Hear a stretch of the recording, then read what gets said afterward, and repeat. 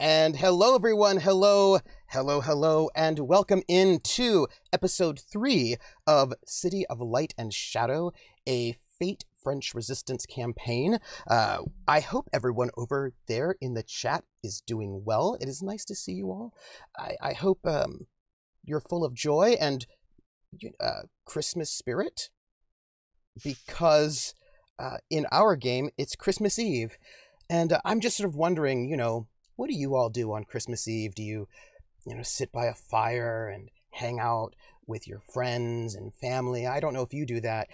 Our protagonists murder their mother-in-law, or not all of their mothers-in-law. It's not like there were like 4 or 5 mothers-in-law murdered. There's really only one murdered. Polygamy, yeah. But she was a big enough personality to cover a couple people, if I can say so myself. That's probably true, actually. I feel like, okay, this is...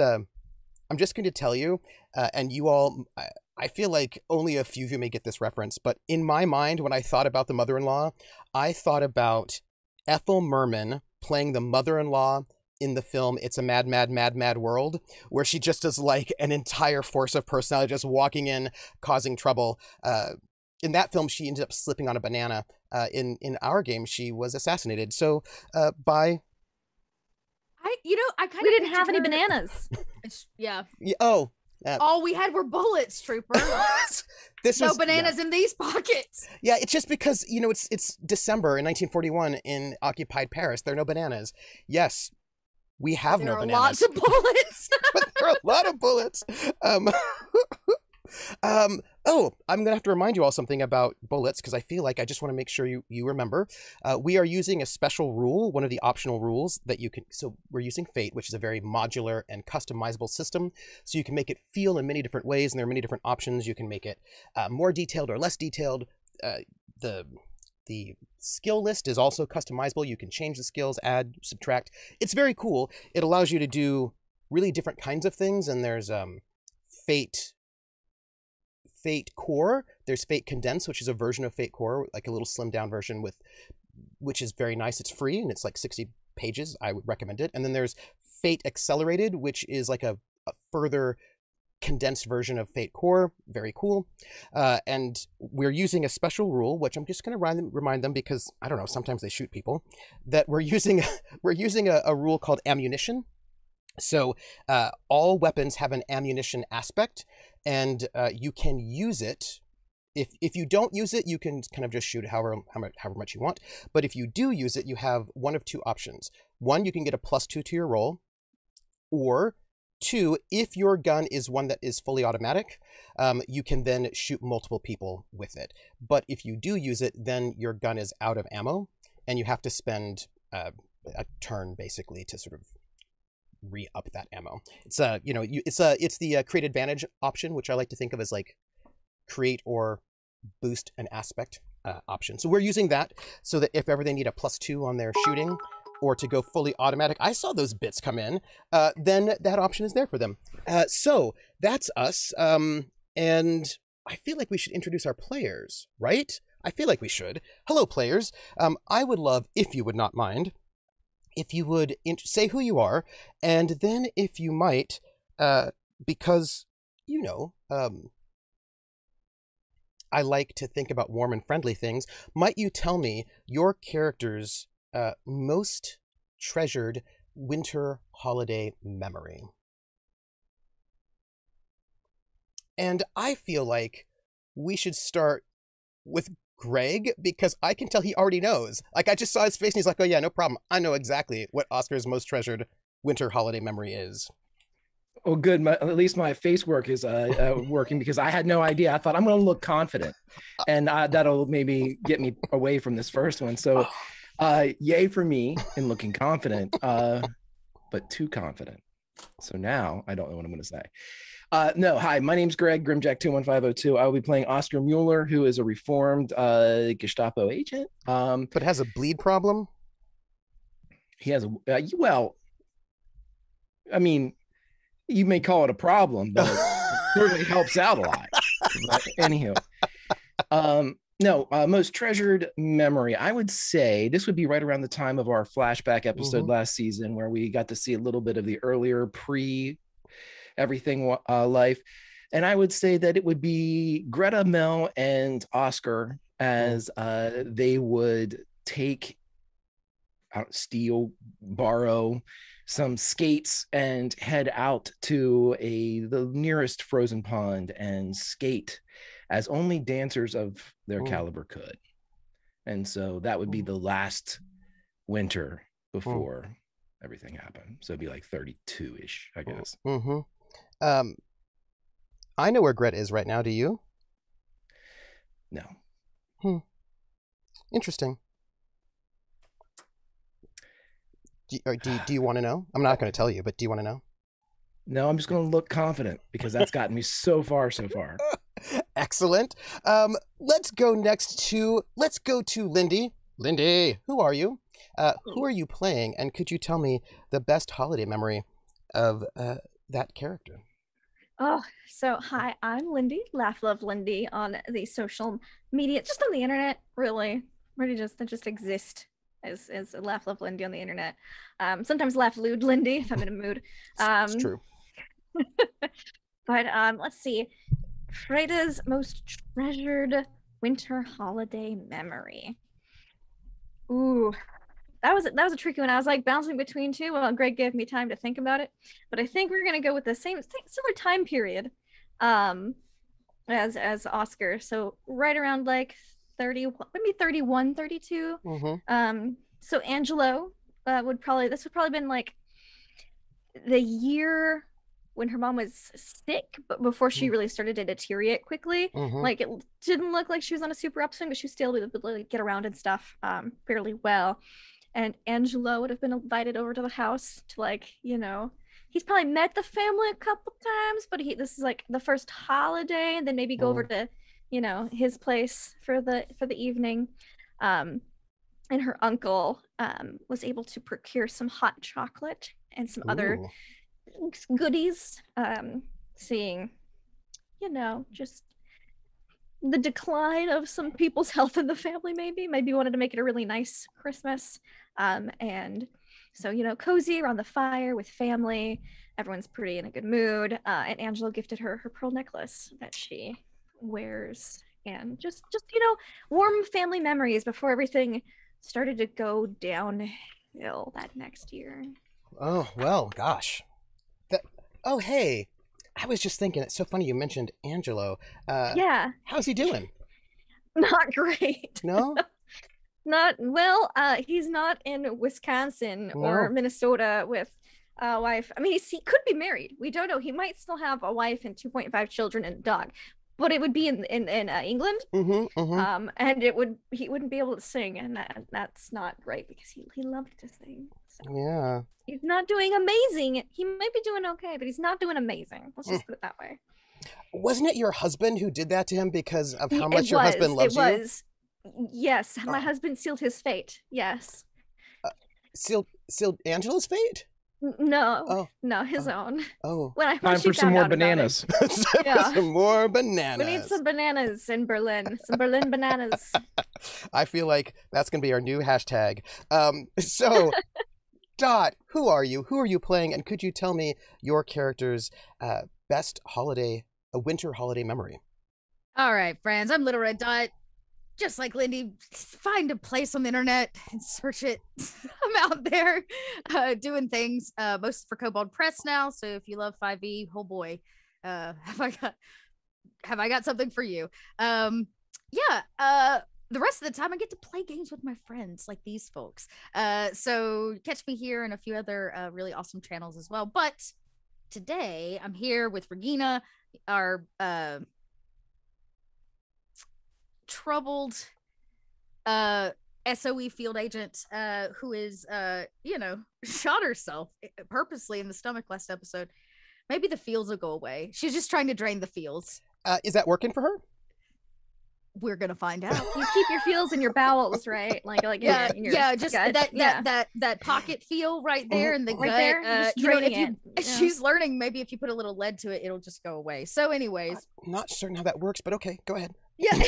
So she's in a mood, but when your fake but almost real mother-in-law attempts to move in,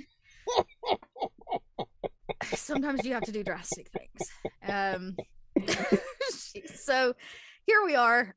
Here Regina is, but long before she was putting bullets in her gut and dealing with fake mother-in-laws and hiding out in France, she did kind of have a life in Germany.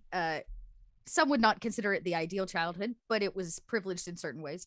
But before her mother died, I imagine the holiday before, so you would have been what, 7, 6, 7, 8? 8. 8. 8 would have been about 8 or so. Oh wait, what year is this? I have this written down. 30. I think it's 30. Oh, it's not 30. You were not 8 years old in 1930? No, it would be 21. Because you're like, what, 32, 33, 34 right now? Yeah, somebody do the math. I can't do it on the spot. Wait, I have and go ahead. I'm going to get the date. I imagine that her father would have gifted her first camera. Her first kind of, at that time. So what year did we decide? 20? Hold on. Get my password. I'm going to go pull up Conca. That's what I'm doing. No, I'll beat you to it. No. Go, Conca, go. Do it. Conca. Oh, Okay, wait. Regina, wait. I'm getting there faster. Born, where's my date? Where's my birth date? I think it was free, trouble, high concept. Look, how old are you? 33? 33. No. Then you'd be born in 1908. Because Freda's 34 and she's born in 1907. It would be, yeah. Yes. So you were 1908. 1908. So she would, so 1916. That seems early, but wait. 1908. Yeah, 1916. So like right around the, World War I's happening. So it's going to be exciting for you. Yep. Yeah. So 1938. Thank you, chat, for our reassurances. So 1916 was the date, I guess, or the timeline. But yeah, she would have received probably. You were born in 1910. Yeah, you were born in 1910. 1910. So 1918. Okay. So there you go. So 1918 would have given Regina. So right when the war was over, actually, which meant that your dad would have come back, right, from the war. Right, back from the war, maybe even the first, because so he might have come back with it. As a gift for his return. Yeah. So here we are. That's what she would have received, and I imagine it would have been the last time that the house was decorated for the holidays. And they had family meals and all of that, because by the time the next year when she passed, she went off to boarding school, and then every holiday since was probably spent in a boarding school. Oof. I'm sorry. It's just a tad tragic, right? Like your last good winter holiday was when your dad comes back from World War I, which is no fun for anyone. Gives you this camera, your mother's fine, and then your mother's dead, and then you're in a boarding school. That seems real fun. Well, at least you got to take the camera. Oh. Speaking of happy winter holidays, KP, who are you? Who are you playing? And could you give me your character's best winter holiday memory? For sure. So my name is KP. I also go by KP11 Studios and all your little social medias, mainly Twitter and Instagram. And I play Dr. Pritam Singh, also known as Prince Pritam Singh. And I would say his favorite memory would probably be the first winter he was at Oxford. Ooh. It was the first time he got from his home, got out of that very stuffy political environment that he never really wanted to be a part of, that, in the palace. First time he ever experienced snow, being from India. So he's never seen snow in his entire life. So going through that, and his academic year hadn't started yet, and therefore he was still kind of exploring the space, really kind of, as a young man who's just got out of his house. I would assume he was still at the time. This was only a few years ago, so like 4 or 5 years ago at the most, right? So he was what? How old is Pritam again? I'm blanking on how old he's supposed to be. He's in his 20s. 20. Yeah, he's in his 20s. He's a youngie. He's a young fellow. He's like can you see he was like 25, 26, 24, like right around, like, around mid-20s? there. So he would like early 20s, late 18, like late 18 or 19 is when he was here, right? So young boy, just walking and exploring. And I think that's like the joy of that, kind of going through stores and just like a kid in a toy shop, right? And I would imagine that doe-eyed look he has as he's like walking through snow and just experiencing all of that. So I think that would be his like very magical winter wonderland sort of a feel for it. I need to ask you a follow-up question, and you should not be worried at all about the question I'm going to ask you. It's just your friendly neighborhood GM just asking. So if you're in Oxford, away from home, experiencing your first holiday, who did you spend it with? I honestly don't think. I think he's just at that point, because I would imagine that because courses haven't started, therefore he hasn't met students yet. At the most, maybe he interacted if they had but no, he's a prince, so he wouldn't really have a dorm mate. He would have his own place, I would imagine. His parents would have arranged it in such a way. I think he just spent it by himself, and he enjoyed it that way. He didn't need people. He was away. He wanted to be away from people. The most I can imagine is probably like, his parents sent that one trusted servant that he's had all his life, who kind of seen him grow up from a young age. I need to figure out a name for that now. Yes, you do. Yes, you do. So that I can write it down. I will think about it. I'll give him an appropriate name. Where's that servant now? Because you could not take your servant friend with you when you yes, I would imagine he's still either. I would say he probably went back home at his insistence. Like he has nothing he can do in Oxford now that I'm gone. So he probably went back to the palace to serve the royal family and continue to take care of his estates or whatever he has, whatever responsibilities or things that he left behind, to just kind of maintain it until he can come back. Although I would imagine that perhaps the essay would say you probably should not send the servant back, because then your parents might have questions about what you're doing. So maybe he's still in Oxford pretending that I'm there still and sending letters in my name. I like it. Home. Love it. I love it. The stakes are really high on that one, Pritam. Are they? Are they? Maybe. I mean, it's safe, right? In England, I mean, I feel like it's not like there's any kind of bombing or anything. It's fine. Don't worry about it. So I'm your GM, and I'm happy to raise the curtain on our episode for tonight. When we last left off our friends, we were outside of a radio station, getting close to, it's like 11 or 12, almost close to midnight on New Year's Eve. And there had been, I don't know what you would call it, a hullabaloo, I suppose is how I would say it, just like an incident. Nothing bad. I mean, really, actually, really bad. Some people shot a mother-in-law.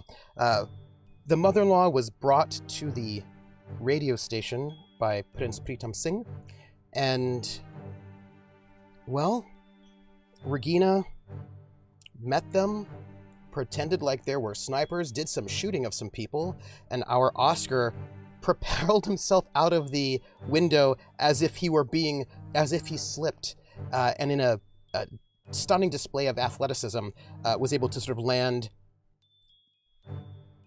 shoot the mother-in-law, and he's on the ground. Regina's shot in the stomach, and the prince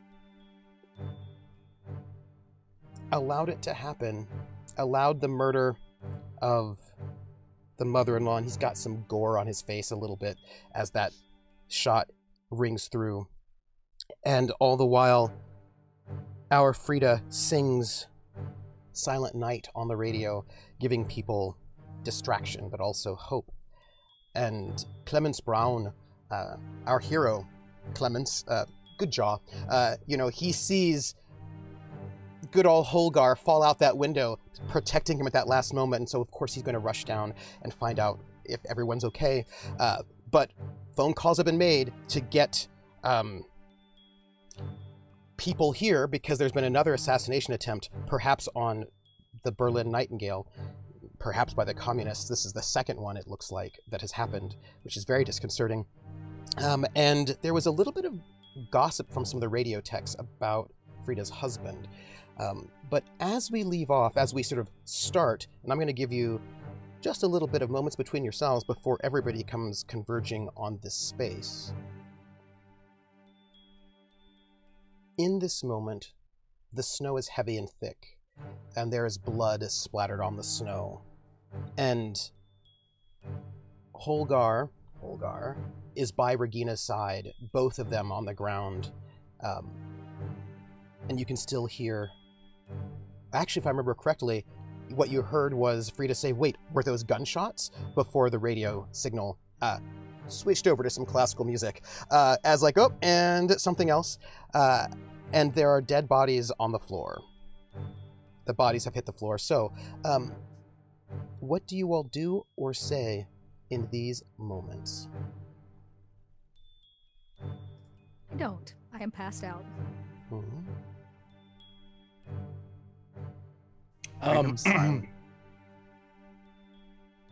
Everybody's collapsed very close to one another, correct? Mm-hmm. Because you took the gun and you hid it inside your personage. I remember correctly.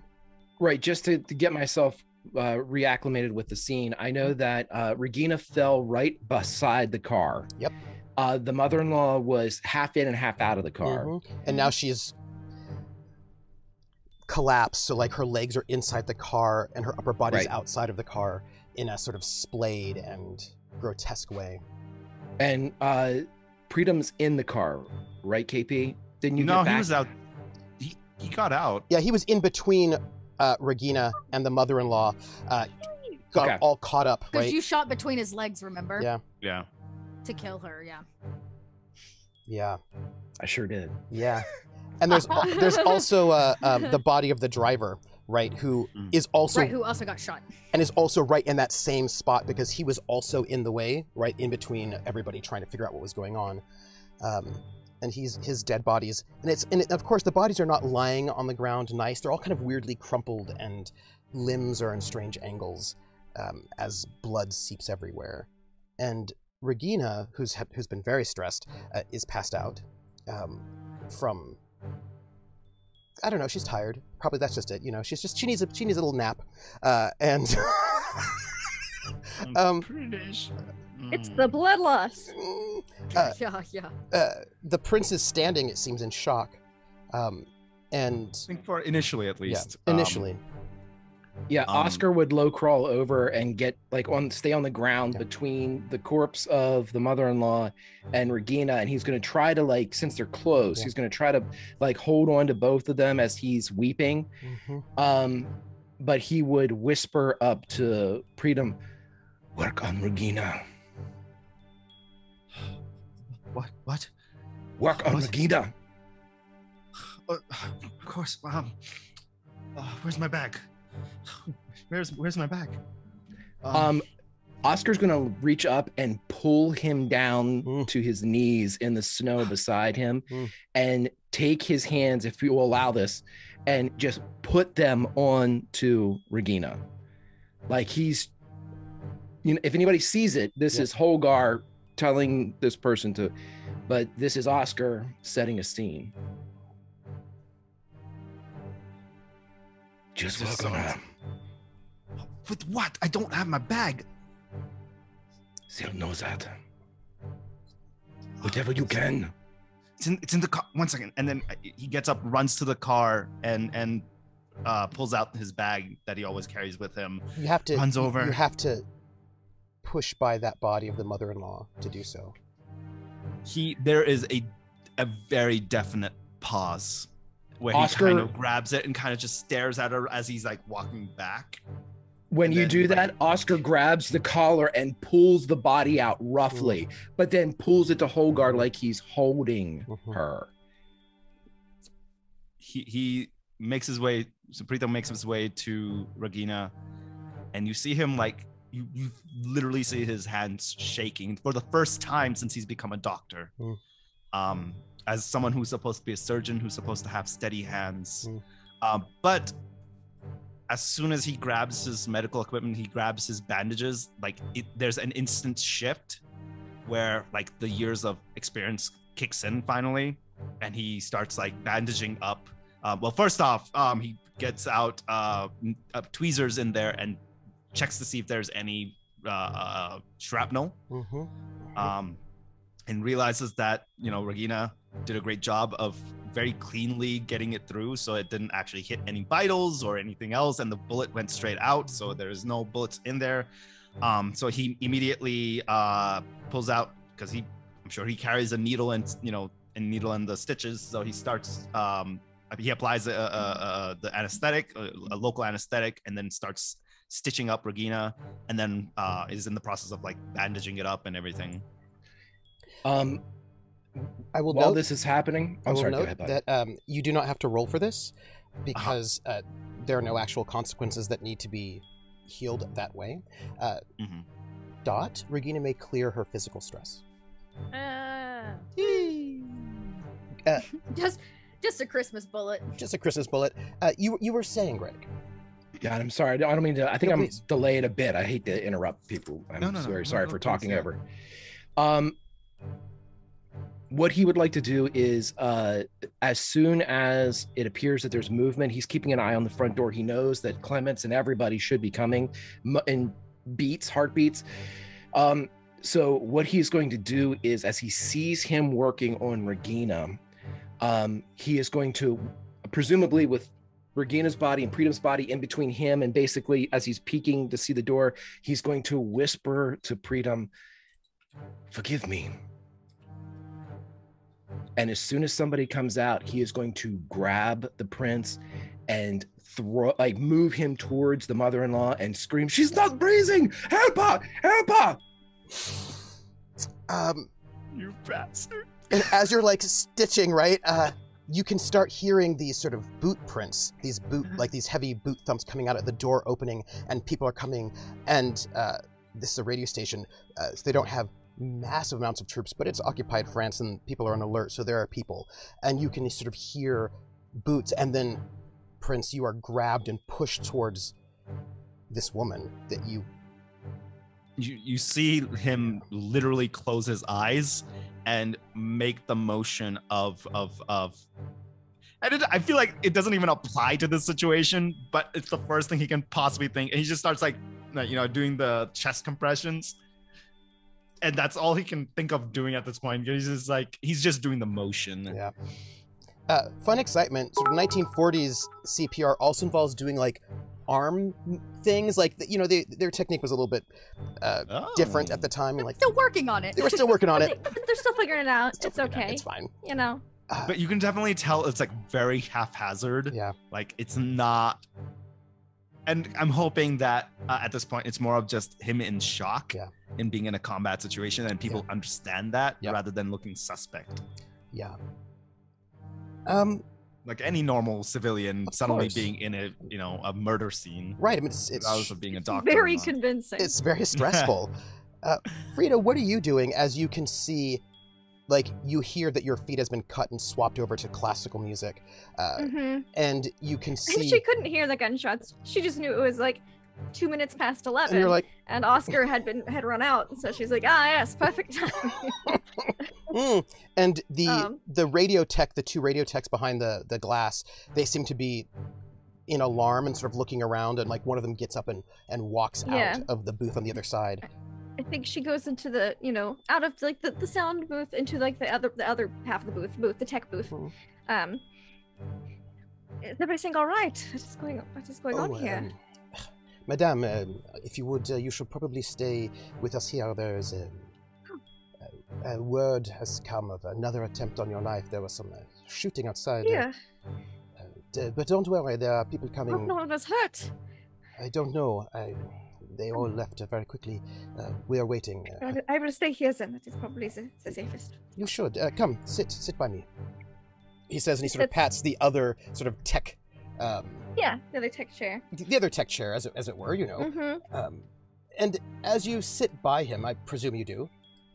Yeah, for sure. He looks at you and goes, Madame, we are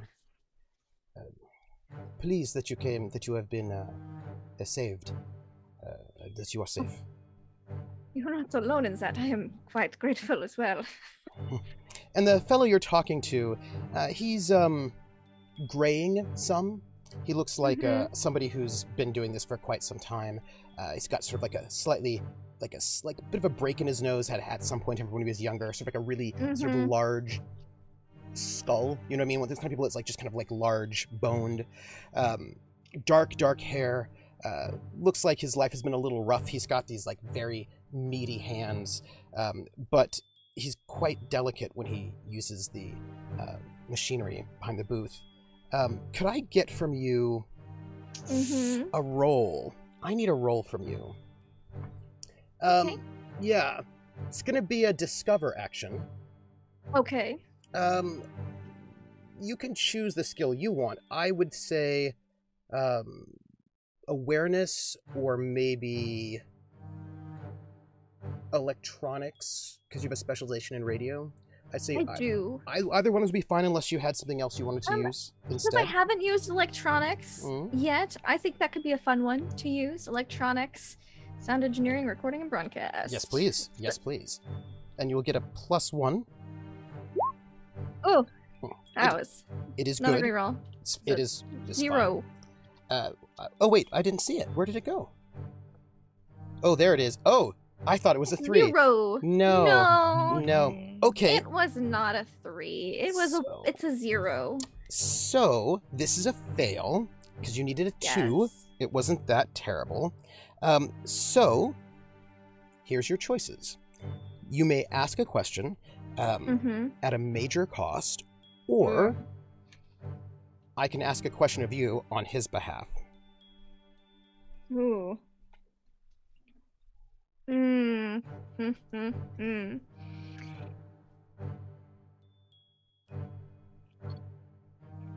know what? Let's let him ask a question. That sounds fun, because I can always try to ask him another question, just more verbally rather than observationally. Yeah, he can ask a question. All right, and so he's looking at you with concern. This fellow. I will get to the question. With a bit of concern, and he says, "Well, I think you will be safe here in the sound booth before everyone arrives. Are you well? I'm sure this ordeal has been terrible for you."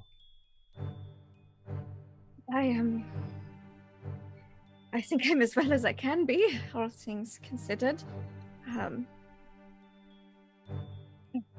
She looks nervous, because she is nervous, because she doesn't know what's going on outside. She looks nervous, but I think all will be well in the end. They said, the news says that it was the communists who took you. That is what they say. There was another 2 now attacks on your life here.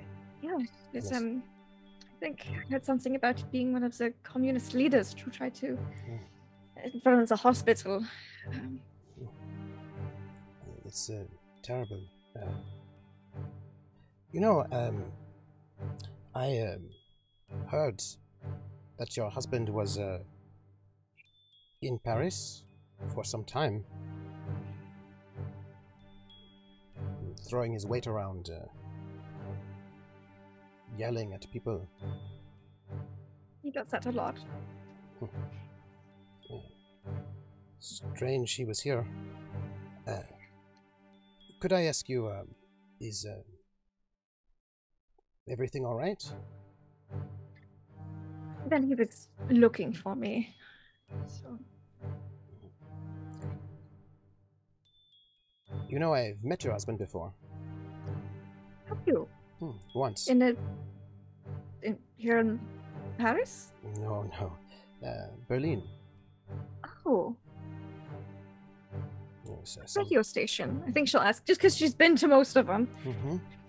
Oh, it was a small radio station right outside of Berlin. He had come to pick you up.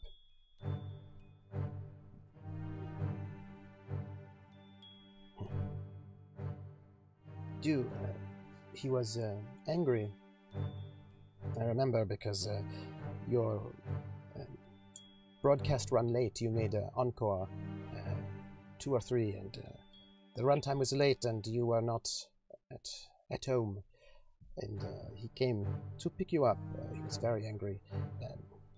I did not meet you. I met him though. I was not on the board that day. I was in the other studio. Based on your skills today, I'd say you're much better on a board. He's a stickler about schedules. I don't like it when things don't go according to plan. That was clear. He let me know. He sort of just rubs his nose a little bit. Oh, I'm so sorry. She knows what that means. She's like, oh, that's what happened to his nose.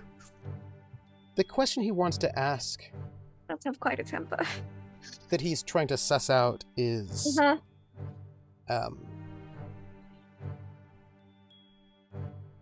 how big of a danger to you is your husband? Ooh. He has thoughts, and he's I'm sure he does. He's a little concerned that maybe things might have not have gone down as it seems, and he is concerned about your husband a little bit. So the question that he's trying to suss out is, how big of a danger to you is your husband, generally speaking? Not just at this moment, but shall we say... Yeah, at this moment, the danger is very low. Because he's in the hospital, but... He can't move his fingers. Yeah. Really? Yeah. He's kind of suss out... He's trying to suss out your... You know when you're at a bar and you're talking to somebody... Oh, yeah. And, like, you see somebody at a table with someone and they come to the bar to sort of, like, get a new drink, and you want to suss out if that person... Like, are you okay? That is... Okay? Yeah. Do you need an angel shot? Yeah. This is what he's trying to suss out. How would you answer that? The answer is... What's an angel shot? Oh. If you're in a bar and you are in an unsafe position because the person you're with is perhaps a stalker or dangerous or violent and you're not in a good space, you can go to the bartender and ask for an angel shot, and that is a signal that they need to get the police or get you out the back, get you away from that person. It's not an actual drink. Yeah. So yeah, that's what he wants to know. So the honest answer, she would answer honestly. Well, she doesn't have to say it out. He's looking at your eyes because he doesn't ask out loud. He's trying to suss it. Well, the answer would be, he's more of a danger to those around her than to her herself. He has a follow-up question, but he only got one, so he doesn't get to ask it. But fair. And he goes, "That, it's that's the truth, honestly." Yeah. Well, many people have spoken about him in this city the last few weeks. Oh dear. It was clear. Could you let me know what they've been saying about him? Oh, well, he's loud,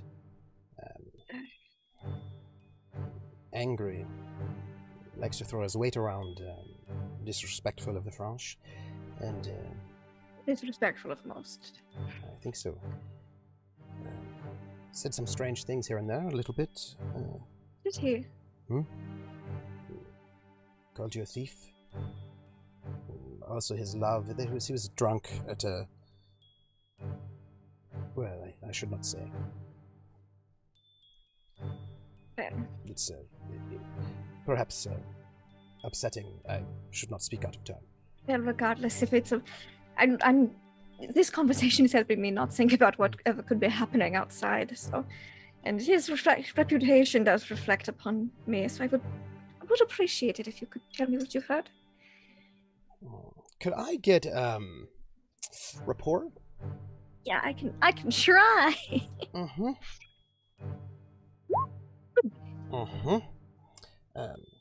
goes, well, I'm just gonna make my roll here. See how that goes. All right.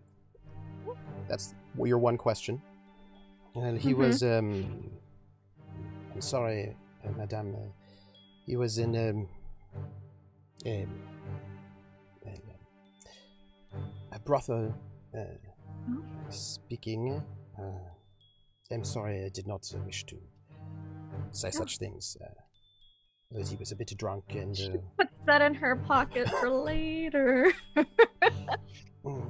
And he was crying about he would lose everything if he lost you, and he would have you back.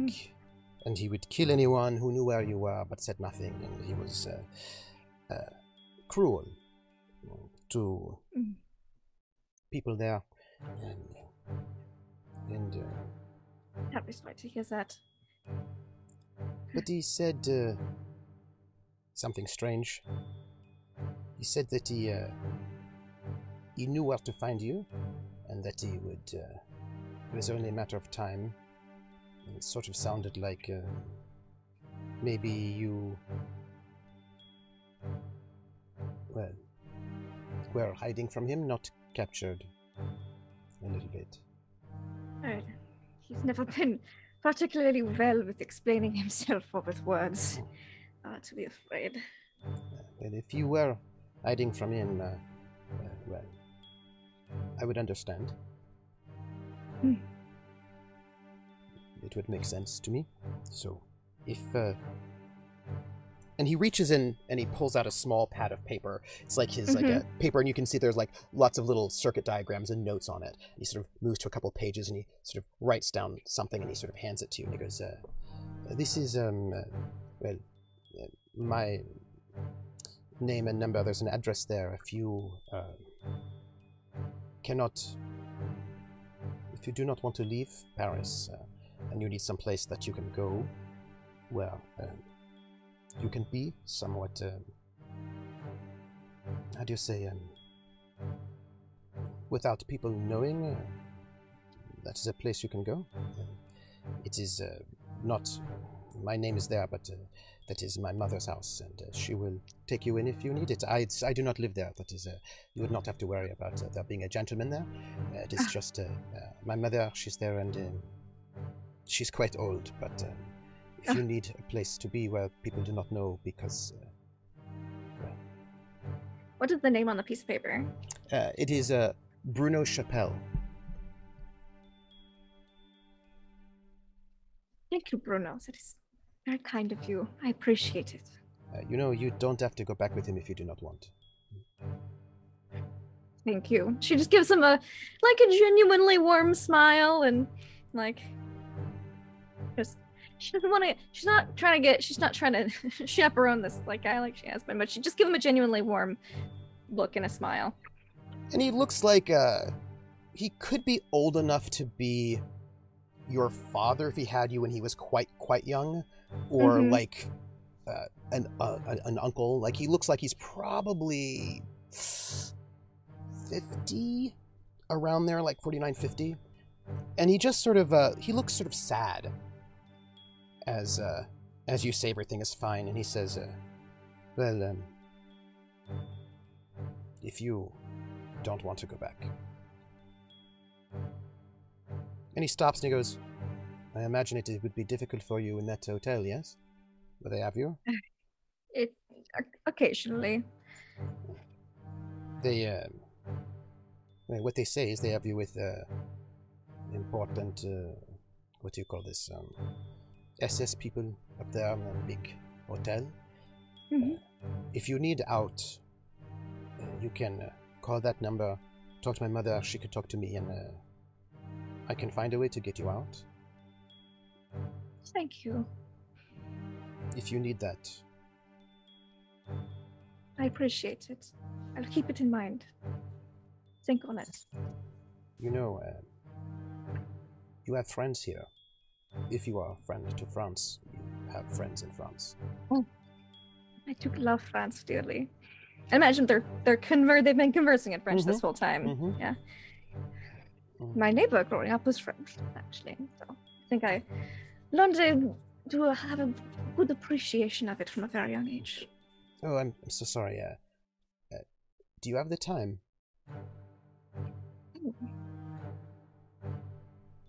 He asks you, with a bit of weight to it. Is this a code? Could be.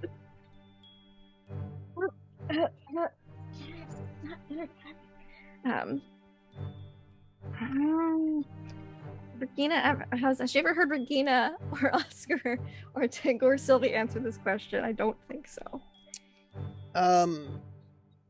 Or Falstaff. You can give me a discover action. Okay. Perhaps rapport. You could have picked it up from people that you've been hanging out with. Okay. Yeah, this might be a French resistance thing. Yeah, I'll roll a rapport. Let's see. Other people. Other people. Oh. Because you've been about. Ooh. What do I need? You need a 2. 2. Okay. You know, I think I'll spend a fate point. Before you spend a Bump fate it up to a point, 3. I just want to note that there are many ways to support this stream, and one of them is to use your channel points to give our heroes some fate points. And I would like to thank BP Phantom and Rissa for doing just that. And let me hand you 2 fate points for the group. You know what? Instead of using a fate point, I want to use a character. I want to use one of those character aspects. Pair sweeps for you. So it's free. To give me a +2. Yeah. That's what those are for. Yeah, and that one seems so fitting for this moment as well. Ask your question.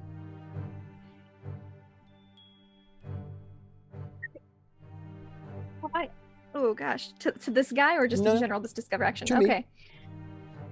And this rapport means you're thinking about, you've spoken to a lot of people, right? Since you've been here. Because she ran the flower shop for a little bit too. Ran the flower shop. You've been hanging out with a bunch of the brothel. I've I've hung out with a little bit of the criminal people here. And some German folks. And some French folks. I stayed with the French drummer. Yes, you did. For a little while. So he asked you what time it is. What question would you like to ask me, your dear GM? He said it with the like a kind of a weight to it. Have I heard it be asked with this weight before and the response? Because imagine if it's a code word, it's always going to be asked with a certain amount of weight to it. You have heard this yeah. question asked many times since you've been here. People often ask if the bells are not tolling. People ask. Sometimes they ask with casually. Sometimes they ask with weight. Yeah. Maybe there was a time where it didn't match up with the actual time. Well, that seems to be the crux of the matter, doesn't it? When you have been invited to quite a few lunches since you've been here, and well, Martin has told you what time to be there. You know what's interesting is that Berlin and Paris are not in the same time zone necessarily. They are not. No. And most of the people who have been in your official circle use Berlin are going time. On Berlin time. And people in France some use Berlin time and some use French time. Okay. Many of the people What time is it in French time? Is it 11 p.m. in French time or Berlin time? It's 11:30 in French time? Well, it's 11:30 Berlin time. So it's 10:30. Well, she would say it's 10:30. Just about a minute or two. He looks at his watch. It's a nice sort of wristwatch, actually. It's a newer one. Because wristwatches themselves are not, they're kind of new, is it? Imagine that's caused some chaos in the flower shop, the Berlin time versus Yes, French it time. has. Yes, it and has. so I imagine we just run on French time, so that way in case people come early, it's ready. Yeah. And you see that his watch is indeed set to French time, not Berlin time. Imagine the clock on the wall is set to Berlin time. It is. The clock on the wall is set to Berlin time. The clock on his wrist is not. And he just sort of smiles and he goes, so it is. We have the same time. And he smiles and just sort of pats your hand again in a kind of a... like a... collegiate... I'm concerned about you. Yeah. But you're okay. And as he sort of pats your hand, the door opens and 2 guards with guns sort of step in, just to make sure you're safe. It looks like they're not aggressive towards you, and he just sort of Everything all right? They go. Yeah, I think she does the hand pull, so he doesn't have to look sus pulling his hand away. Oh, is everything all right? And I go, Frau Engel, if you will step with us, some danger. Oh, here. Thank you for running the tech for tonight, and she'll step out with them, put her like fur on. And he nods as if he's kind of not paying attention to you, as if maybe never even had a conversation with you really. And these 2 guards with rifles sort of step you out in the hallway. Meanwhile, downstairs, you all hear those boots, and pretty quickly you can hear about maybe 3 or 4 soldiers with guns coming out and taking up a spot, looking up at the sky, sort of covering you. And Clements is there immediately, and he rushes up to you, Oscar, and he goes, Captain, are you... I need a doctor! I need a doctor! And he's sort of like, have you been injured? Captain, have you been... I'm a doctor, I'm sorry. Because he doesn't know you, really. And he says, you, make sure we're safe as a perimeter. We might have the snipers in the building. Captain? Holgar would be pointing in the direction of the fake snipers, vaguely pointing in the direction of the fake snipers. And, but when Clements would get close enough, Oscar turned on the tears. He's going to look up at him and say, don't let them see me like this. And he pulls you to the other side of the car so you're protected from the sniper. And then he comes back and he pulls Regina to the other side of the car so that she's protected from the sniper. And then he looks at Pritam and he goes, you also on the other side of the car. This is the snipers. Move. Pritam doesn't hear. And he just sort of grabs you by the shoulder, by the elbow, and he sort of like pulls you over and kind of... You see Pritam struggle. He's like, no, I can save her. No, I can save her. Come with me this way.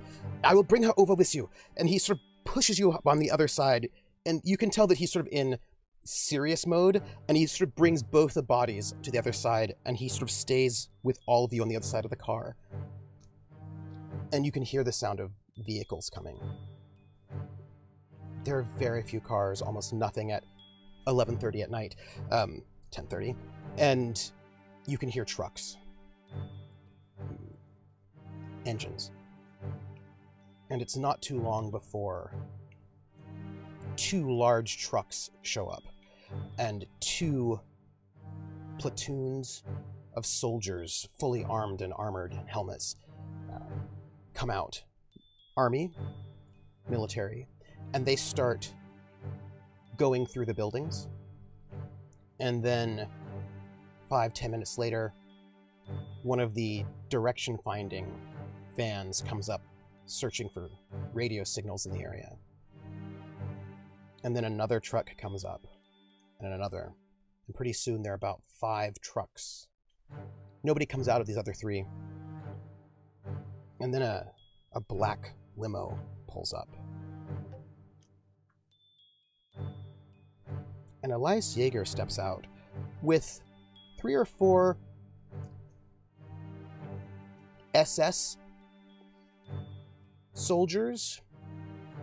And he looks about, and he has a bit of a conversation off to the side with some sort of, seems like a military person in charge. A bit of a conversation over there. As lights go up in these buildings, and you can hear the boots of soldiers going through. You can hear people screaming, shouts, as they go through these buildings looking for whoever might have done it. Trooper, depending upon how much time has passed here, as soon as Holgar would realize that his mom is gone, no matter what the Predom could do, valiantly trying to save his mother. I mean, he's not going to let, Oscar's not going to let Regina sit there bleeding in the streets when she can get to a hospital or even back to the hotel. She's been patched. Yeah. But this, I mean, it's his wife who's been shot. Part of the ruse of all of this is that Regina's dying. Yep. Right. So he Big would, hullabaloo. this would be at some point, probably before the trucks and all this stuff show up. He would scream out to the soldiers that were there, that they're rushing to the hotel to get on the running boards of the car and have Clements drive the car, that the driver's still laying there dead, and I mean literally like evac out of there. And this one fellow he looks to be like a lieutenant. He's like, so you have to stay behind but we have to wait. There have been orders. Stay here, but where you're safe. My wife's been shot. My mother's dead. There have been orders. I'm sorry. By who? The doctor's coming. You'll have to wait, sir. This is above my pay grade. And Holgar, smeared with blood, gets in this lieutenant's face and says, "If my wife dies, I am going to kill you." Provoke? that would be a provoke.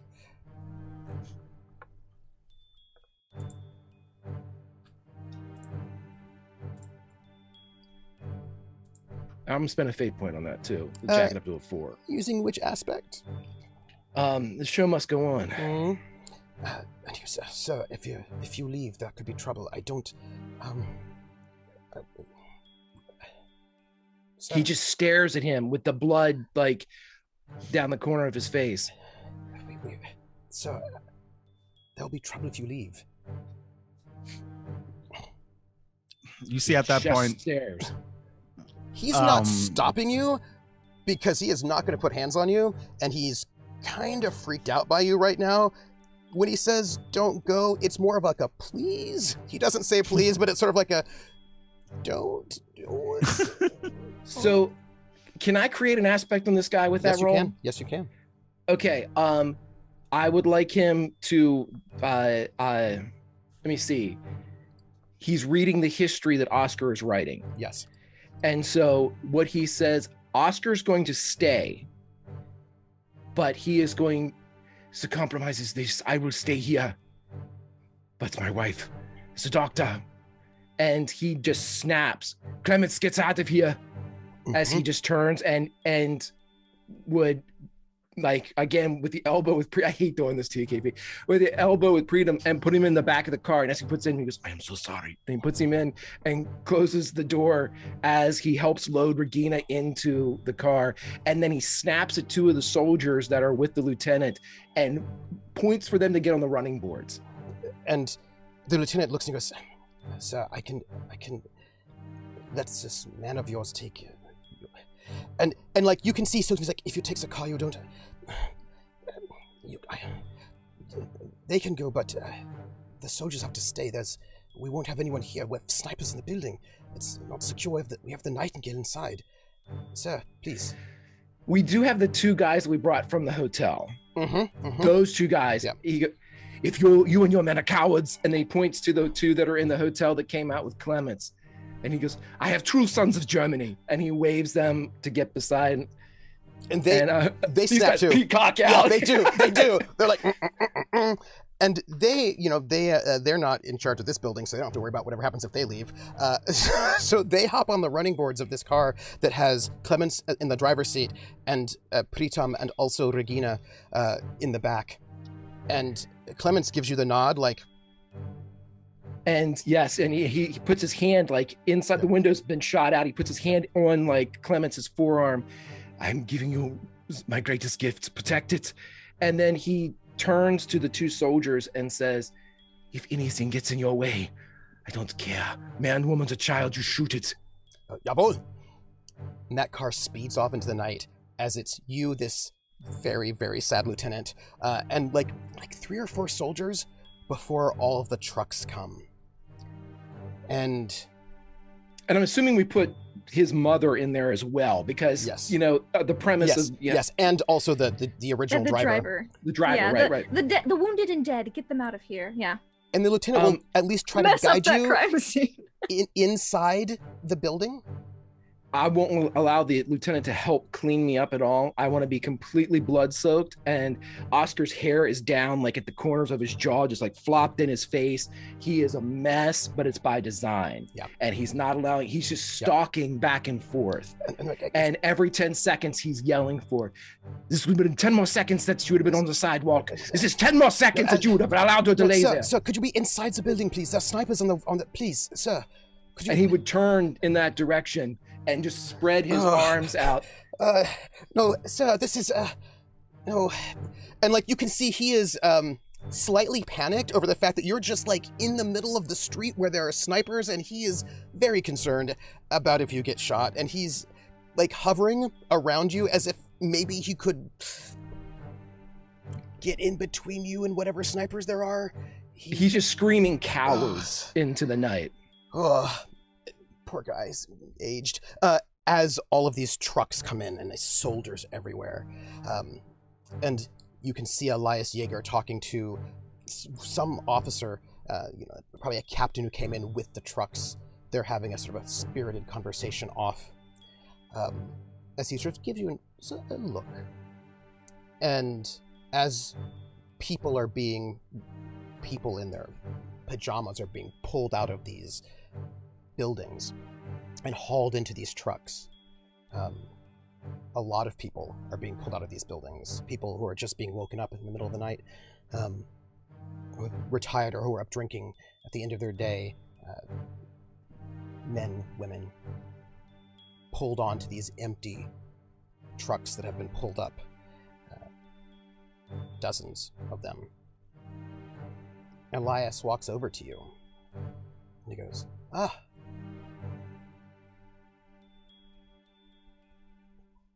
Captain Leixner, you're behaving recklessly.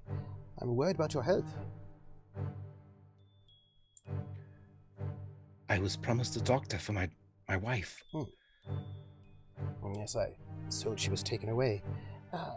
It seems as if the military has the security for this place. I reminded them of their duty to take hostages in case there's violence. So, I feel like you and I should have a... Oh! And he smiles as Frida's being brought out. Good. Both of you. She makes sure that when she comes out and sees all of this red snow... Oh, yeah. I meant there's a lot of red in the snow, and Holgar covered in blood to look appropriately. And there's no one else. They're just people. Yeah. Yeah, but she wants to look appropriately scandalized. And Holgar completely ignores her. Deceit? Yeah, it's not a loud scandalization. It's just like a gas. Are you going for an advantage or? She just wants to sell it. I got it. Give me a deceit. Can I help her with? Oh yes, you can. Do you have it? Okay. Oh yeah. I have it regular. Yeah. Without the. Then a +1 for her. 4. Mm-hmm. You are clearly scandalized, and Elias most of the soldiers are, you can see them all sort of set up a perimeter, and they all have their guns up, and people are going through everything, and people are a little bit worried about your presence. Because... Yeah, and if those two who are escorting, maybe if she just gets a little closer to one of them. And most of them sort of see your concern, and Elias just sort of looks at you with a bit of a smile. And he sort of smiles at you. At your 4. distress. Yeah. And he goes, good to see you. I'm going to need both of you to come with me. This is an unsafe space. Captain Leixner, Frau Engel, we should leave this area, if you don't mind. Yeah, bitte. Good, good. And one of his soldiers opens the door to this sort of limo, nice sedan, to you, Captain Freedom. Hogar walks by the lieutenant. He's just sweating bullets right now. He stares at him, looks him dead in the eye, and says, "Do you see a doctor?" No, sir. Prays that she makes it. And he leaves. And you can hear him call to one of his soldiers, and you just hear him trail, and he goes, "We have to make sure that the captain likes it. We have to..." Like, clearly he's as you're being led off, he's got some sort of plan to somehow make it up to you, maybe, or something. He seems very concerned as you're led into this sedan, and Elias sort of sits in the front and smiles as you drive off. At the hospital, when you two arrive... Which hospital? This will be probably one of the main hospitals, not the one that you're... Okay, well, actually, I was wondering... Actually, no, it would be, because they're going to put all important people, right? It'd be the same hospital as your husband. Okay, yeah, that was my question. Mm-hmm. And you were brought in, and doctors rush up to sort of see what's happening. They see these two dead bodies, and they make a gesture for those to go somewhere else. And then they see Pritam and Regina, and they sort of come up and they begin to push you aside because they don't actually know who you are. I immediately grab their hand, and like one of the fiercest looks he could possibly give at that moment. And you can see, like, at a certain point, if someone was observant, you could see at that point he has actually been silently weeping a little. And he kind of just finally kind of in that moment, he says, and he kind of just stares at them, like, very, like, he doesn't say a word, but he realizes and kind of just lets go, and kind of just continues to stare, kind of like a thousand mile stare. Monsieur, are you all right? Monsieur? Someone, please look at her. And this doctor comes, just like look in your eyes, right? Starts looking at your eyes. You should come with me. You might be in shock. I don't know if I'm being shocked. I'm a doctor. Oh. Well, I did not know this. I think you're on shocks, doctor. I don't. And like he's trying to figure out, like, he goes, doctor, would you please take care of this a colleague of ours? We need to look at the woman, please. And this woman, she comes up. She's I'd say she's probably in her like early 30s. She comes up towards you and she goes, Monsieur, come. We think you're in shock. Come with us. You can leave the woman. We will take care of her. No, you can step away from her. No, I'm going to stay here. I do not need to move anywhere. I'm not in shock. So we have to take her to check her out at the surgery. You should come with us. It is not leaving her side. She's my patient. I've administered the appropriate steps for her trauma. I will be there if you want to do further investigation, further checkups, but I'm not leaving her side. And the two doctors sort of exchange looks. All right, well, you'll have to scrub up then. Come, you'll have to come with us to scrub, yes? Of course. Lead the way. And they're going to lead Regina away from you as they lead you to a place where you can scrub up, so that you would be separated from her. Bastards. He cleans himself up, and he goes, he's like, where's your what's the room that they have before going to surgery to, like, you know, like scrub up, like your prep room? The prep room, yeah. So, where's your prep room? Come.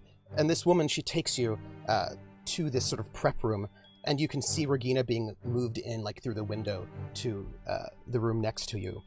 And the doctors begin to work on her, but when they go to look, they see that she is well stitched up. She's not in danger of death.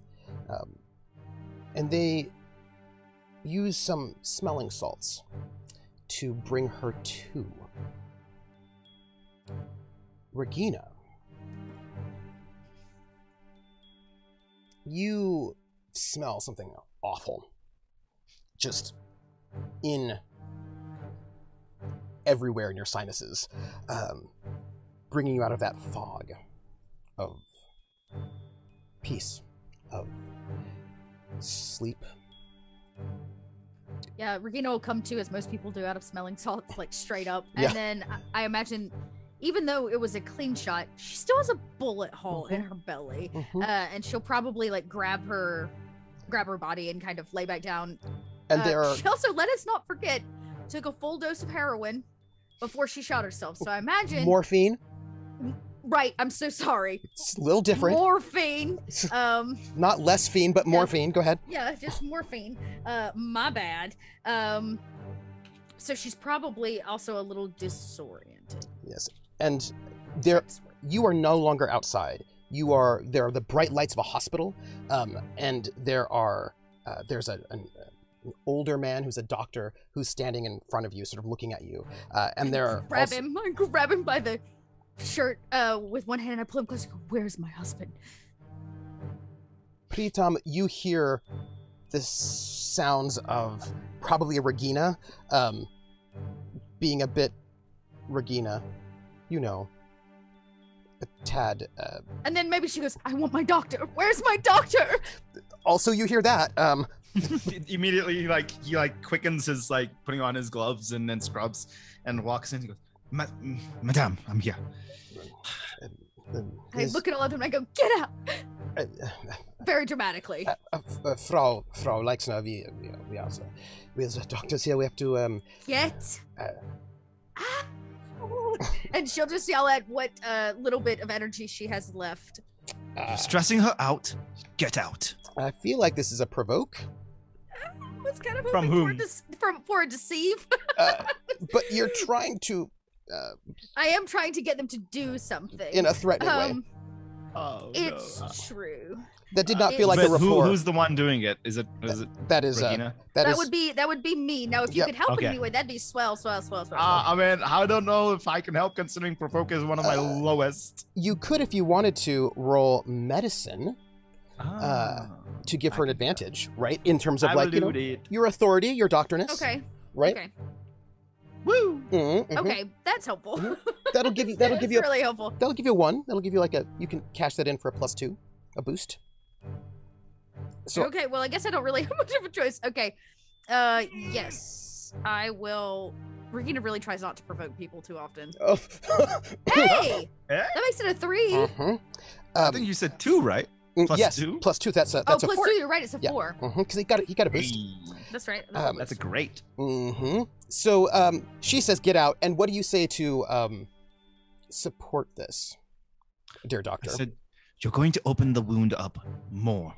She's already in pain. She's in stress. The more stress you provide, just let her have a moment. You can come back in later when she's calmed down. That was a terrible British accent. I don't know what the hell I was trying to do. Doctor, this is highly irregular, but...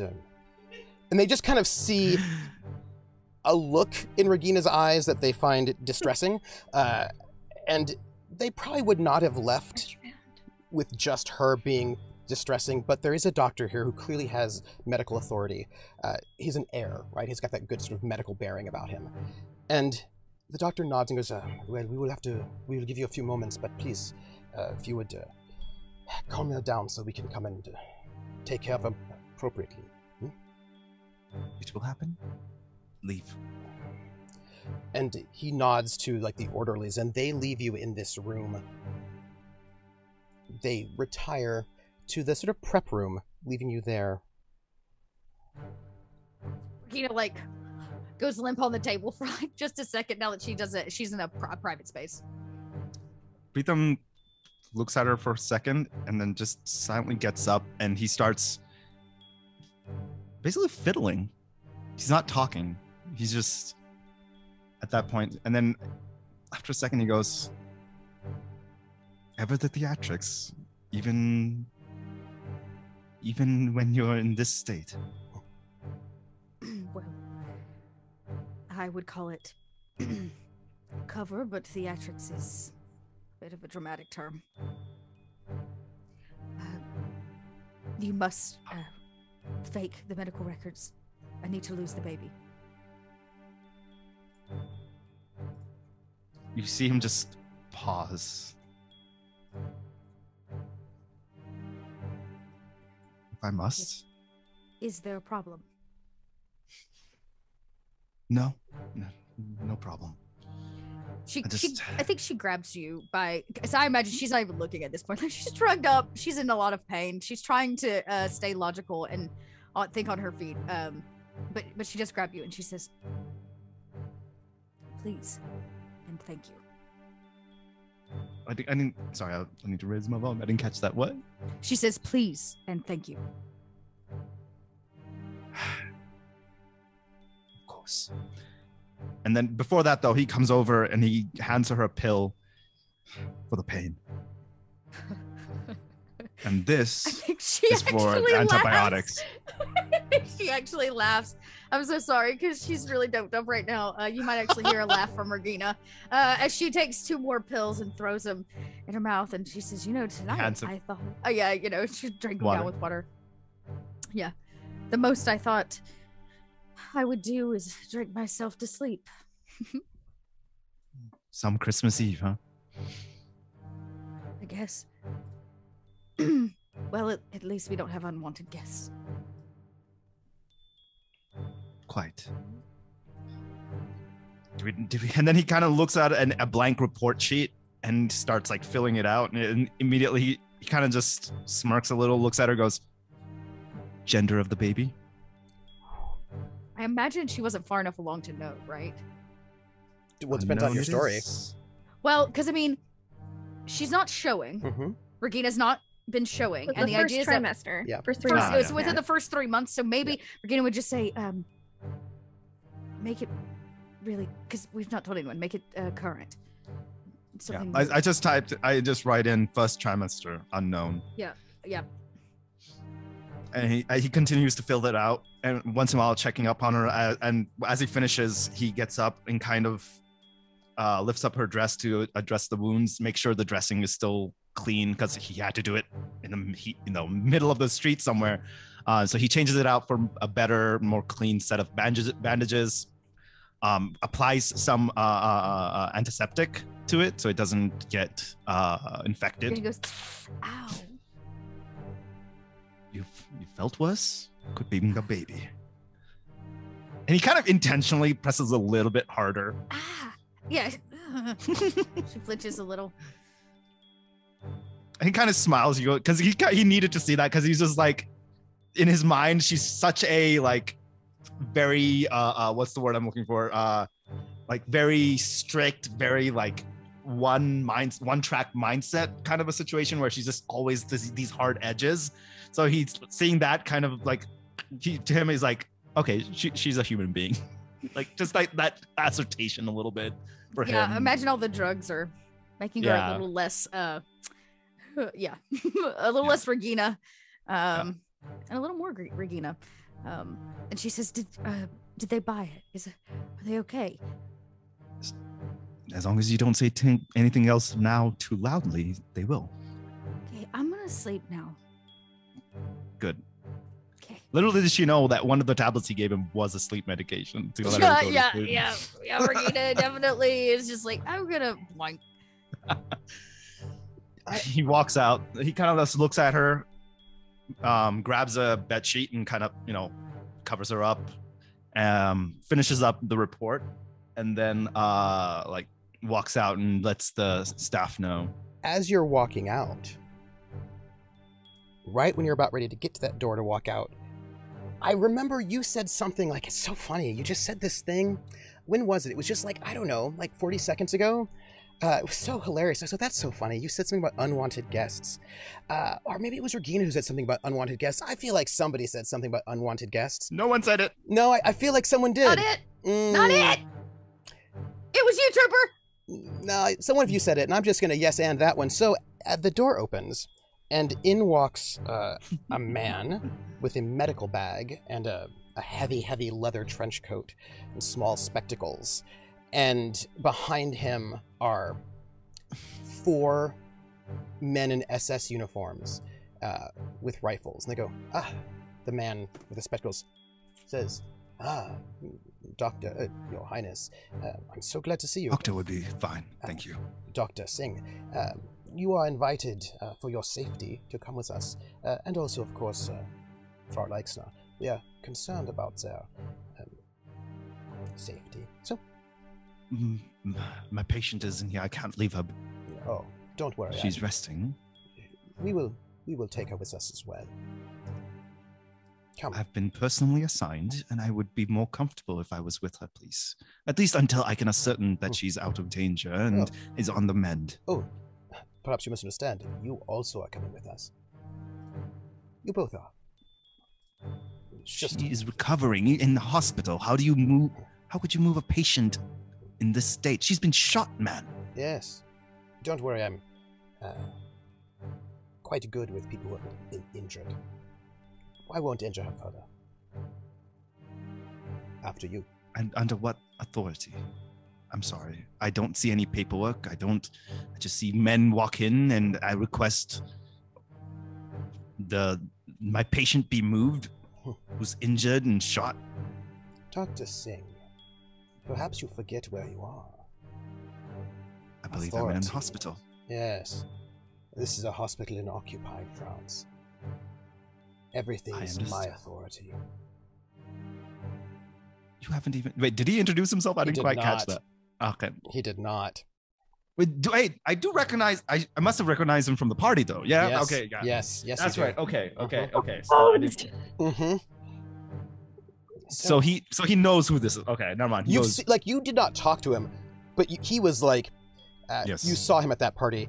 This is good old Dr. Bones, who I believe I do believe I have a photo for you of him. I believe I do. Let me see. Where are we? NPCs SS. Yes, there we go. Let me bring you to him, and then our dear audience can see him too.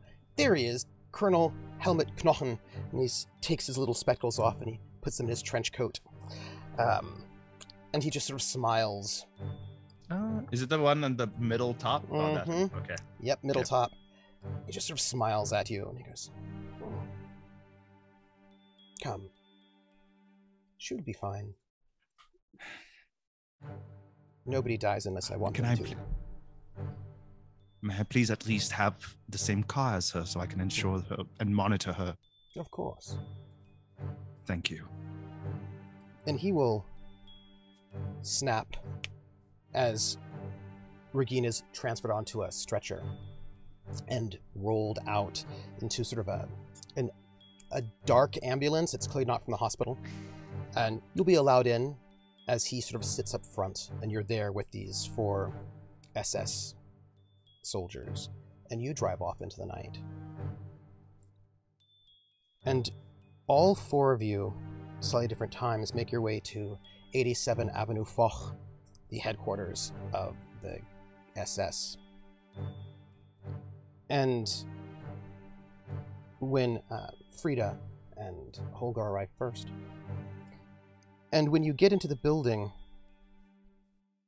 Elias says, Fräulein, if you do not mind, we have a room for you. And this is, by the way, this avenue is Avenue Foch is not a huge hotel. It's actually just a 6-story apartment building that has been commandeered and everybody else kicked out and all of their homes taken, so that the SS can do whatever it is they want to do. They're mostly work. And they bring you in, and they say, Captain Leixner, we have a room for you, and Frau Engel, we also have a room for you, if you do not mind. We will follow us. And of course. And they will take you up, not to the top floor, which is where all the torture happens. Oh, how they like to do their torture on the top floor. Yeah, they do. That's interesting. Yeah. Yeah. Let the noise trickle down. That's fun. Okay. Yeah. Trickle down economics. Can I get a deceit roll from you, dear Oscar? Sure thing. I'm assuming since I'm still pretending to be a fantastic Nazi. Can I assist in his deceit roll in any way? What is this deceit for? Let's say it is a slow-mo, is what we have. Let's call it a slow-mo. And in this slow-mo, as he's walking into this building that he knows very well, because when he first arrived here, he was pretending to be an average soldier who was a guard in this place. And as you're walking in, there's a average sort of soldier at the front desk, and inside the front desk you can see rows of sort of drawings and photographs and descriptions. And in slow motion, this fellow sort of looks up from the desk and glances at these photographs and looks up and sees Holgar and narrows his eyes as if to think, have I seen this fellow before? Oh yeah, so my assistant would be to distract with a name. Distract with a name drop. So try to be like, Herr Leichner, please let me know how your wife is when you hear news. So that would be a 7. Oh, okay, all right. Let me roll this average guard's awareness. That's a 2.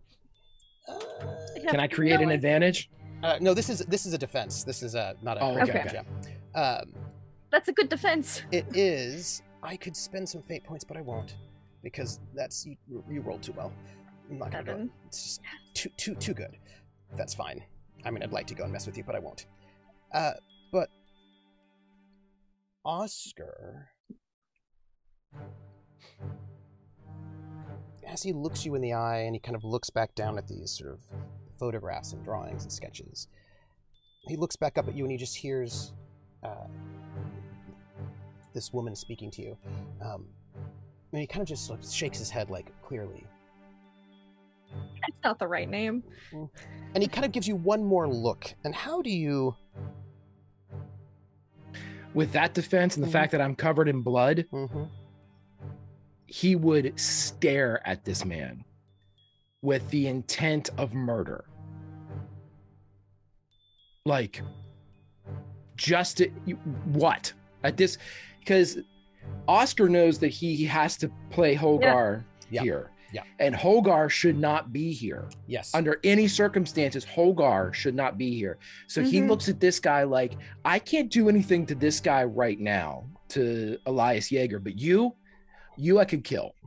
And he wants him to know that you are the one that I will kill. And the if I name get drop a was chance. given. Yep. So he knows exactly who you are too. Now, I will note that Captain Leixner is a member of the SS, and I'm sure he, like, being here wouldn't be the worst thing ever. You know, I'm sure it's friendly. But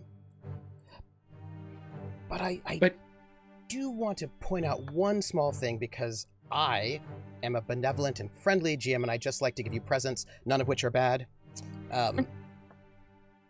Guess what? Bubble butt. Would you like a fate point? No. Are you sure? Are you sure? Are you Positive. sure? Yep, you can take one of mine. Are you sure? I have other people to think about. Okay, that's fine. That's fine. And every time I say yes, my friends get in trouble, and I will pay a fate point. Sir, all right. So I'm going to tell you what you see, but I'm not going to have really bad things happen to you because of it. But you do see something. You see a photograph. You know that those wanted people, those people to look out for. Of course, there's this. There's a picture of you, Oscar, but looking quite different. You know, looking like a sergeant who's way too old to be a sergeant, because he clearly is a bit of a. He's been demoted, probably.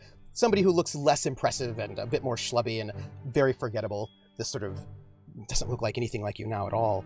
But right next to that picture, there's a picture of a young woman, about 18, blonde, beautiful. Although in this photograph, she's looking somewhat disheveled. Her hair's a little bit out of place. She looks like she's been crying. Her mascara has been running. It's probably the night they picked her up and captured her, and they probably photographed her right then.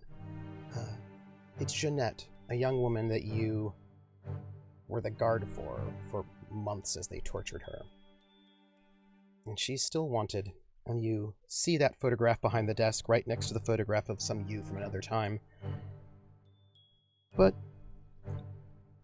you didn't, no fate points, so you can just take that as you will as they lead you both into separate rooms. Can I ask how you're feeling?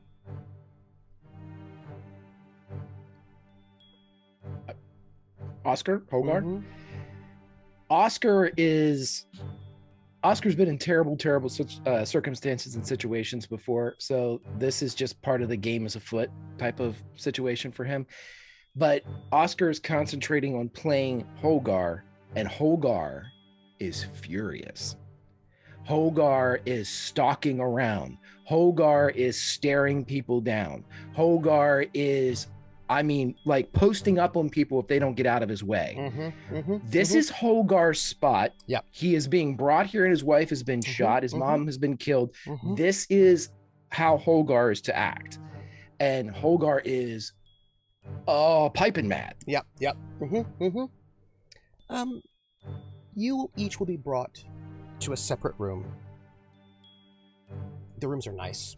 They're like little office rooms, nothing distressing.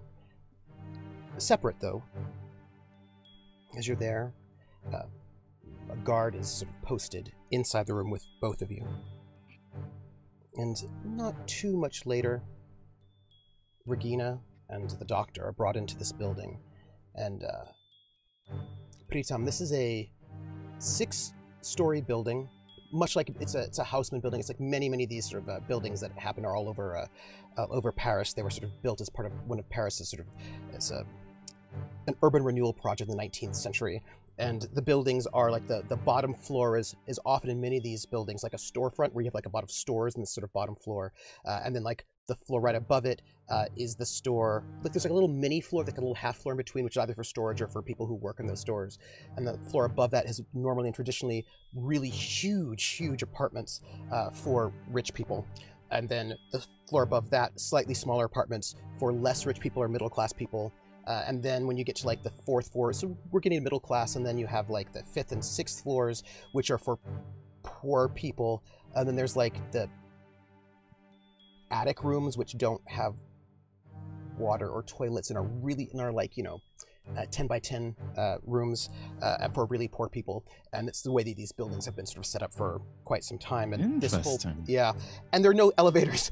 So if you're poor, you got to walk all the way up to the top.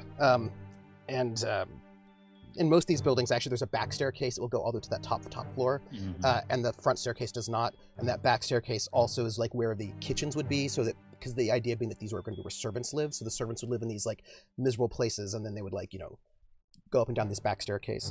But this whole building has been taken over by the Gestapo, and it's sort of become this sort of very efficient place. And the bottom is like full of soldiers and offices, and you've mostly got like offices in most of these places. Sometimes there might be some rooms where people sleep in some of these places, and you can hear the sounds of radios coming from the 2nd floor. Sometimes the sounds of screaming from somewhere above you. And as you're brought in, they say, well, if you don't mind, I have a room for you to wait, and also I'll be taking your patient to another room. It will not be so far. You can rest assured. That is not what we had agreed upon. I agreed you could stay with her while we traveled, but now I'm afraid the interviews must be done separately. Interview? What interview? My patient has been shot, sir. Yes. How could you take away a dying, hopefully not anymore, but someone who is in clear pain and needs medical attention? And it is a duty of mine as... I'm sorry? And she has gotten it.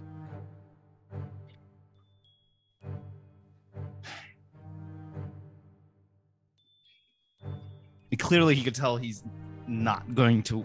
Is there anything I can do in this moment.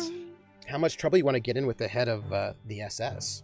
He's trying to convince, not confront.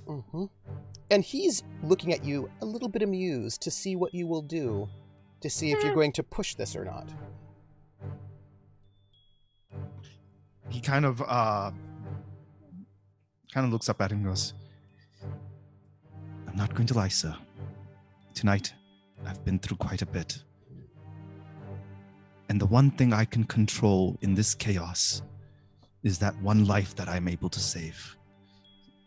So, all I ask is to do my duty as a doctor. And I'll pull the one oath that's keeping me this night sane. I'm going to ask if you would like to enter into social conflict right now with him. Pre-interrogation social conflict. I'd like to add.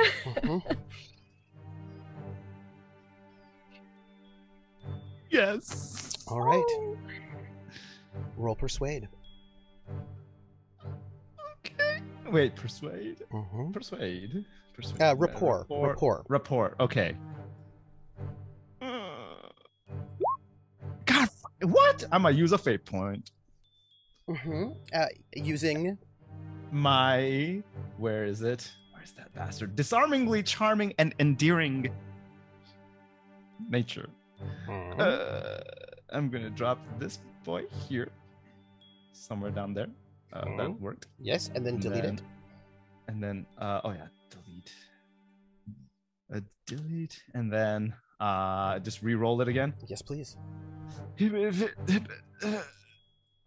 Fucking, are you kidding me?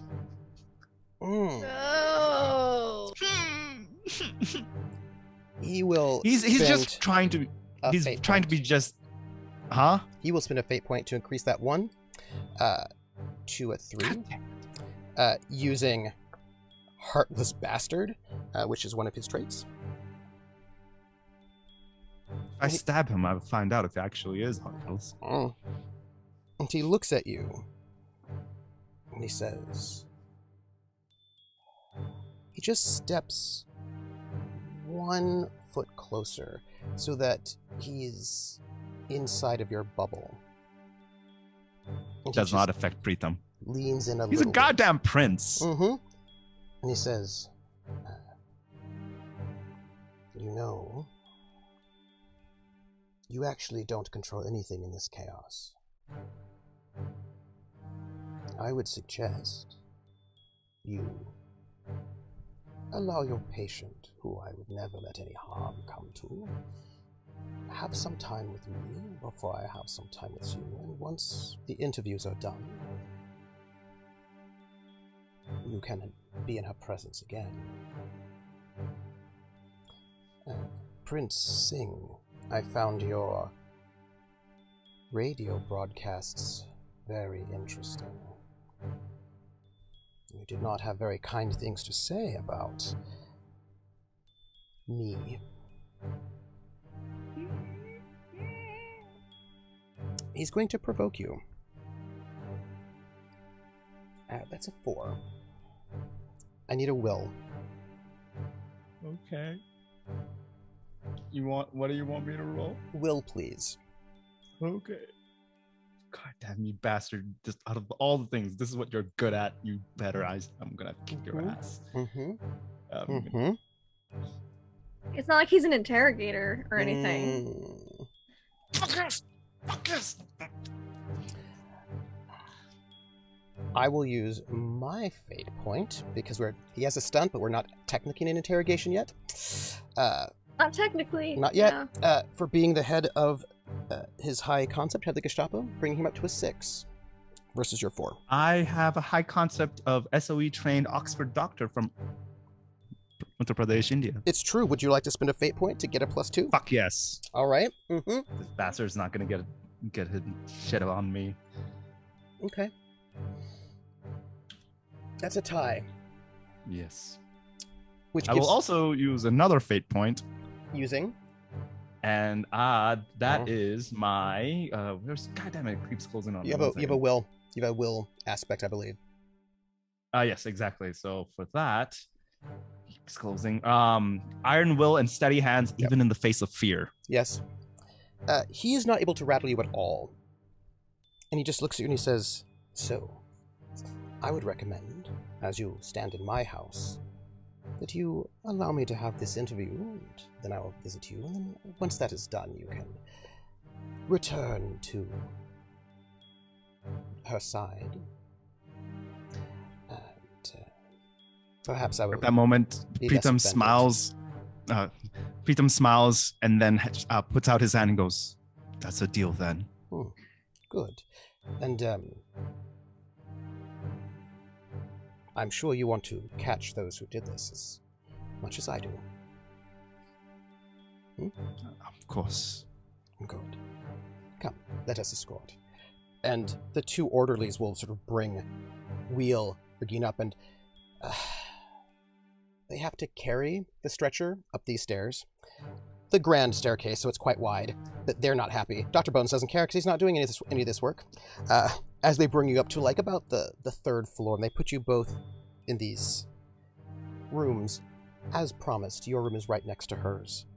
And each of our members are in separate rooms in the infamous Avenue Foch 84, on the Avenue of Horrors, waiting for an interview. There are some conversations happening in the hallway that you're not privy to, but you do know that Dr. Bones is planning on interviewing each one of you. And the door opens on one of our antagonists. Pro, anti, who knows? We don't know. One of our antagonists, as Dr. Bones, in his long leather trench coat and his doctor's bag, steps into this room that was once an apartment, now turned into a bit of an office. And he takes his leather trench coat off and he lays it over a chair. And he pulls up his seat right next to... Well, we'll find out after our break, won't we? Ooh. Yeah. You literally made my heart drop as soon as you mentioned that radio broadcast. I was like, what? What? Yeah, you really laid it on thick against the SS in that radio broadcast. You did. I didn't expect it to be caught. You're on the radio. My friends, I would like to, if you do not mind, we're going to go to break. Oh, that one. Oh, sorry. Okay. Oh. No. The propaganda Sorry, broadcast I was going to say where you were like, you know who's the worst? The SS. Oh, okay. In my head, I thought this was like the broadcast to the SOE, like the ones that we encoded. So I was like, No. The one where you're like, you know who's really fucking up doing their jobs? Okay. The SS. Okay. I thought my cover was blown. You know who can't do their job at all? The SS. You know who's super incompetent and the worst? Guess who? The SS. Who they arrested when they really didn't need to and are apparently interrogating and will release this guy, this great guy, the SS.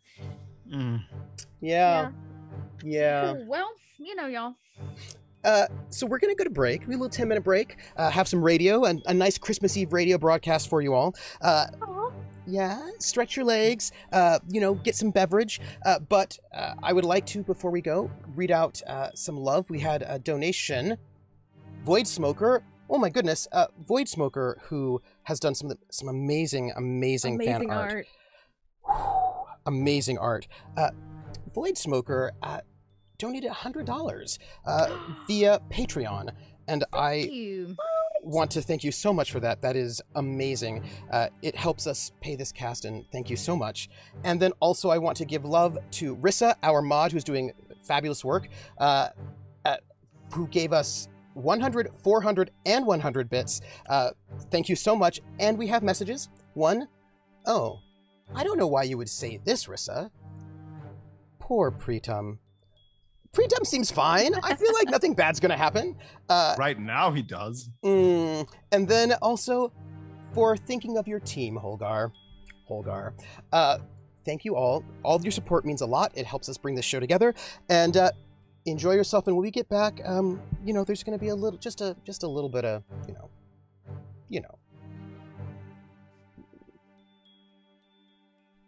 interviews. There's going to be a cat. There's going to be cat-friendly interviews. We will see you in about 10 minutes. And, stretch your legs. Good evening, ladies and gentlemen. We are speaking to you from the South Portico of the Executive Mansion, the White House in Washington, D.C., where this evening or this afternoon, as the case may be in your own particular locality, the President of the United States is about to light the National Community... Good stuff. I'm feeling much better. Yay. How much better? Much better. Prescribed by Dr. Creetham. I want to see if I can do this thing real quick, because I might be able to. If I can, that would be awesome. They say our mics are hot. Oh. Oh, yeah. No, you're right. Hold on. Y'all all now know that Wait. Dot had a headache before this started. Oh, no. Hey, everybody. We're going to take you to... Hold on. I think your camera is also We still are. live. Good evening, ladies and gentlemen. We are speaking to you from the South Portico of the Executive Mansion, the White House in Washington, D.C., where this evening or this afternoon, as the case may be in your own particular locality, the President of the United States is about to light the National Community Christmas Tree. This is the usual annual ceremony. It usually takes place in Washington. This is the first time, however, that the tree has been lighted directly on the White House lawn. We're immediately behind the White House, possibly 400 yards away from the spot from which we are speaking, is this enormous Christmas tree with the numerous lights that the President will press a switch and light in just a few moments. We're momentarily expecting the arrival of the President of the United States, and of course with him today, his distinguished British guest, the Honorable Winston Churchill, Prime Minister of Britain.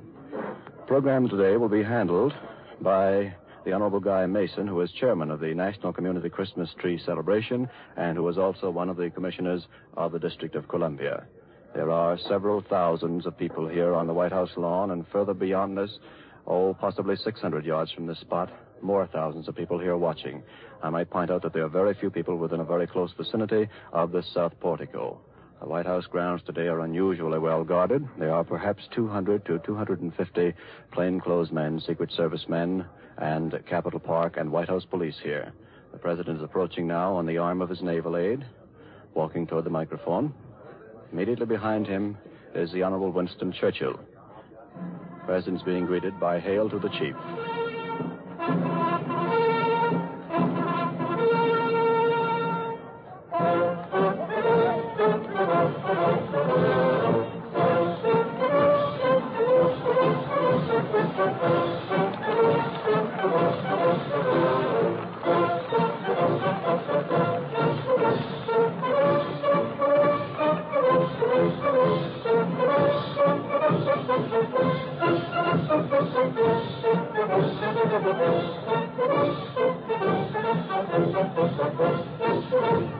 The next voice you hear will be the Honorable Guy Mason.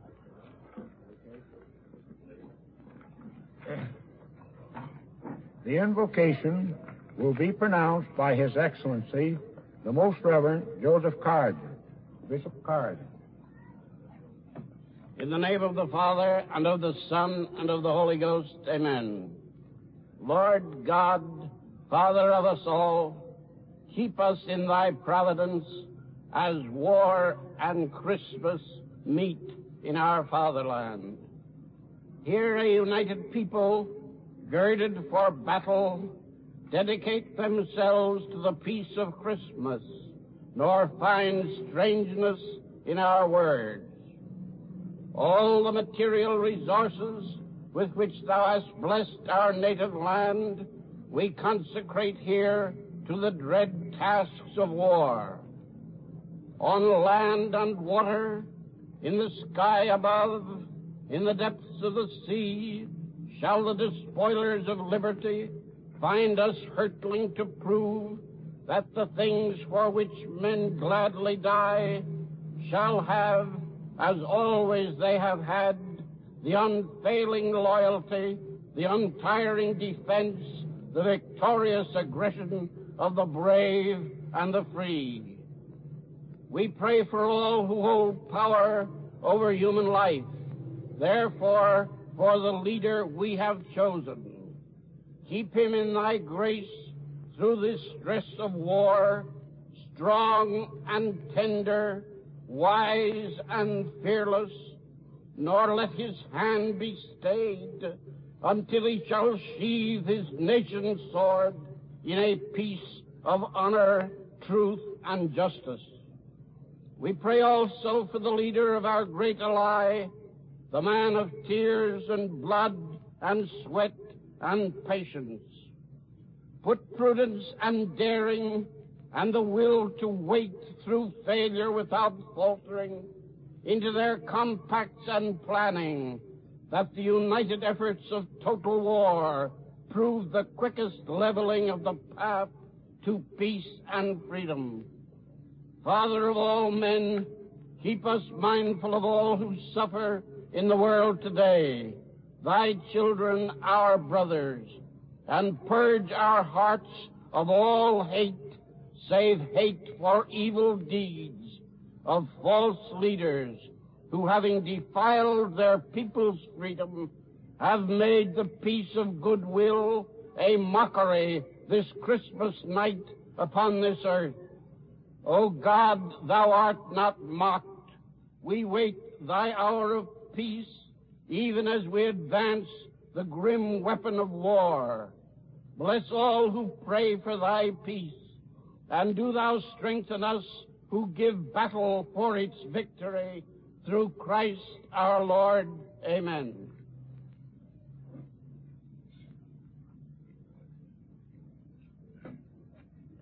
Mr. President, Mrs. Roosevelt, and our distinguished Christian crusader from across the sea, the Prime Minister Churchill. We, the citizens of the national capital, greet you on this, of the eve of the birthday of our Savior. Mr. President, in permitting us to have our community Christmas tree, a live tree, in the White House grounds, you have made the event, now 19 years old, a national one. This is timely, as our national leader in the defense of those faiths and ideals dear to Americans and their allies. You have, by this latest act, further inspired us. This inspiration and the deep faith we have in our God will lead us to victory. Your neighbors here salute you, and Prime Minister Churchill. God bless you and keep you both.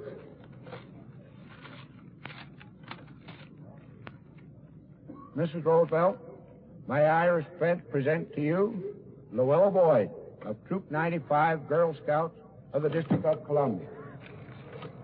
Mrs. Roosevelt, as a Girl Scout, I bring you greetings from all the girls of the District of Columbia and wish you a very happy Christmas with health and success in the coming year.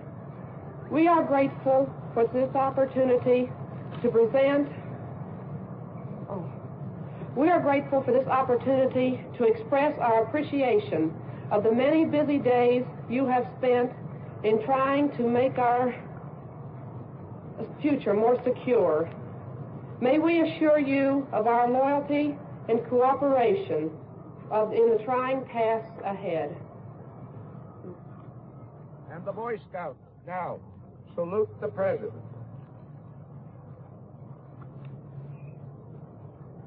Mr. President, I speak both for the Boy Scouts and the youth of the nation in wishing you a pleasant Christmas day and health and strength and wisdom and divine guidance in the heavy responsibilities that will be yours in the coming year.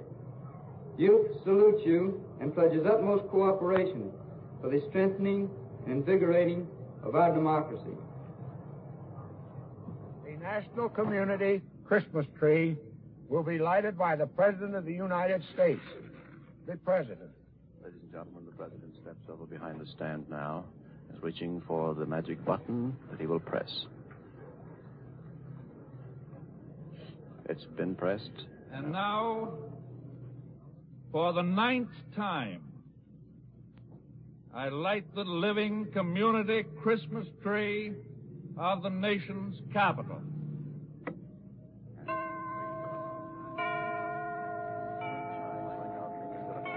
nation. From coast to coast, from the Gulf of Mexico to the border of Canada, Christmas trees are lighted all over the United States of America. For this is the symbol, this is the moment when community Christmas trees in small towns, hamlets, and large cities are lighted, signaled by the President of the United States.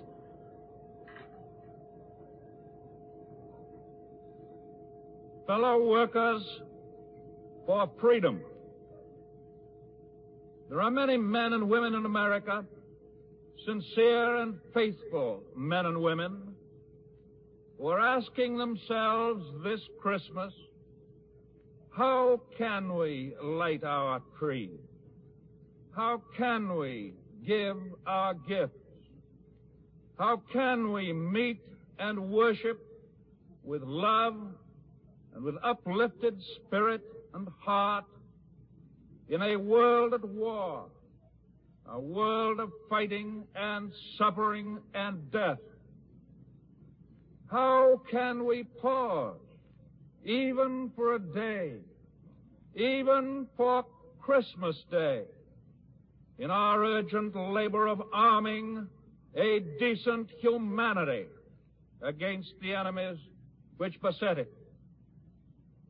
How can we put the world aside, as men and women put the world aside in peaceful years, to rejoice in the birth of Christ? These are natural, inevitable questions in every part of the world which is resisting the evil thing. And even as we ask these questions, we know the answer. There is another preparation demanded of this nation beyond and beside the preparation of weapons and materials of war. There is demanded also of us the preparation of our hearts, the arming of our hearts. And when we make ready our hearts for the labor and the suffering and the ultimate victory which lie ahead, then we observe Christmas Day with all of its memories and all of its meanings, as we should. Looking into the days to come, I have set aside a day of prayer, and in that proclamation I have said, the year 1941 has brought upon our nation a war of aggression by powers dominated by arrogant rulers whose selfish purpose is to destroy free institutions. They would thereby take from the freedom-loving peoples of the earth the hard-won liberties.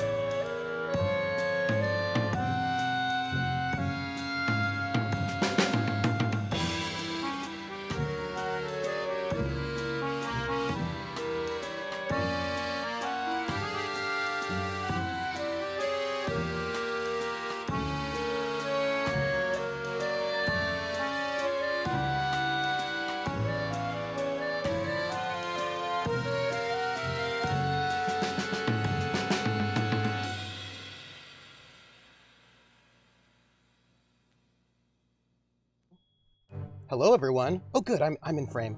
Hi. Hi, everyone. How are you all doing? I hope you're doing well. I hope all of you in the audience are happy and joyful, and I hope that all of the players, only one of whom can hear me right now, they're all excited as well, and calm, and Great. So, hey, Dot, how you doing? Welcome back from break. I'm good. Good. It's fine. Yeah. Everything I'm is anxious. Nah, you got this. Regina's trained for this. You're trained for this. It's fine. Ooh. Plus, she has nothing but truthful things to say. Is that true? Mm-hmm. Okay, I mean, if you say so. I'm just gonna update our fate point count on the screen so that all the audience can see how many everybody has or doesn't. You should have 2? You have do. 2. Good. You have 2. I want to make sure I got that in there. We got group points just in case we You do. really You kill do. it, y'all. Okay. Yeah, so I believe Lindy should have 3, but we'll get there. Oh, you know what? This is actually here. Because it's a slightly different, it's a thing. So, remember how I said that Dr. Bones walked into this room to go and talk to the person he was going to talk to? Remember when I said that? Our good head of the SS is going to go and have a friendly interview with one of you all. Do you recall that? I guess I might have heard something about that. Well, that is true. And he walks into this room and he sits down right across from Prince Pritam Singh. He does not walk into the room where Regina is. Turns out somebody else does. And it is that smell of smelling salts, Regina, that brings you back. And in this moment, you are seated in a chair. This chair is not an office chair. It's more of a recliner, like a nice chaise lounge. It's a very, very well stuffed and comfortable chair. Comfortable. Yeah, no. I'm sorry. Welcome to SS headquarters, where we have the most comfortable chairs in all of Perry. It is a very comfortable and very expensive chair that you get to be that you are lounging upon, and kneeling beside you, holding your hand, making sure that you are safe as you wake up, is Elias, the head of the Gestapo. And he smiles at you. I asked for my husband. Yes, of course you did. He's here in one of the rooms, and he... And here's where? You are at SS headquarters. And he stands up and he pulls a chair next to you, and you see that you're in a very nice sort of office suite. You also notice that there are 2 guards at the door, and there's a secretary off in the corner taking notes at whatever might be said. But other than that, the room is warm. It's well heated. The chair you're on is lovely. This seems to be fairly pleasant. And why not the hospital? Oh, you were in the hospital, but we had to take you out to have a bit of an interview with you all because there's been some terrible violence, and we just need to get all of your statements. I mean, after... I look right at him. Yes, I point at my bandaged, bleeding gut. Yes. I know. Yes, yes.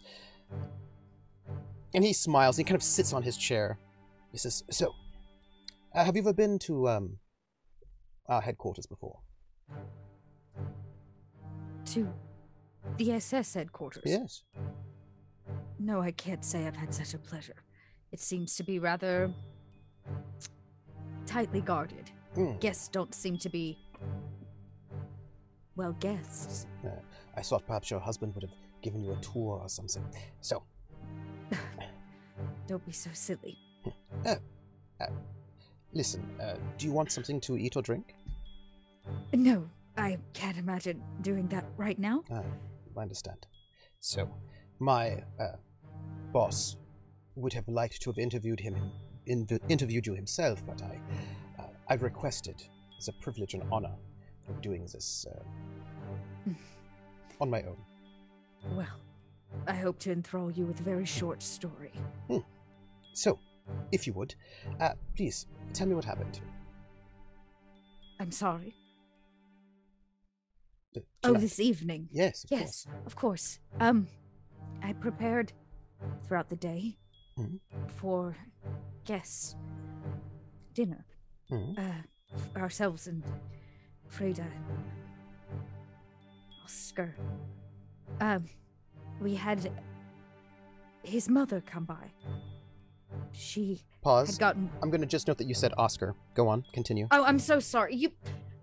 That's what's on the screen in front of me. Yes. I would have said Holgar? I'll say Holgar, my husband. I just want to know whether or not she messed up because she was drugged up, or whether No. She would. Regino, I feel like, would have gotten it right. Fair enough. I just wanted to know if that was a RP choice. His mother showed up unexpected. We had sent a letter. We thought we might be with child. She came bearing I'm going to need a deceit from you right now. Holiday gifts. Okay, fine.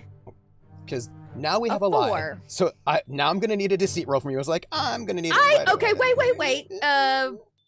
Okay, no, it wasn't a rapport roll, so you're fine. I don't think it, he's met me before, so that doesn't count. Yeah. I was like, so far you've not lied, but now we need it. Let me have this for you. All right. I want him to hear that loud and clear. We were gonna have a baby. He looks up. Oh, I see. She had come bearing gifts for her grandchild. We didn't know, so he left with Freda for the radio station. Dr. Preetam was in, and... Oh, I'm sorry. Could you sorry, go back. And he's just sitting there listening, very pleasant, as he's not taking the notes himself. The notes are being taken. Right. Please. So you are preparing yourself. You're with child. Congratulations, by the way. And yes. Your mother-in-law arrived, bearing gifts because you wrote her a letter. Is that right? And he sort of notes to the woman who nods. Yes, we hadn't spoken in quite a while since the honeymoon and his new job and all of the hubbub of moving into the hotel. We thought we'd let her know what we hope to be good news for the holidays. And so there was going to the radio station. So tell me about how this happened. Oh, yeah. Oscar mentioned a broadcast with the Nightingale, of course, for the spirit. Everyone's spirit. There was still time before dinner, and it seemed appropriate. His mother showed just in time to miss him. I sent her with Dr. Preetam to the radio station. That is when you showed up at the door. Yes, I remember. After such a specific visit, I felt it necessary to be with my husband and his mother. So I followed them. Remember, I told you I was going for a car. Yes. I am, after all, your witness. Alibi. Go on. I guess. There was the kind of driver who dropped me off. I sent him back just in time to meet their car. When I got out, I was waving and it was snowing. And then there was gunfire. Can you say more about this?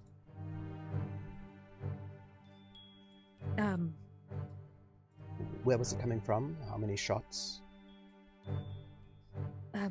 I do not know. I remember there was some screaming, and I hit the ground, and I remember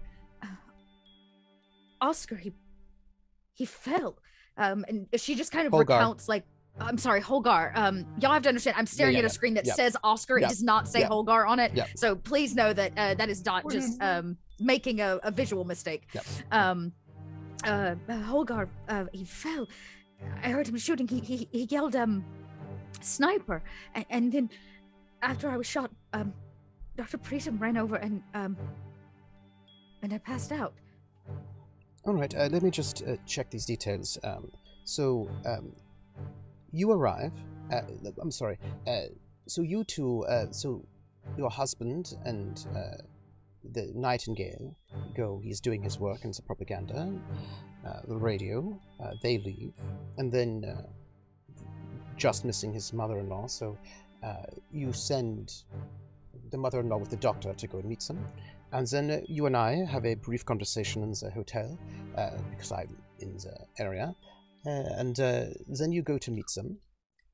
Now, I'm just trying to get the timing right. You arrive when in relationship to them? Sometime before, there was a mention of her taking the scenic route. She wanted to see the city. I knew maybe I could beat them and surprise her. She was rather disappointed that I wasn't joining them. Oh, that is lovely. Yes. So, and then you meet them. I was out front. I thought I'd be there when the car arrived. I was, in fact, but once it pulled up, that is when people started firing at us. How many people? I do not know. So, was it many bullets? One shot, 5, 6, 7, 10? I just remember being shot in the gut and hitting the ground. There was a lot of noise. So you cannot say if it was 1 or 2 shots or 20 or 50 shots? No, of course not. I remember Pratum running over and he gave me some pain medication. He stabbed me with something and I pretty much passed out after that.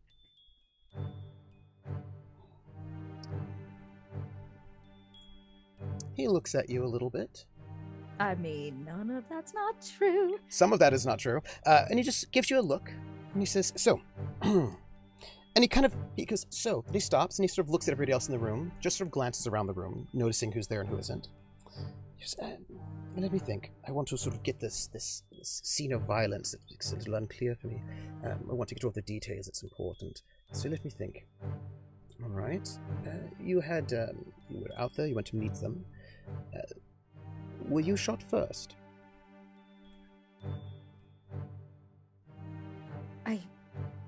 I guess so. The door opened, the driver, of course, to go let them out. And then that's when the shots began and Shots. I went down. Mm-hmm. Yes, they began firing on us and I went down. That is what I remember. And then somebody screams sniper and you were sort of out for most of that violence, and that's Yes, and then I woke up in the hospital. Go on.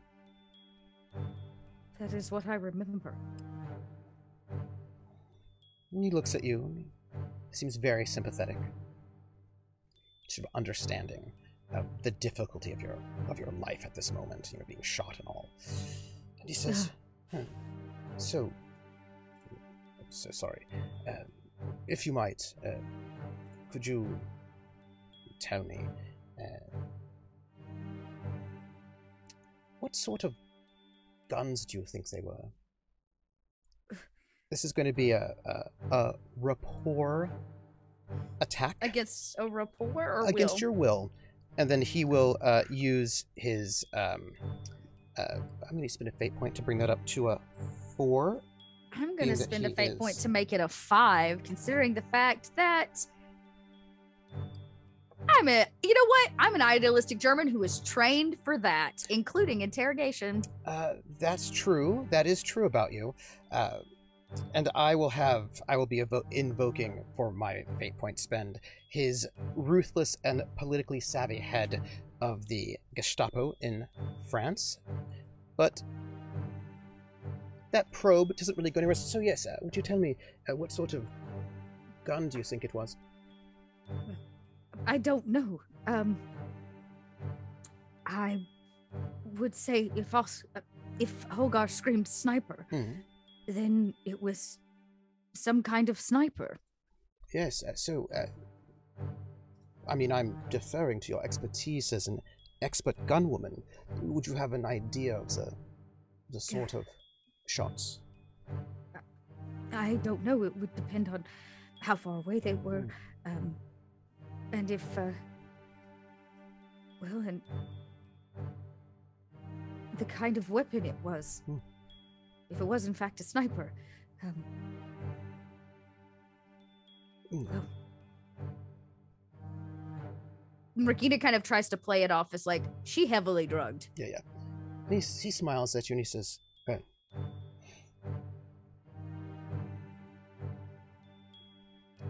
and he has this sort of interesting look about him that seems a little bit inscrutable in this moment. He says, well, I suppose I should ask you something else. Let me think. And he's sort of smiling as the people in the room are kind of like a little bit confused as to what's happening here. He goes, you're not quite certain what sort of weapon it was, but you imagine it would sort of depend. That's fine. Oh, please. Of course. I should have asked earlier. Is everything all right with your baby? You were shot. I want to make sure everything's all right. I think Regina is going to have that moment, that look of like, I didn't even think about that. And then he needs to make a roll. Give me one moment. Okay. He needs to make a roll. And then I'm going to ask you if you want to resist. He needs to make his roll. He rolls a 1 for deceive. He's trying to create an advantage. Can I pick up on the fact that he's trying to lie to me? He says, please, let me ask, is everything all right with the baby? I would certainly not want anything terrible to happen. It would be a tragedy for a good German mother to have something happen to her. Is everything all right? I mean, as we spoke earlier in the hotel, you did tell me about it, and I was very overjoyed to hear about your good news. Is everything all right? And then I think Regina will like grab the spot, realizing that, it's like in the gut, like the hip area to begin with. And she'll say, I don't know. And I think she'll kind of break down into probably much needed actual tears. They're just not really for a fake baby. They're for a variety of other reasons. May I ask you a question? He's trying to create an advantage. Are you resisting the advantage he's trying to create this deceive that he's doing right now? He's trying to create an advantage over me. Yep. Over Regina. Well, he's trying to put an aspect on you. Through that deceive that he just did. I mean, I guess he can have it. If you want to resist or not. I mean, what is it? A will roll? Well, no, because he's sort of putting out a lie that he met you, that he knew about the baby at the hotel, and that's the lie, right? That he was like, oh yes, because that's okay. I'm sorry, that's a misunderstanding on Dot's part. Out of character. Because that is not a true statement. You did not tell him about the baby, and he's. And then Regina, Regina will kind of furrow her brow, and she says, I didn't tell you about the baby at the hotel. Oh no, you did. It was perhaps you don't remember. It was quite a joyous thing. I gave you congratulations. I find that it's a lovely thing to happen. But tell me, is everything all right with your health? I hope. Regina's gonna make note of that, and I think she squints at Holgar. Not Holgar. She squints at Elias for just a second. And my question is, do you want to resist the aspect he wants to put on you with that lie? What do I roll for that? You would be rolling a deceive to say, no, you never told me anything about the baby. Oh, yeah, I'll roll against his average deceive, sure. 4. All right. And then Regina breaks down into tears. I don't know. I weep into this very comfortable chair in the middle of SS headquarters. The other people in the room note that he was trying to corroborate your story and you denied it. And you get no advantage that he tried to put on you in that moment. Well, yeah, but he wasn't cooperating. I didn't tell him in the hotel. I said that we had not told anybody, but he's not cooperating my story. He's trying to break my story down. Well, the people in the room are like, well, that's very strange what happened there. And as you sort of deny his... No, I'm actually asking. I don't understand, Trooper, because I'm not He's actively. I never said that he told me at the hotel. That is correct. I never He is lying. actually. He's lying. He's making a deceive, saying that you told him and he congratulated you. He's trying to put an aspect on you, and you resist the aspect. Yeah. Yes, I guess so. Which I hopefully makes him look bad and not Regina. Like, why would he be lying about it? Somebody's lying, but they don't know who. Well, right? Regina is not lying. She did not tell him at the hotel about the baby. He just found out that information, and she knows that for good reason. So yeah, no, she will deny that aspect then. You do not get an aspect placed upon you. And he goes, "Oh, I was certain that you did tell me." Well, I feel like this interview is done. I feel like we have all the information we need. And one of the guards goes, Captain, surely you want to question her longer, don't you? And he says, oh, no. You can see this woman is clearly distressed. And actually, I'm going to need to roll those, the other people in the room's empathy to see if they saw through that lie. Probably not. His lie, not yours. Okay, good. So they do believe that he told you, right? They do believe that you told him about the pregnancy and he congratulated you. But your deflection means that you do not get an aspect put upon you. Okay. And I get, are they going to leave? Like, is he going to leave too? But now they're like, well, hold on a second, right? They're like, wait a minute, why is this interview ending so quickly? And he goes, oh, she's clearly very distressed. We should not keep her, and she's also injured. And the secretary goes, well, excuse me, sir. I don't know if Dr. Bones would approve of such a short interview. It would look not so good for you, sir, if your interview was so short. And Elias just looks at her with a cold stare. He says, well then, give me your pad if you are unhappy with my techniques. And she hands the pad. He takes it and he goes, you two, all of you leave. I will have more difficult questions for her, but I do not wish for the lady to be embarrassed in front of you all. And a little bit uncertain, all three of them get up and leave and shut the door.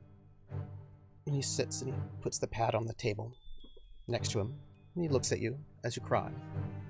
And he waits. Cognac? I much prefer a smoke. Oh. And he gets up, goes into his drawer, pulls out a really nice, it's like a little globe that's like a cigarette holder, and he pulls one out and he hands it to you. And Yep. We'll light your cigarette. Ladies know the best way to seduce a man is to draw attention to your lips. But please, she's like shaking. Light me. Of course. And he lights your cigarette for you. She even brought baby clothes. I'm sorry about the baby. But she certainly did not bring baby clothes. So, would you say about 15 minutes would be good enough? 15 minutes? What do you mean? 15 minutes. For what? Well, my understanding is you're very good at chess.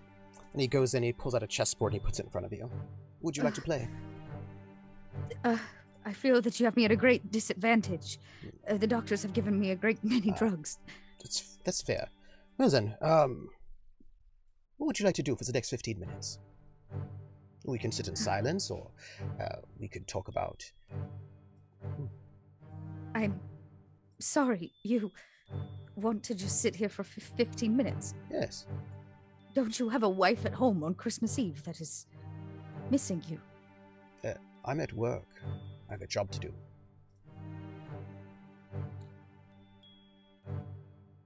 What job is that? An interview. Oh, wonderful. So, Would you prefer to sit in silence, or would you prefer to I chat? imagine if it is an interview, you're supposed to ask questions, Oh, yes? I'm finished with that. Your staff seem to be... You know, I was trying to help you out, but you're a bit resistant, aren't you? Well, I didn't feel like there was a reason to lie. Oh, there's always a reason to lie. As well you know. I don't. I have tried to live my life in a truthful fashion. Oh, interesting. Especially since I was trying to become a mother.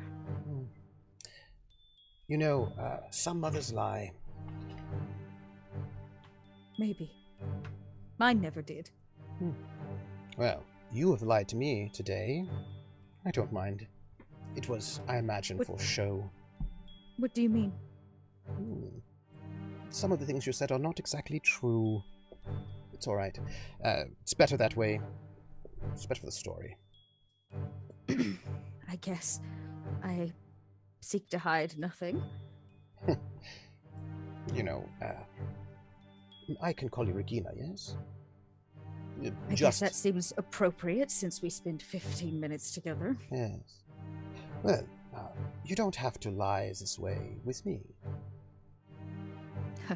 I find that difficult to believe. Yes. From a man who just told me he lives his life by lies. Well, we all do, don't we, in our business? I have no business.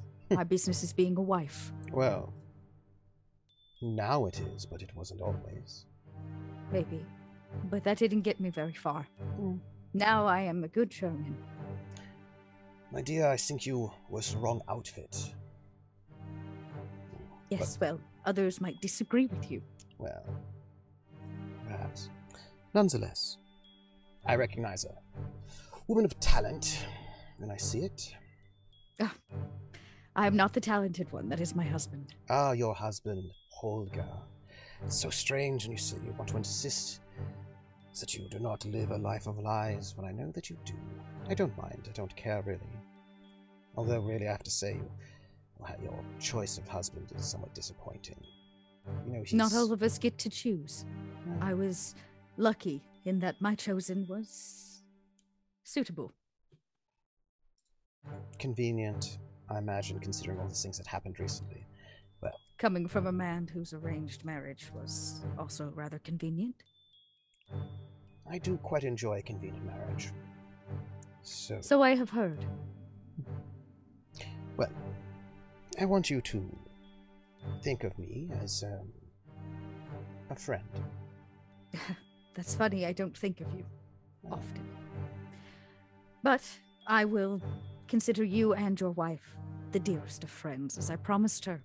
I don't know if you should consider my wife your dearest of friends, but you can consider me your dearest of friend. And what makes you different than her? Oh, I think you well know. You've met her. Good dear friends, I think you were once. Sure, friends. That's what some may call it. And what are you and her, if not great friends? We're husband and wife, aren't we? What does that mean to you? So, it's an interesting question. I feel like you're trying to interview me now. I thought we were just chatting. We can sit in silence as we much prefer it. No, if I remember correctly, we are still going to go hunting, you and I. Well, it seems like that may be something for the far future. And again, Regina will kind of grab the spot on her side. Disappointing. I was hoping we could go sooner rather than later. Well, then I suppose you ought to find a miracle doctor. No. Frau Leixner. Good Regina Krause, daughter of a brilliant chemist, married to a man who was never good enough, as good as he wanted to be. Mediocre actor, better dancer. Someone who was arrogant and always thought he was better than I. What do you think? I think he's good at what he does, but I think he's not as stable as he'd like to be. I think he's a bit sad. Handsome, of course, but I don't think he quite has all of the qualities that I have. Yes, well, what qualities might those be? Please do not mistake me. I'm not a masher or a wolf. I'm not making a pass at you. That would be... Then what are you doing? Getting to know you. And taking Nobody time. likes to get to know Regina Krause. I would very much like to get to know Regina Krause, the woman that my wife speaks so often of and so highly of. Oh, I imagine that only one of those things are true. Or neither. Or both. You know, if we're going to sit in such a commonplace friendship, you should start being honest with me. Oh. When will you start being honest with me? I have been. Really? Well, that's not true. What do you feel like is so untruthful about Regina Krause? Well, your husband, of course. I don't know what you're talking about. Of course you do. You are a very smart woman. Brilliant, really. Your grades in school, very impressive. The boarding schools you went to? A lot of good that did me. And of course, I was not able to get your complete record when you worked for military intelligence. Someone's holding out on me, which I do not appreciate. But I was able to get little snippets here and there, and your work there, expertly done. Your work as an assassin. No one would assume a woman as beautiful as you. That would be dangerous. They underestimate you. I have a deep want to serve my country. Yes, killing people for a living. That is not who I am anymore. That is where we started this conversation, remember? I don't think you can ever take the killer out of a person. No one said I was a killer. Ah, but I know you were. I can name you some of the people you killed, as a matter of fact. Yes, I'm sure my records hold a very detailed list. Well, at least the parts of your records I could get access to. I wasn't able to get them all, but the ones I saw were intriguing. Well, I'm glad you're so intrigued by my duty to my country. See, it's interesting, Jäger. I killed because I was told to. Not because I wanted to. Huh. No one told you to take that job. People don't take jobs like that unless there's something about the killing that is interesting to them. You know, Jäger, for a man who is supposed to be so informed, you are rather misinformed. Am I? Yes. In Your what way? privilege of being a man. I was born a woman in a military family. Yes. Well, not your father, but he wasn't very prestigious. Your grandfather, great hero. The fact of the matter is, they wanted a boy, and they got Regina Krause instead. I was never... well, I was never like your dear wife. So I did what I had to gain the respect I needed. I made the choices I made, not because I liked it, but because I felt I had a duty to my family and my country. Maybe that is something you might understand. It is. I should tell you. I respect you. Ugh, funny. Your work in Brussels was very impressive, according to the reports.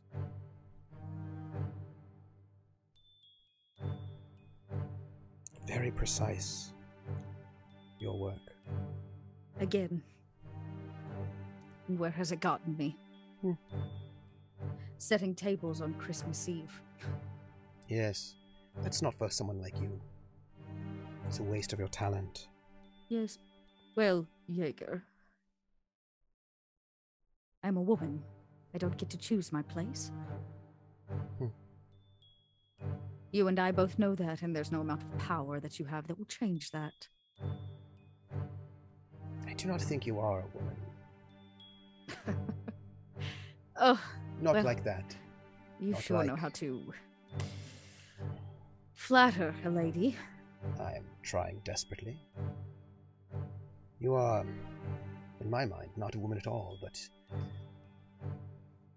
a hunter. Well, I promise you, I've not been hunting in many, many years. Yeah. Perhaps we'll change that. I hope not. Hmm. I have new purpose. At least I hope. And again, she gestures to the gut and maybe her womb. I will, perhaps, when we go out together on our hunt, that might change things for you when you get the, taste of blood. I do not kill what I eat. Or I do not eat what I kill. When I said the taste of blood, I didn't mean having some sort of middle-class lunch. I meant when it spatters in your face, and you can taste it on your tongue. Can I roll some kind of check against him to see his demeanor talking about this? Mm-hmm. That would be a discover. It's probably empathy, though, isn't it? Well, guess it's worth a shot. Oh, not too bad, a 2. Considering the fact that it's a very high His skill for will me. is a 0. I got to roll a 0, but I will spend that fate point. To meet it. Yes, Okay. I will, to meet it. And I will spend it...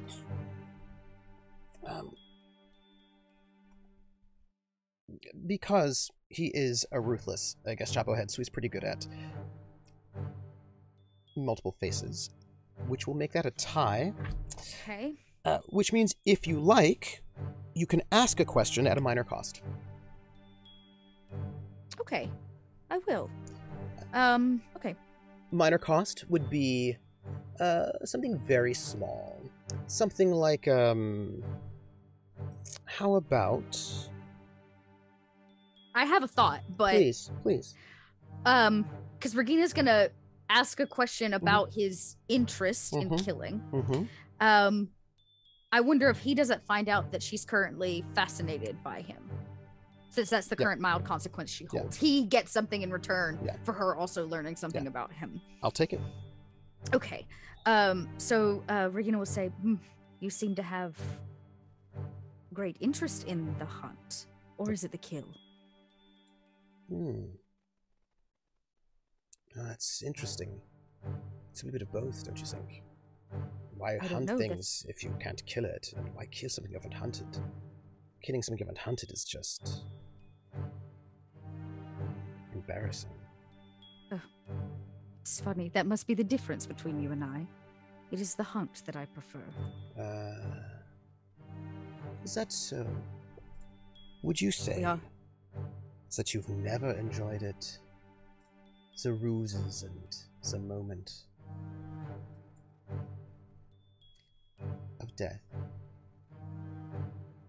I have seen a great amount of death in my time. Oh, I know. Including those dearest to me. So sorry no, about I your cannot father. say that I have such a... Is the term you use? Taste for it? Although I bet it's in your heart, if not your tongue. You would not know what is in my heart. Not yet. But I will learn it when we go hunting together. Because when you're on the hunt, everything is open and honest. Maybe. But my heart, that is closed for another. Well,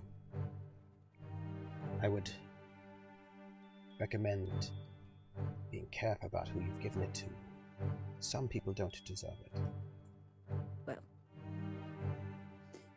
it doesn't seem that I have found anyone who does. Ooh. I know some would be disappointed to hear that. Yes, well, there's not much that disappoints him. And, as you and I both know, Holgar finds his own fulfillment in many things. He has been very kind to me and treated me very fairly as my husband. Seems to me that you've been kind to him and saved him in a moment of difficulty that he had. Oh, well, isn't that what husband and wife do? I Yes. feel like you must know a little something about that. Oh, certainly. Now, I think it's been enough time for people to not ask too many questions. Well, maybe your staff is right. Are you sure you're good at your job? I am very good at my job. Well, But guess you'll I have to choose. prove that to me on another day. I choose when I want to interrogate someone and when I don't. Well, if you decide you would like to... What did you say earlier? Interview me appropriately. I have nothing to hide from you. Actually, you don't. I know quite a bit about you. Well, I hope you find my file interesting. Could I ask, if you would share with me, why is it, do you think, that I cannot get access to the last year of your service in the military intelligence? Why is that one last year not available to me, do you think? I don't know. I don't work for military intelligence anymore. What they do with my file is completely on them. Would you like me to find out? And then tell you what I've learned? Oh, Jäger. For whatever reason you think I am concerned about what's in that file, but the only one of us that's concerned is you. So find whatever you feel you need. You know, my wife was speaking about you the other day. Not a surprise. She has much to say, but very little at the same time. Have you heard her play the cello? Yes, I watched her first concert. I don't think she's as good at the cello as you are with photography. I'm glad you feel this way, but I am no artist. Oh, I will say the pictures you took of my wife are very artistic. Yes, well, she is quite a piece of art, wouldn't you say? I would. But I'm sure you know that. I do. I look at those photographs you take quite often. And what have you learned from them as an astute gentleman? The eye is much more interesting than the flesh. Yes. Well, if I was too presumptuous, I might think you just told me you're more interested in me than your wife. Oh, would I ever say such a thing? I don't know. Would you? That would be a strange thing for a husband to say to a friend who is pregnant and all of this. But I should let you know my wife is very interested in you. She always has been. She has been. I find it amusing. But I thought I'd just let you know. As one friend to another. Should I say, colleague, fellow traveler, kindred spirit, perhaps, is more appropriate. My, you are rather comfortable, aren't you? Is this your office? Oh, no, mine is, above. Well, I was going to... Well, I'll keep that comment to myself since it's not your office. Oh, they won't give you any trouble, I think, we should meet up with your doctor. Dr. Bones said that, he promised that you two could speak with each other. Yes. Pretum, I believe he is the one who stitched me up. I hope he has good news. Yes. You know, I looked at the shot that happened to Holgar's mother-in-law. Yes? Yes, I did. Regina, this is the first Regina's hearing that the mother-in-law's been shot. So she says, it's a more concerned yes. Like, is there something wrong? Is she okay? Oh, no, she's dead. She was killed. Pearl clutching, gasping. What do you mean? Oh, she was shot and killed. by the gunman, as it were. Regina again kind of lays back, maybe stifles a little bit of a sob. I'm, by the way, chat, asking Greg to roll deceive in our Zoom chat, and I hope he will do so. We will see. We will see if we get one from him. We may or may not. Oh, there it is. Thank you. By the way, you failed. That discover action. Just letting you know, unless you want to spend a fate point. Just asking, because Jäger has a question. It's just kind of important. That's all. I'm gonna take no fate point on that one. It says, it's interesting about that shot. I can say, as a student of death, it wasn't your signature on that body. I'm a little disappointed, but it's all right. Not sure what you mean. Later, perhaps you'll know what I mean, or... Anyway, it wasn't yours. Oh, I should say, you might find this interesting. I do know whose signature it was, though. Well, is our time up, or are you going to tell me? Oh, no, our time is up. I wouldn't worry about it, right? It's disappointing.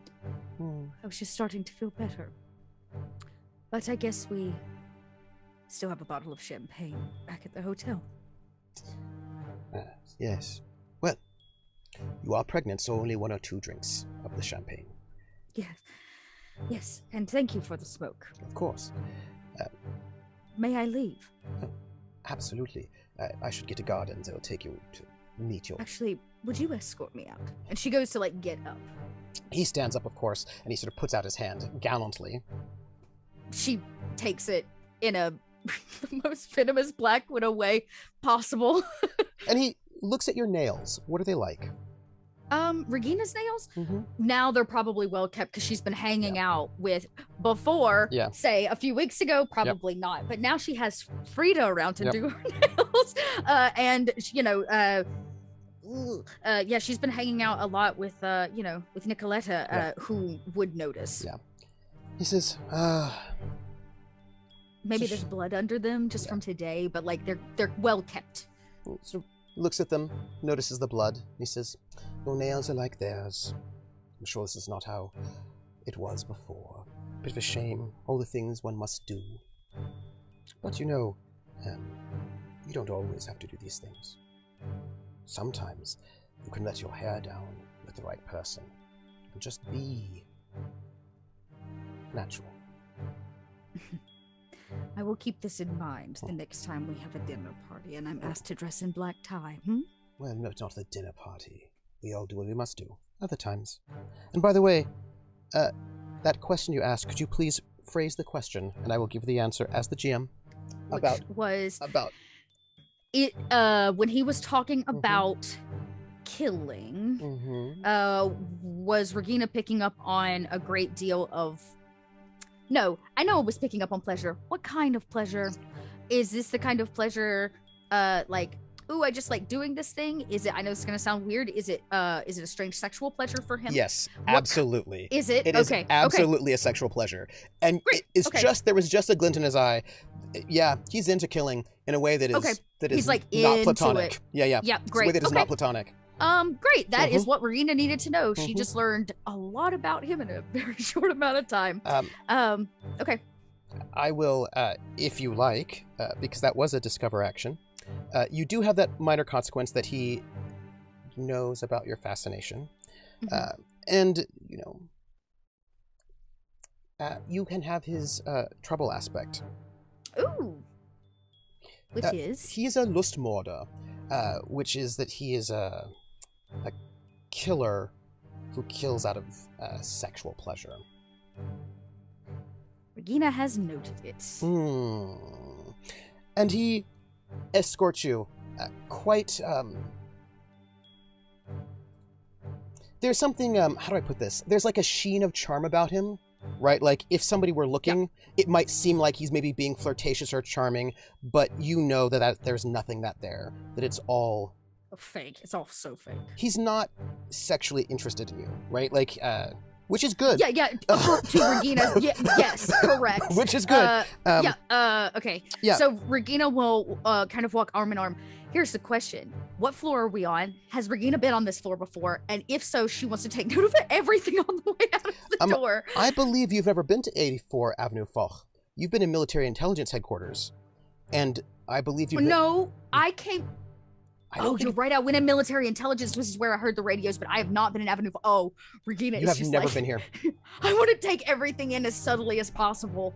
Oh boy, yeah. And as he walks you out, looking at on the surface being somewhat flirtatious, the guards and the secretary note what seems to be a slightly familiar vibe around you two. Where's my cursor? There it is. He's going to try again to put an aspect on you with a deceive. Would you like to resist or not? Is that a resist with a deceive? Depends on how you want to resist. So he says, he's escorting you towards this other door where you can hear some voices. And he says, well, my dear, it was so lovely to have this interview, and I'm so glad you are so forthcoming and honest with all of your answers, and it is my pleasure as always to see you. I'm sure my wife, I'm so sorry, Nicoletta, of course, would love to have lunch with all four of us again. And he sort of looks you in the eyes with this sort of like look of flirtatious charm. Regina, because she's already played a bit of a diva tonight, like yelling at that, like that is a little bit of a facade Regina is beginning to build around herself. She leans in to give the kiss on the cheek, and as she does, she gets close to his ear, and she simply says, please return my husband intact, and I promise you I'll answer all the questions that you have. Do you resist the aspect? To flirt? He'd like to put an aspect on you. Would you like to resist it? I am going to try with a will, probably. It's a will roll? This would not be a will. It would have to be a deceive. Okay, well, I could do that too. Okay. And as he sort of leans in and you lean back, and he sort of nods, of course. And the people around you aren't really paying that much attention to whatever it is that you're doing. And he sort of nods, and he sort of says, if you'll sit in this chair, when they're done, they'll be here for you. Danke. Bitte. And he goes back into his office, this office that he was sort of in there temporarily, comes back out with some of his things, and he nods to you as he sort of walks up the stairwell. And these guards are waiting. But they don't really take note of whatever it was going on between you at all. Great, that's fine. And as we move there, let us walk into the door that is right next to you. And in the door right next to you, Dr. Bones walks in. And I need... I got Elias. Let's see. I don't know if you want him either. Yes. We now have... we're going to have KP, and I'm going to say, to make sure that KP knows, KP, you are in.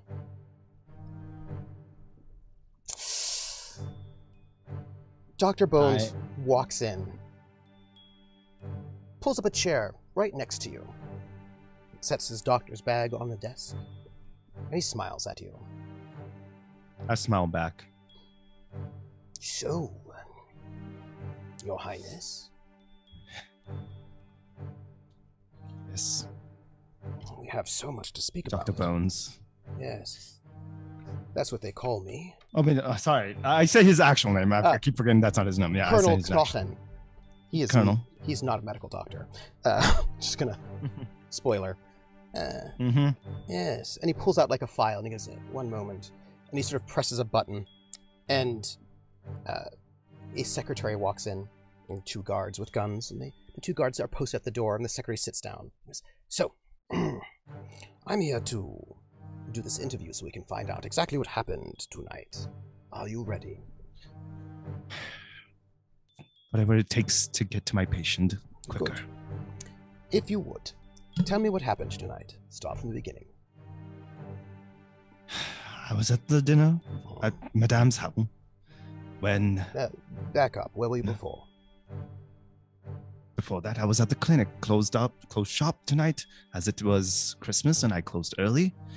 I do still like to make inventory, make sure everything is correct before the holidays, and especially considering it is a new clinic. He looks at one of the guards, and one of the guards nods. He goes, continue.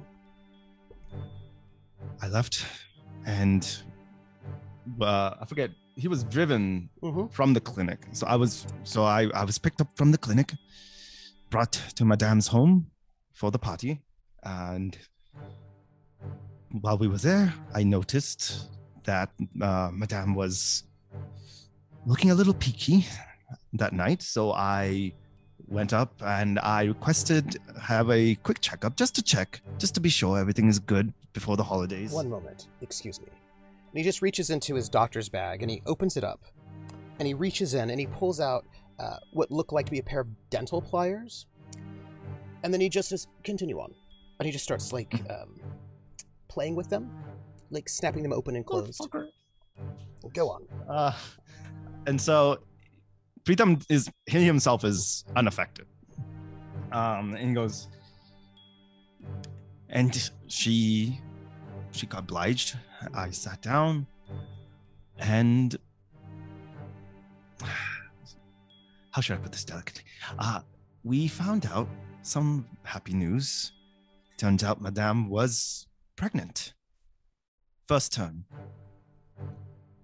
Before we had the chance to, and by that point, unfortunately, I need to deceive.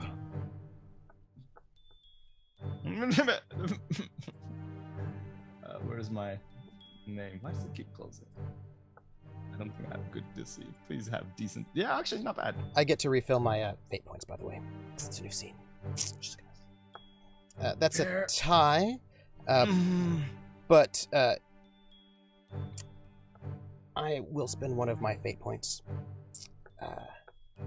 to bring that up to a 4, so he will beat your deceive, and I will use his aspect,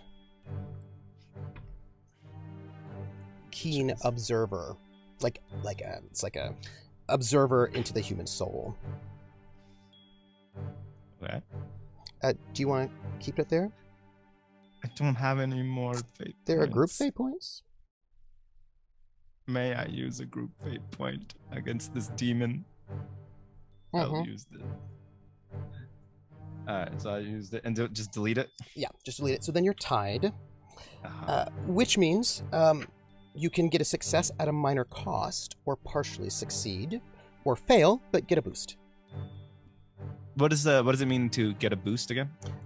You fail, but you'll get a temporary +2 on your next roll, which means you'll know that you're lying about her being pregnant. I'll succeed at a minor cost. Okay. The minor cost is going to be, it'll just be a little bit of mental stress, is what it will be, as you're sort of lying and sort of having to sort of hold up this lie.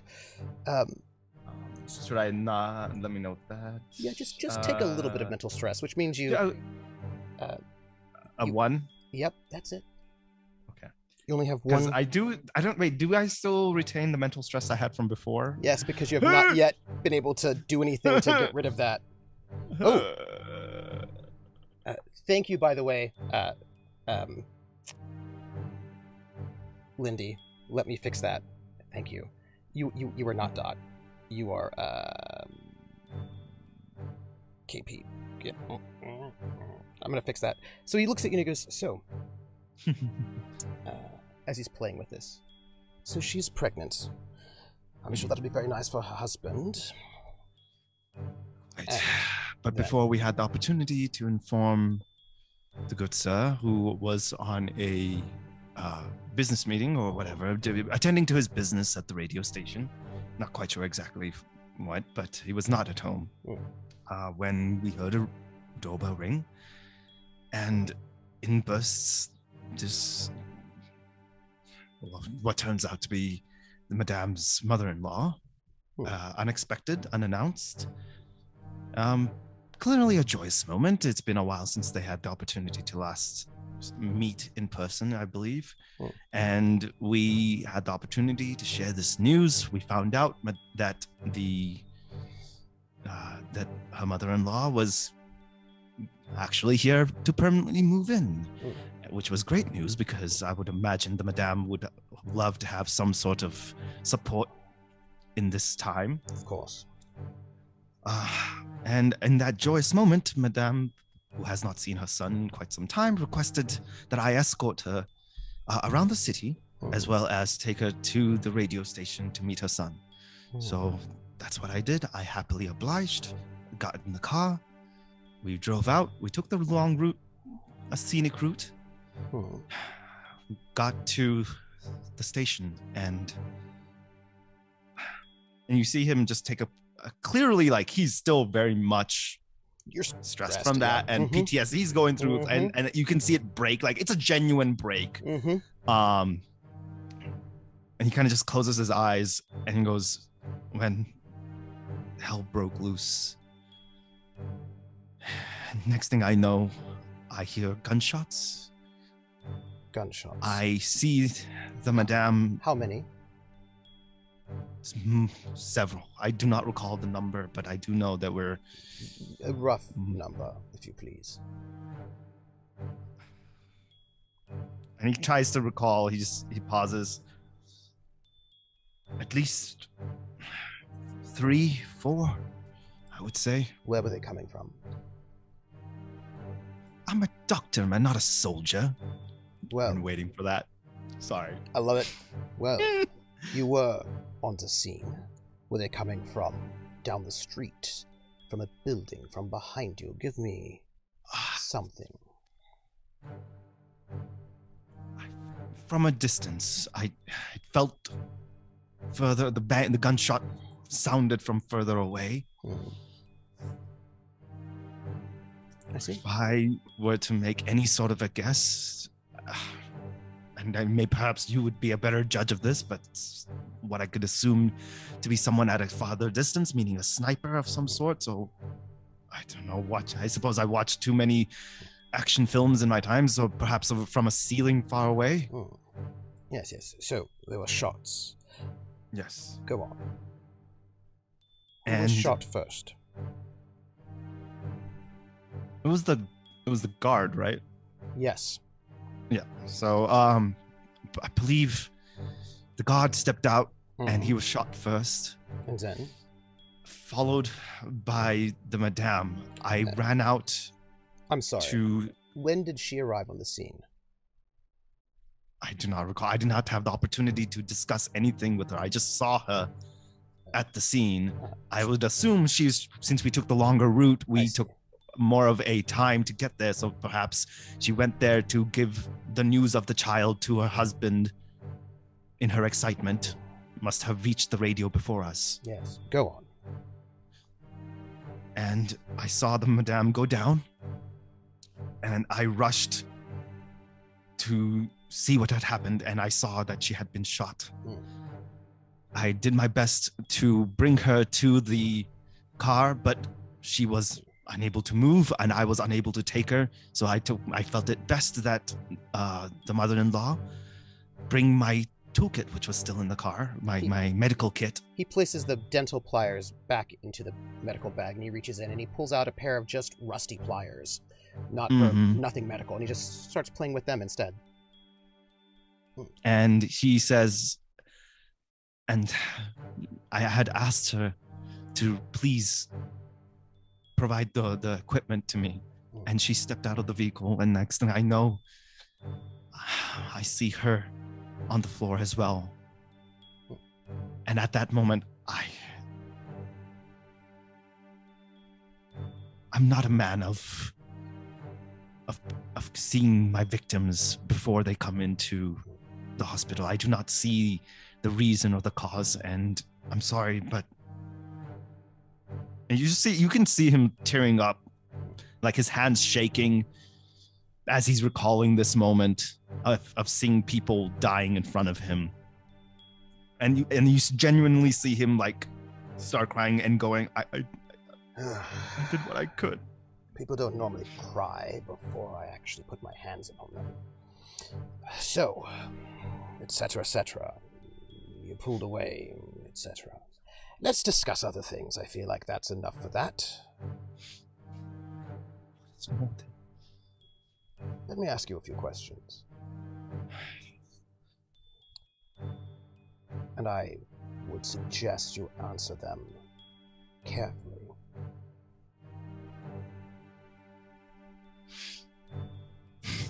Who told you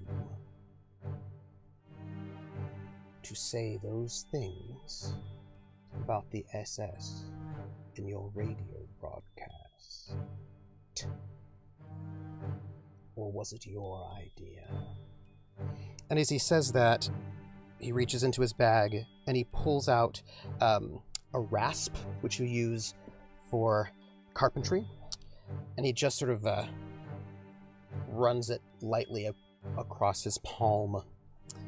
And he's going to make a provoke attack because he's trying to upset you.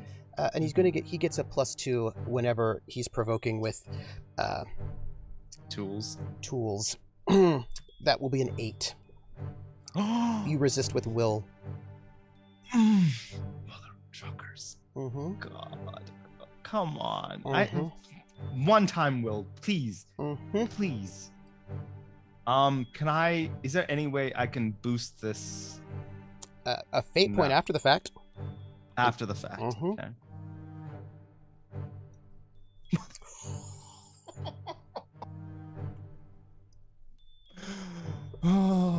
So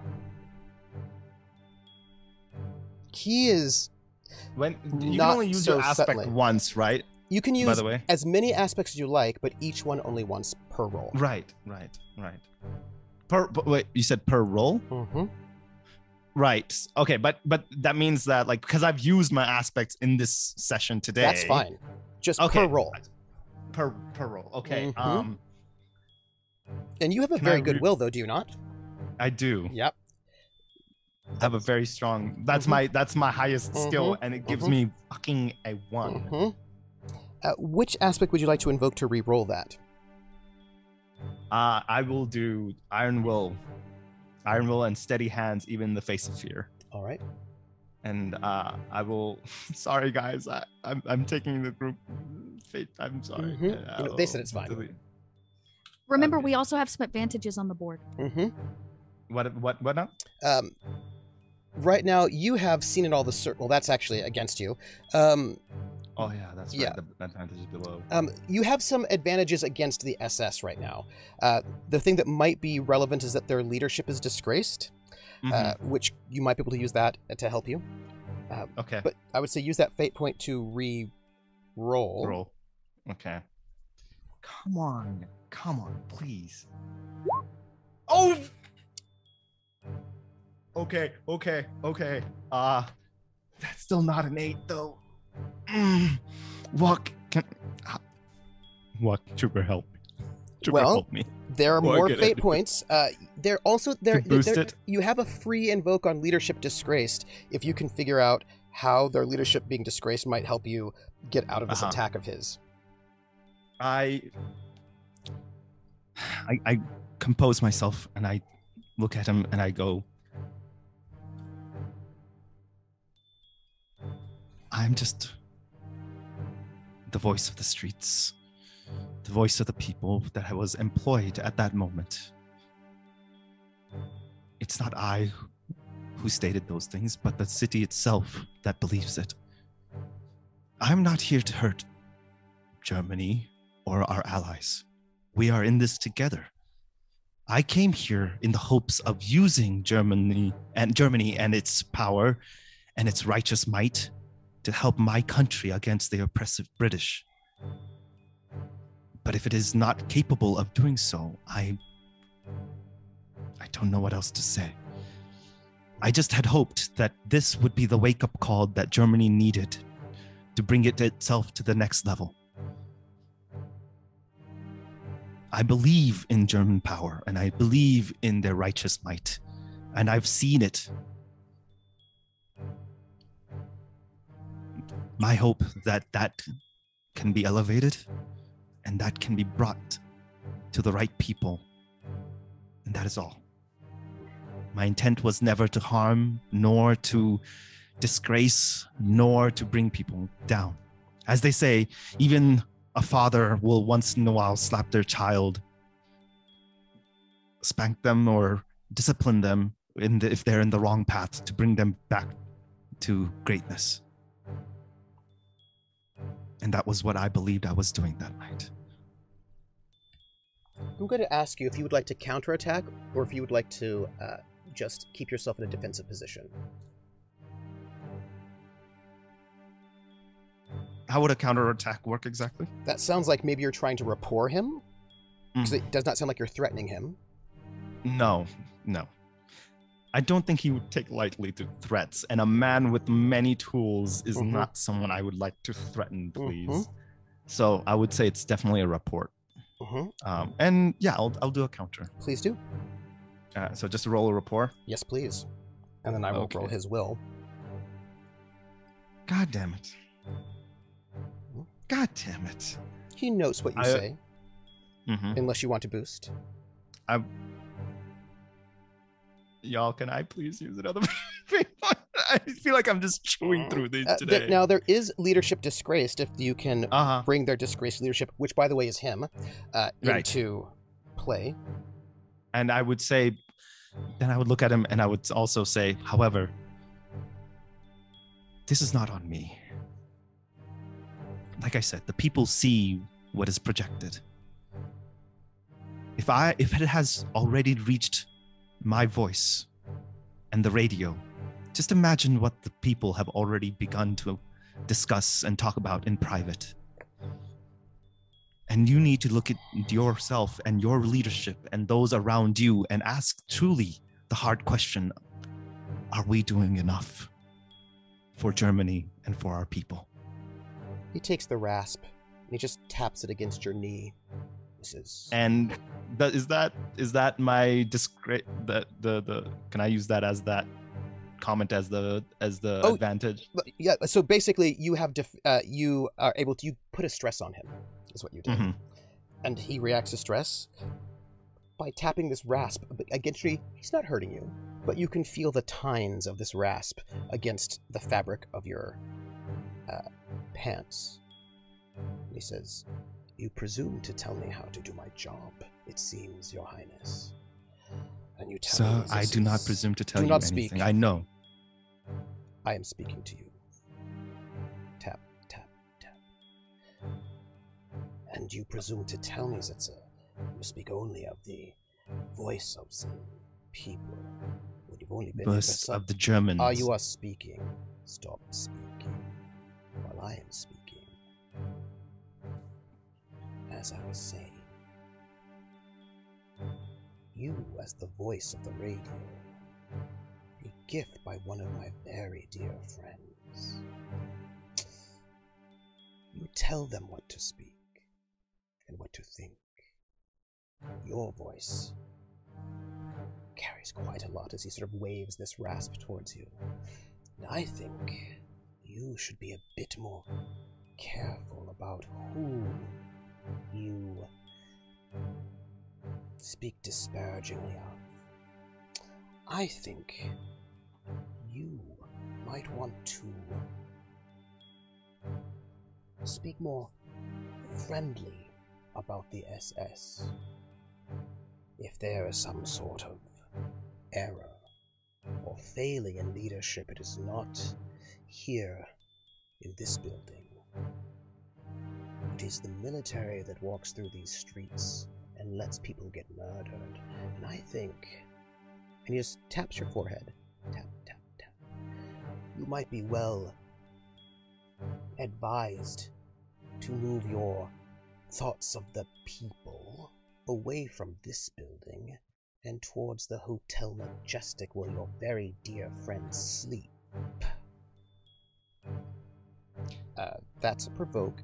I'm gonna have to re-roll that one because that was a terrible roll. That was the worst. I'm gonna take one of my fate points. Yep, and I'm going to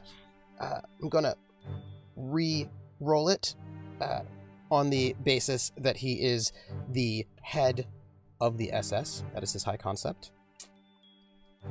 6. Roll will as he's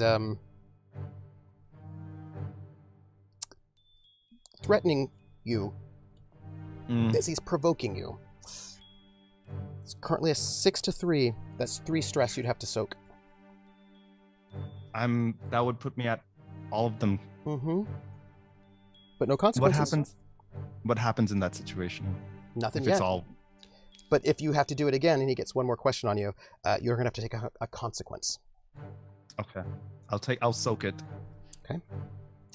But then immediately I look at you, and you see instantly this change. Up till now he was Dr. Preetham. Yeah. And there's a shift in his posture that up till now kind of a much more, there's a shift to a regality that wasn't there before. And he looks at him and goes, "You threaten me because you are in your home turf. Regardless of what you do to me, to understand this, the people of Rajasthan will not sit and abide your threats against its prince, its ruler. If you once more touch me, I will not only bring you down, but I will also bring down every single thing in this building. Do not presume to tell me what to do. If you wish to work with me, I would happily oblige. But threats, I will not oblige." Roll your provoke.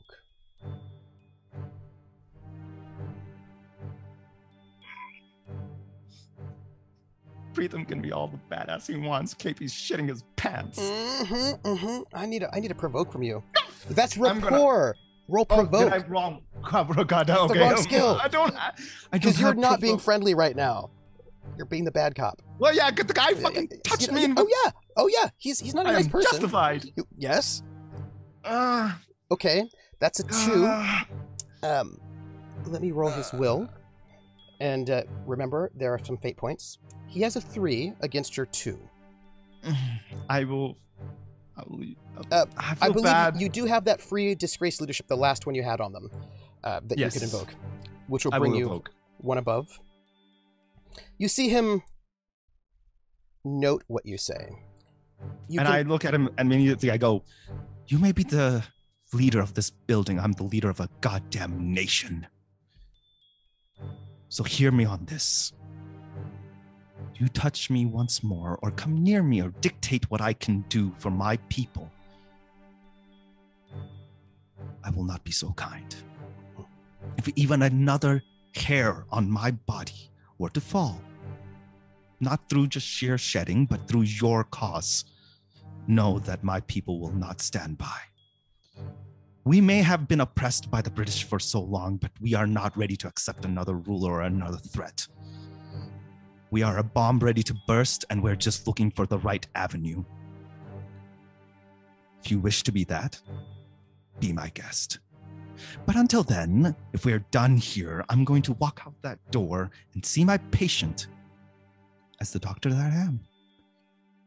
But until then, before I walk through that door, I am goddamn Prince Preetham Singh of Rajasthan."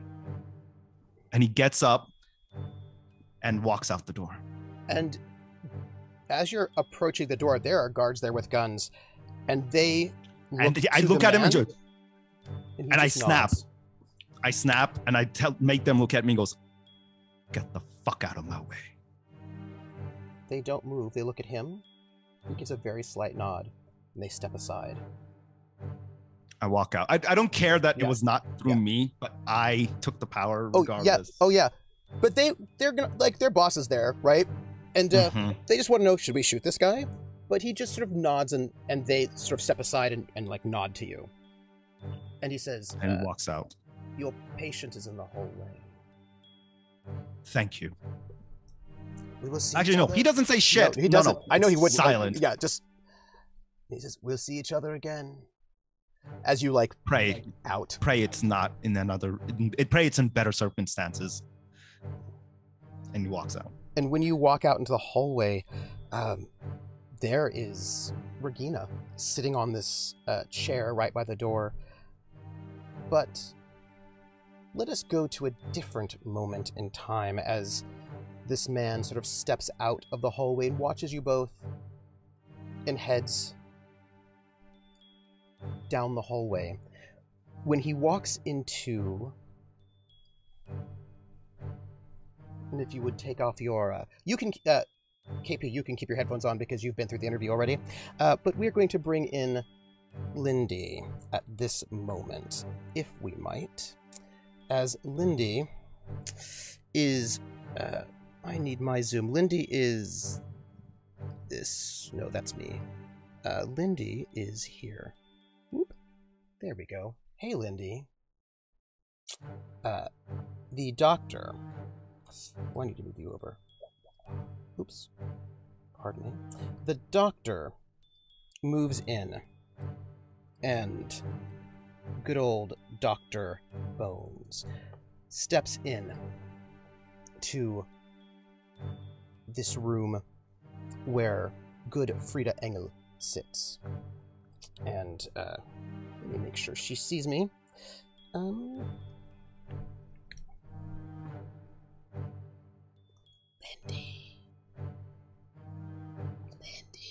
She can't hear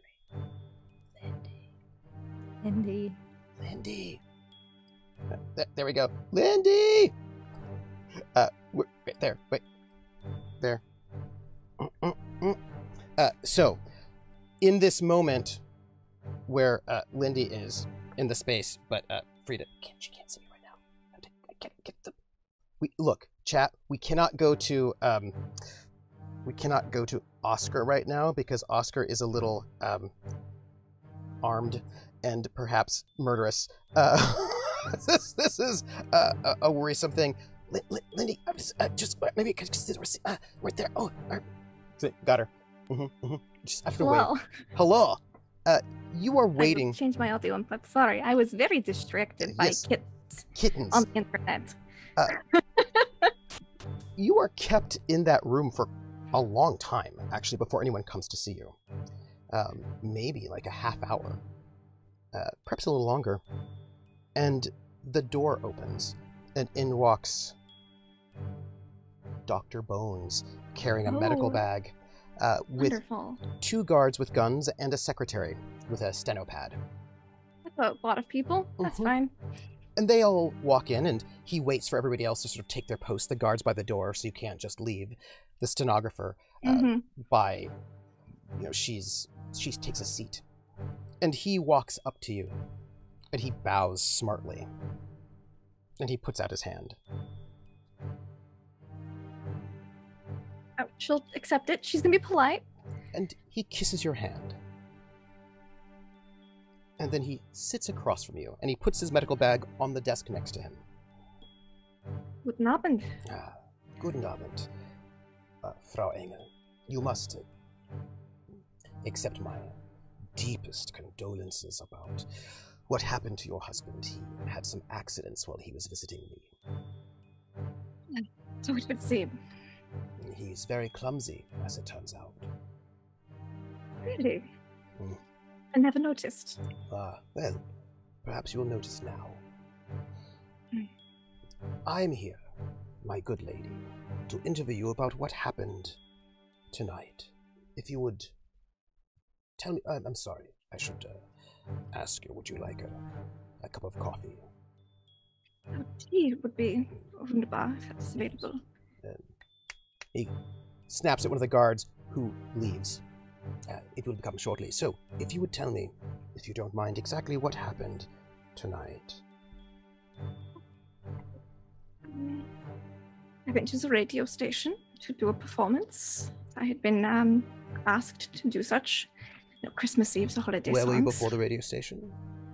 Oh, I was with the Leichners. We were having a small Christmas celebration. Go on. It's the radio station set up, performed, and right at the end of the broadcast, I thought I heard some. It was faint because I was in the booth, but popping sounds, gunshots, perhaps. And I was very concerned, so I asked, and I was told to stay inside the building for my own safety. There was an incident going on outside. What else then? But after a few minutes inside, perhaps half hour, there was some people had pulled up, I believe. I was escorted out of the building. Good heavens, there was so much red in the snow, and then I was escorted here. Did you say you heard gunshots? I think so. Right at the end, I faintly heard something. How many? Getting rather familiar with the sound, unfortunately. That's unfortunate. Why so? There was that attempt earlier this week. It was yes. Very startling. Yes. If you would, tell me, how many gunshots? I don't know. I only heard a couple. But I was also very close to my performance. I don't think I noticed till it was almost over, perhaps. What is a couple? 3? 4? 3 or 4? All right. If you would. That seems simple enough, the story. So, the assassination attempt on you. Could you describe the person who shot at you? I don't get a very good look. I mostly noticed that it was a woman. She was carrying a gun. Average height. Would you do me a favor?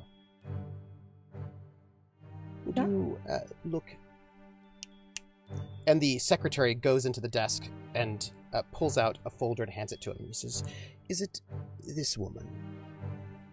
And he slides across the desk towards you. He's on the same side of the desk as you. The desk is like on the side. He slides it towards you.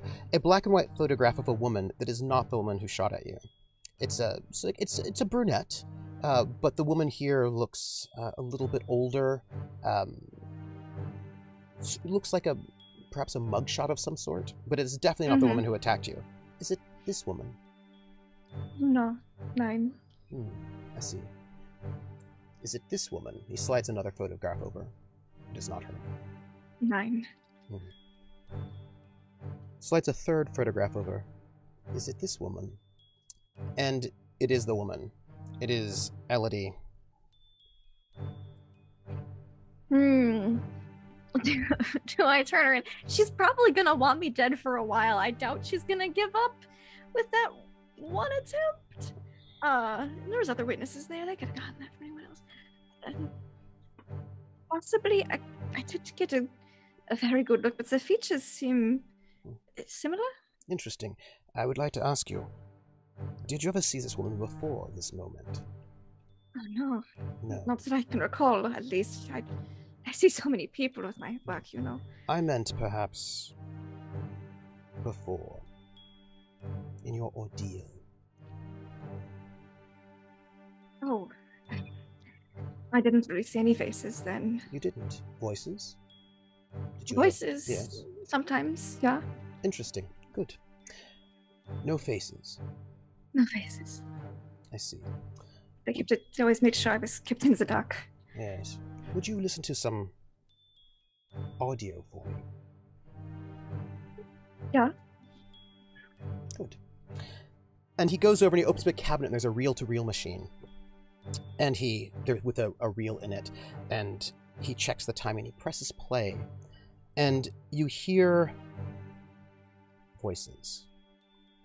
And the voices are, the sound is muffled. I'm going to need from you, if you do not mind. Certainly. Well, this is up to you. This would be a discover action if you want to ask questions about this. And you can ask you can use any skill you want. I would recommend your electronic sound engineering, however. Okay. Discover action. You know what? Ugh. Do I want to discover anything? Do I have to? You don't have to if you don't want to know stuff. Oh, because I'm some might say I'm average with electronic sound engineering, but I think this is early. We'll give it a go to see if I can glean anything that could be helpful in the future. Average. This is not very difficult. This sounds to you like it's muffled in a way that you think that this was probably the microphone was probably covered in some sort of a way. So planted, to not be seen. Yeah, some sort of planted. Is because the quality is not particularly great. And you just hear somebody go, "Excuse me, I would like to drop these off for the dry cleaning." And you hear a woman say, "Of course, sir. Of course, sir. We are always happy to serve our German hosts, friends." And then there's some like sort of sounds like you can. There's a lot of noise in the background. It sort of sounds She's like listening really closely for names because she does not know what this woman sounds like, but she knows the name is Elodie. Like it sounds like you hear like sewing machines maybe. It's a little unclear. And then after a bit, the voice comes back and goes, "Yes, so that would be 2 days." And then the person says, "If you don't mind, I would like to speak to your manager. The last time I came here, there was something wrong with my uniform. I would like to speak to your manager, if you don't mind." And he goes, "Of course, 1 moment." And there's a pause. And then somebody else comes out. You hear these footsteps. A woman, sort of an older woman's voice, goes, "Oui, monsieur, how may I help you?" "Yes?" He says, "My uniform had something wrong with it. A button was missing. I would like to have some sort of payment for this." Woman says, "Of course, we will give your next dry cleaning is free." Yes, well, thank you. And then he cuts off.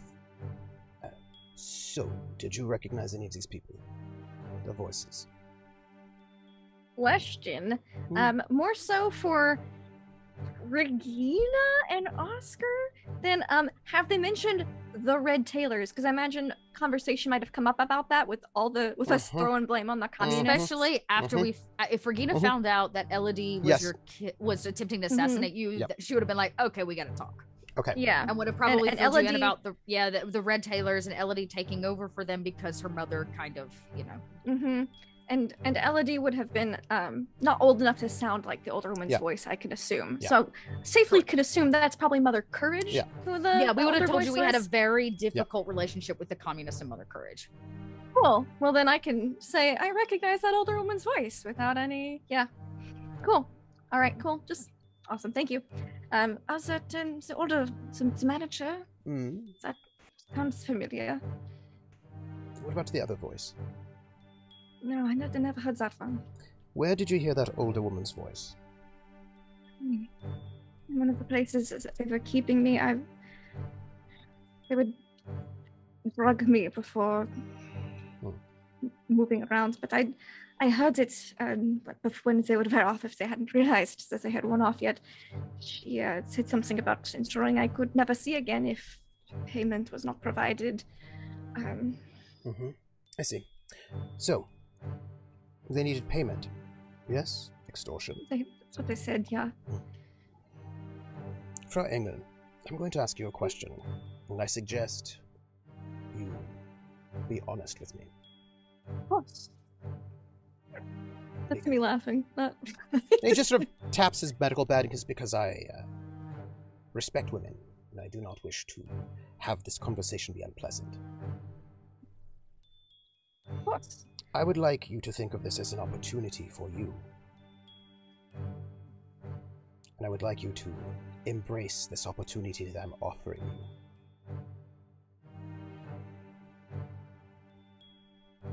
She just looks slightly confused. You've said Waiting for him to go on. communists needed money. And we found, I'm going to share with you some of our intelligence. We have found letters, extortion letters, in your husband's rooms.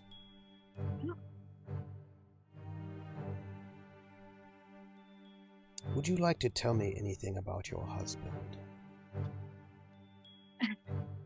About my husband. Yes. What would you like to know? How?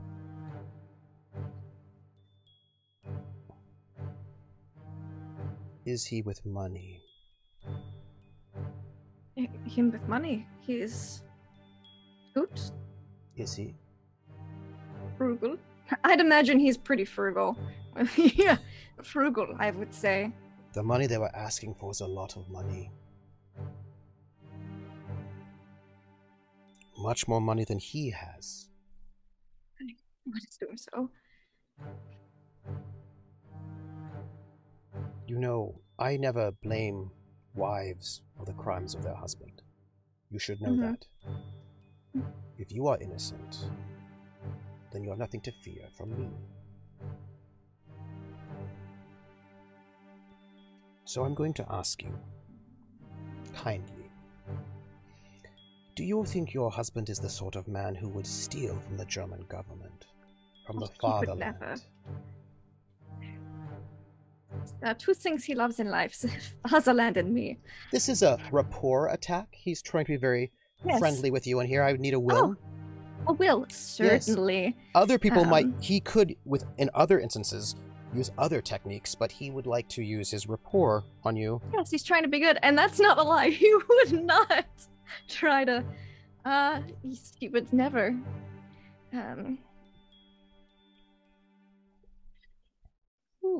But he would never. There are two things he loves in life, and that is the fatherland and myself. What if I told you that he has been distracted from returning things that he owes? Things that do not really belong to him. What if I told you that your husband is taking care of a number of bars of gold, and we have asked for those bars of gold, and he has not returned them? Do you not think it's strange that he has not yet returned bars of gold that he says he will give, but he has not given, at the same moment that his wife is being held ransom for a lot of money? I don't blame you. Well, if he has not returned said money, well, I know that he did not use said bars of gold on my ransom. So... No, doesn't that seem strange to you? That he assures us that all the bars of gold that we want are exactly where he left them. He just does not have the means to bring them to us, and then they're... which makes me think, I cannot prove it, that he might be lying. But yet... Frau Engel, you sat there being held by the communists for how long? Weeks? And the ransom money seems to be not forthcoming. And we went all through that place and there was no ransom money there. So, it sounds to me like your husband may have stolen the ransom money from the fatherland and then not gotten you out. My husband is a one-track-mind individual, I suppose could be said of him. Yeah, and if he was very worried about me, he might have slipped his mind more often than he'd like to think. I'm sure he has them and wasn't able to return them. He just needs a bit of time to recover so that he may do so. He's gonna rapport you again with a good old one. I'd like a will. Yeah. Oh, he's just so used to rapporting people, isn't he? Dr. Bones does not usually rapport people. He usually does other things that is not usually nice. You know, I want you to think about this very seriously. I have no evidence that This your is a very husband... serious man. Yes, I have no evidence that your husband is a traitor. Yet. But I want you to think about this. I believe that your husband had no intention of rescuing you at all. I believe that your husband came here to Paris to drink and to whore and to disgrace an honorable German woman's reputation. I believe your husband does not love you as you love him.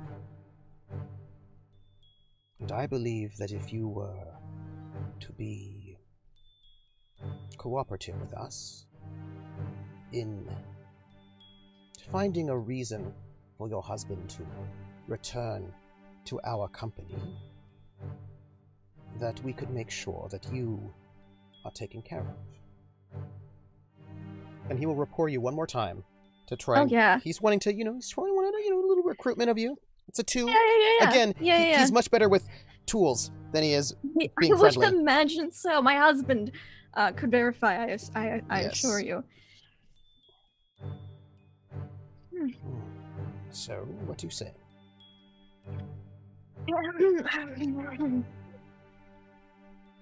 The things that you say, I know you have spoken with him a little bit. He didn't really want to talk about his time here in Paris before getting to the hospital. But like rumors of him going to any brothels or anything like that? You know, Frau Engel, I would like to propose something. I do not believe your husband is a good man. No? No. And I do not believe that people like your husband have any purpose in the new Third Reich. He is no Superman. So he seemed so loyal. Loyalty from someone stupid is not interesting. Also, I do not know if he's loyal. I find all of this a little bit suspicious. I find him evasive. I think he's hiding something, your husband. And so, I will ask you as a good German woman, someone who I suspect knows your husband is not as competent. Did you know he planned a party while you were away? I was unaware. Yes, it was terrible. Okay. I suspect that perhaps that you are the good woman standing behind your husband, in which case he has no purpose at all. Well, parties often do require a woman's touch. Yeah. I'm going to say There's also this. budgeting and the important things.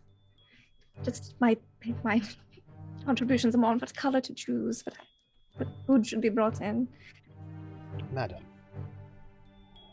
if you would speak to your husband with your touch and find out what he's hiding from me, and then tell me, your husband will not bother you again. And, well, there was a bit of an embarrassment when I had to lose him from my company. I would like him back. Might you be willing to speak with your husband as he's in this very vulnerable state? He is so vulnerable right now, but you're making many accusations about this man whom I've known for years. And she'll set her hands on the desk, concerned about these horrid accusations made against her husband. I will inquire as to him, see if some of these things you say are perhaps not completely unfounded, and see what I can do. There's a bit of a deadline. Is there? Yes. I cannot tell you why, if you do not know already, but I would like to know this if your She looks husband... completely innocent. Like, why would I know a deadline? What type of deadline? If your husband is a traitor, I would like evidence, and I would like to know before January 10th, shall we say, 15th at the latest. Certainly before you know, leave. like 5 to 10 days before Mhm. the Bonsai conference. Wow. Certainly before you Crazy. leave France, I would like to know. While he's still in my jurisdiction. Yeah. It's Are important. we in I'm assuming we're in a social combat right at the moment. He made his 3 attacks on you, and he failed all 3. Okay. Because I would like to Please do. possibly create an advantage on this gentleman, or you know, I think it'd take a lot to give him a consequence. So, but I want Just him. a big number. Yeah. Just a really big number. You know what? Fuck it. Yeah, let's try to give him maybe a consequence is clear so quickly. I'm gonna try to create an advantage that might be able to be used later. I want him to believe that Consequences come with a free invoke, by the way. Oh, do they? They do. No, let's try it. I want to convince him that I'm just shaken in my core beliefs of my husband, that he's just so persuasive that I am concerned and cautious, and as a good German woman, of course, I will investigate this matter so thoroughly for him. You just need to beat him by 5 if you want to put a consequence on him. Okay, sure. I'm gonna use that deceit to make him think that I'm in his pocket when I'm really not. Because if he thinks I'm in his pocket, he might give me more defense and leave me alone. I'm shaken to my very core. That is a legendary?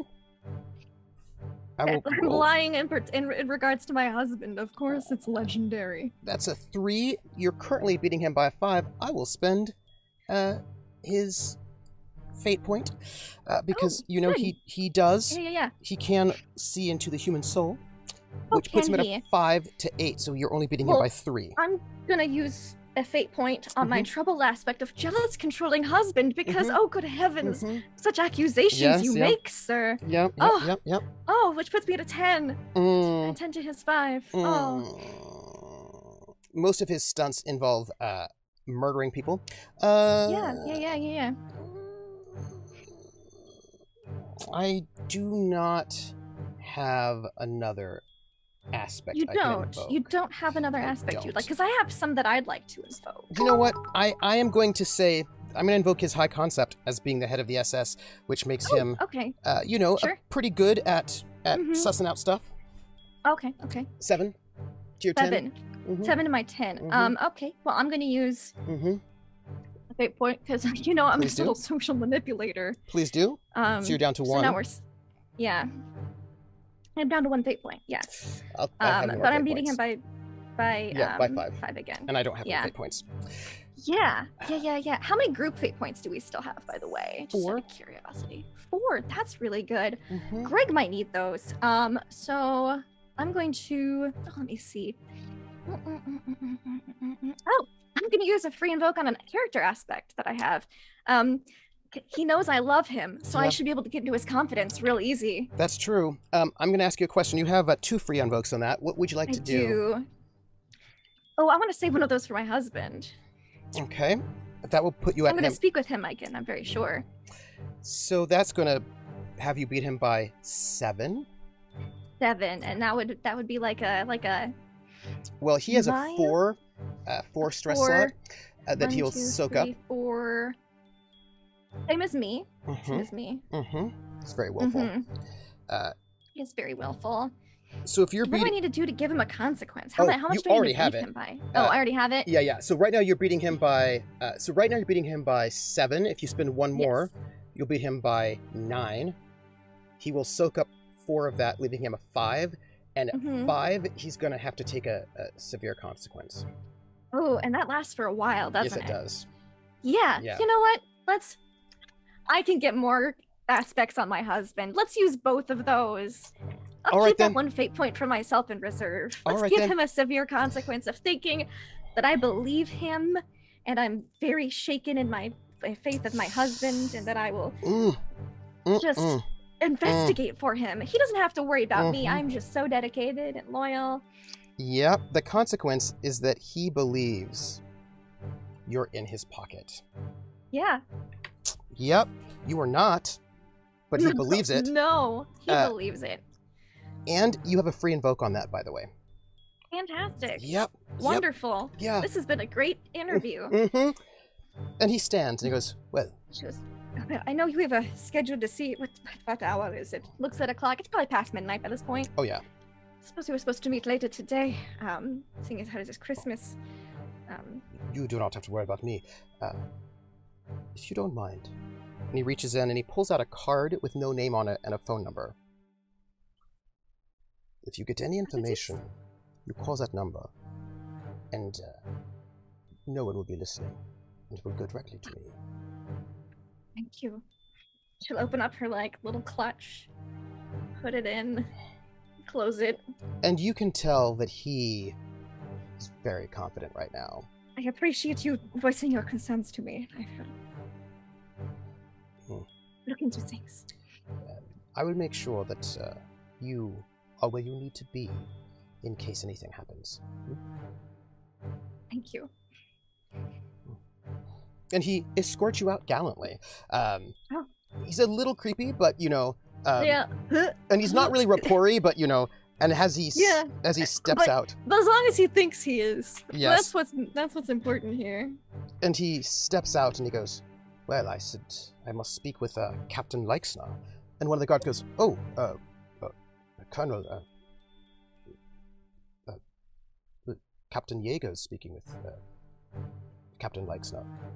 They're doing the interview. He goes, no. That's fair. Perhaps you could escort me. There's lots of dangers, actually. Perhaps you could escort me back to where I'm staying. I will bring you to your friends, and we have drivers. Thank you. And he's going to bring you down, and you see. Yeah, forget about that other interview. You don't need to worry about that. It's fine. And he's going to escort you. Trying to help him out. Yeah, down a few stairs, where you see the prince and Regina sitting together with some guards around. But in that room that we are talking about, in that room, it's been at least, and I'm going to switch cameras. Where's my cursor? Ah, Greg. How are you? I'm switching cameras. Just right there. Where are you? Here? No, that's me. And then where's Lindy? Lindy. Where I am. Right there. I'm gonna... There. Ha! Hey, Greg. Hi. You're in this room. It's a nice room. Nice, sort of well-apportioned, sort of old apartment sort of turned into a nice office. And you're waiting for at least a half hour. And after about 35-40 minutes, the door opens. And rather than Dr. Bones, you see Elias Jäger. And he walks in with 2 guards with guns. And this woman who's a secretary with a steno pad, who she seems a little disturbed by something, you don't quite know what. And he comes and he sits down across the desk from you. And he smiles at you. And the woman sits down and opens her pad to take notes. He says, Captain Leixner? Question. During the 45 minutes that I was waiting, could Oscar have figured out if this room was being surveilled in any way? I would need electronics. Electronics? Or tradecraft. Oh, both of those are just... I'm going to go ahead and roll electronics. See what we got. Hey, that's fair. That is enough to ask that one question at a minor cost. Sure. Am I being surveilled? The minor cost will be just one stress, one mental stress. Sure. because it takes you a long time to figure out, like you've got to go through and it takes you quite a long time and you're like, you don't have a lot of time. You know what I mean? Like it's just like a little bit tense. Not a whole lot, but a little. And you go through it and it does not seem to you as if this room is being surveilled. You look for like the places where you would like sort of hide those sort of mics, and it does not seem to be the case. You do find a place where things could be attached, but they are not attached at this moment. Like there's like a place where you'd put it and you can tell because there's like a hookup, but there's not a recording device present. This also does not seem to be somebody's regular office, right? It looks like this is an office for interviews where things can be here, but there's no like the filing cabinets are empty, right? So there's nothing really major. It's a vacant office. It's a vacant office, but it's apportioned, but it's vacant. Well, that's not true. If you were looking, there is a bottle of brandy and some cigarettes. He would smoke and at one point drink. Yep. And Elias Jäger comes in rather than Dr. Bones to interview you. He goes, well, Captain Leixner, it's good to see you. I know it's you were probably expecting the Colonel, but as my regular, hopefully, tennis partner, I thought it would be fine for me to come and interview you. So. Yeah, I was expecting a report on my wife. Oh, she's fine. And he sits on the desk on the same side as you. He kind of comes around the desk and sits casual. And everybody's sort of watching this. Yes, your wife. Lovely woman. Beautiful. She's charming. I just actually finished my interview with her myself. I requested personally. You interviewed a woman who has just been shot this evening. Oh, yes, I was very gentle. You shouldn't worry about it at all. I'm not worried about it. She was safe in my hands. Unlike Paris. My dear colleague, if there's no safety in Paris, that is, well, the fault of the military, occupational force, not me. Yeah. So, SS Captain Leixner. Did I mention how beautiful your wife looks today? I mean, despite being shot, she is glowing, beautiful. Did you know that she is with child? I certainly hope she told you, and she told me earlier today when we were speaking at the hotel. Did she tell you about that? You seem distracted, Elias. Not at all.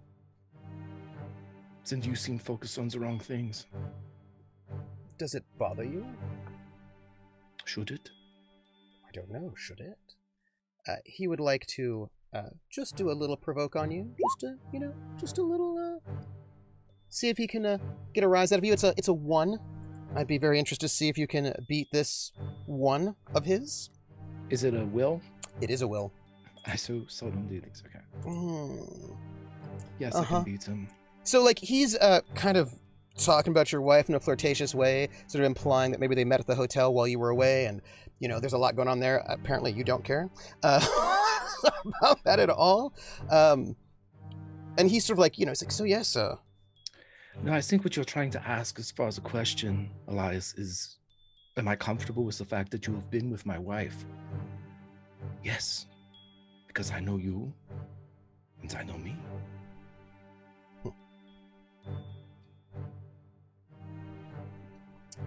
Well, so let's do our interview, shall we? There was an attack tonight. Could you tell me what happened? My mother was killed. Back up, please. Earlier in the day. Earlier in the day, there was an attack? Start at the hotel.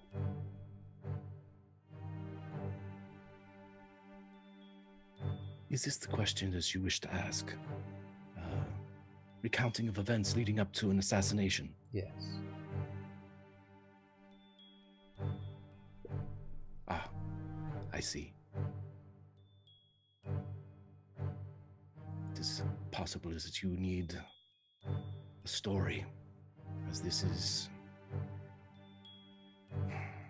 an unkind look. I am looking for the safety of the people here. I'm just doing my due diligence. You seem very interested after the fact. Well, that's your job. If you wish to conduct it the way that you're conducting it as reactionaries, then who am I to get in the way of such execution? Yes. And so, you're at the hotel. Yeah.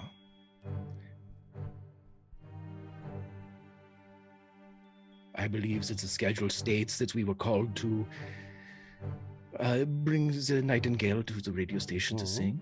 Yes. This is all a matter of record. Yeah. We took a military detail with us from the hotel. Again, a matter of record. Indeed. We entered into the radio station. The nightingale sang. I'm not sure if you heard it. I did. It was beautiful. So you had time to listen to the radio while the attack was going on. I had time for many a thing, including having a nice conversation with your wife. Go on. Yes, you seem fixated on that, so I will allow you your daydreams. And then there was an attack. Yes. Of course, I am not a member of the military, nor am I in your position, but I was the first on the scene, as was numerous members, Sons of Germany. Go on.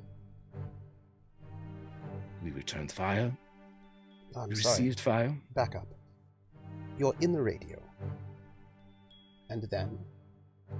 I'm sure if you're aware, Elias, there was an attack this evening outside of the radio. Yes. Yes. Oh, well, this seems like it's news to you then. No, I want the details. So, when did you know there was an attack? I believe when the bullets were flying. Bullets. How many Have bullets? you ever been in war, Elias? Yes. How many bullets? I don't know. I've never been in war. When you heard the bullets flying, how many bullets did you hear? A few. A few. How many is a few? I don't know. I've never been in war. Is a few 1? Is a few 20? Give me an around I would say number. more than 1 and less than 20. Could you be more precise? Were they coming from many directions, these bullets, or just one direction? I know where they were not coming from. From any security detail, from somebody that I don't know might be in charge of Paris. Yes, that would be the military, occupational forces. Yes, of course. Unlike the SS that you and I are both a member of. A brotherhood, as it were. Even though you, Holger Leixner, are no real soldier like I am, doing just some journalism as you do.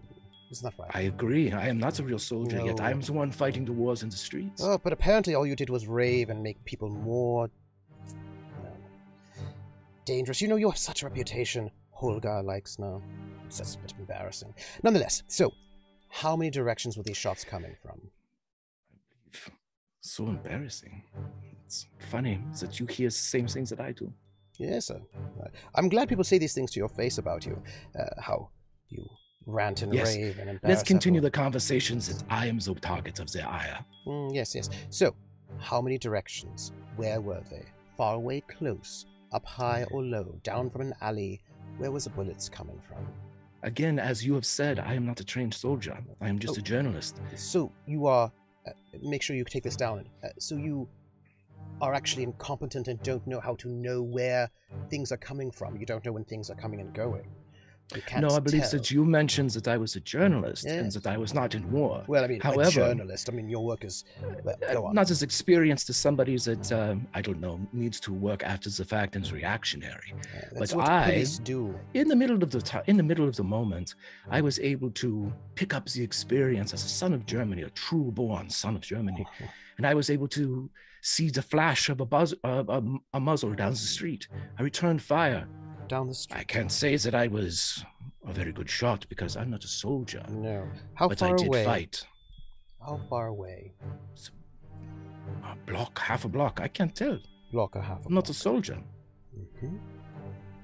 Good. Excellent. So, And then what happened?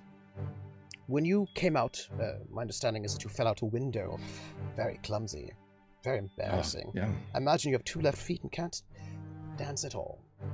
You keep imagining that. Well, we will talk about Holger Likes now. So, when you fell out the window embarrassingly, what did you see? Because people were shot. What order were they shot in? All I saw was my mother. And your beautiful wife, I presume. I do not know. I cannot remember the order. I believe that Gina was already down. But I saw my mother hit. Is this what you want? Is this the moments where you make your jokes? And he looks at the person that's writing down, the secretary. Is this the evening where my mother dies that you sit me down and give me a good lashing? Not lashing you at all. If I were, that would look very differently. I'm just trying to find out the facts. Yes, it would. It would. So, when did the driver get shot? Was he shot before you fell out the balcony or after? I saw no driver. I saw my wife. I saw my mother. Eyesight's Everyone else is inconsequential. Holger Leixner. And then you made an ass of yourself in public, ranting and raving on the street. You seem to already know a version of the story. Yes, I just want to know if you're going to corroborate the versions that I've heard. Or whether I don't know how I acted after my mother was killed and my wife was shot. I'm sure that you would have conducted yourself so much better, but you were listening to the radio, I believe. After having spent some time with your wife. Well, again, those scales do not balance. No, because, as we all have learned today, you, Holger Leixner, are not a soldier. A journalist with very bad eyesight, who cannot keep your head in a battle, who's clumsy, falls out of windows, who only sees your mother and your wife and does not see actually where the enemy is and has really no good information. That's embarrassing, really. But, you know, I had a colleague once. You would not know him. He was a real SS man, not an embarrassment of a journalist like you. He was strong and capable and dangerous. But you, my dear Holger Leixner, are, well, I mean, you and I are both captains in the SS, but I don't quite know how you got yours, probably paperwork. Everyone, there's really no point in even having a conversation with this man anymore. He clearly knows nothing and is incompetent and really has no danger for the fatherland. This is a wonderful story that you've woven. If only you knew a journalist who could tell it. He would like They writes a history. He would like to put an aspect on you. Well, he can try. And he rolls a deceive. And this is clearly all about you as Holger Leixner. He rolls a 2. Would you like to defend or would you like to accept? Oh, I'm going to defend. Absolutely. You'll probably have to deceive to defend. Sure.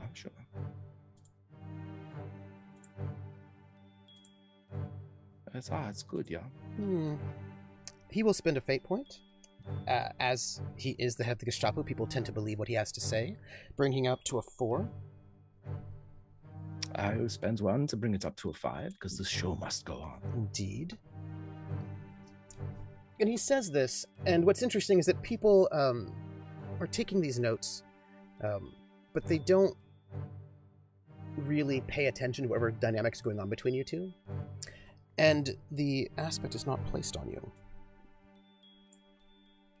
He says, well. Now, with that vein, I have an aspect that I actually had placed on him, Mm-hmm. which came back whenever. Now I'm not sure. Did we wipe those when we moved over Yep, from? for the Okay. new season, yeah. Well, then I still have an advantage that I can use from the lieutenant, who I have him writing my history from Yes. the earlier role. That is correct. So with him corroborating my story Mhm. as Hogar is going to tell it, Yeah. I would like to create an aspect on him that the secretary and the other people in the room could convey out of here. Please do. Okay, so do I roll a deceive? Yes, you for do. this? Mhm. Okay. Tell me your story. Let's see if I can roll well enough to. No, it's good, and then it'll be 5 with the if it right with the if we roll here. It's not going to paint Hogar in a sympathetic light.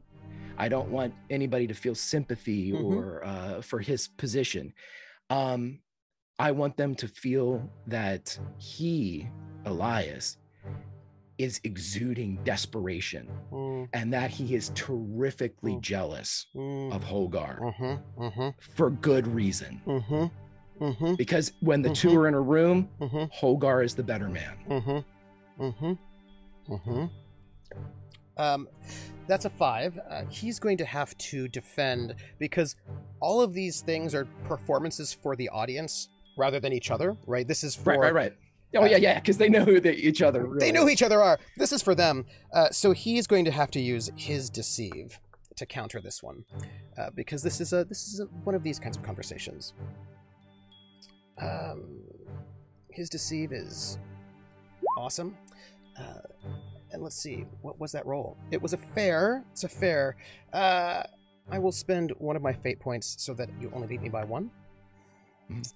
And that is, I will invoke that his good reputation as the head of the Gestapo of Paris, which will get you an advantage with 1 free invoke, which is, my friends, Holgar.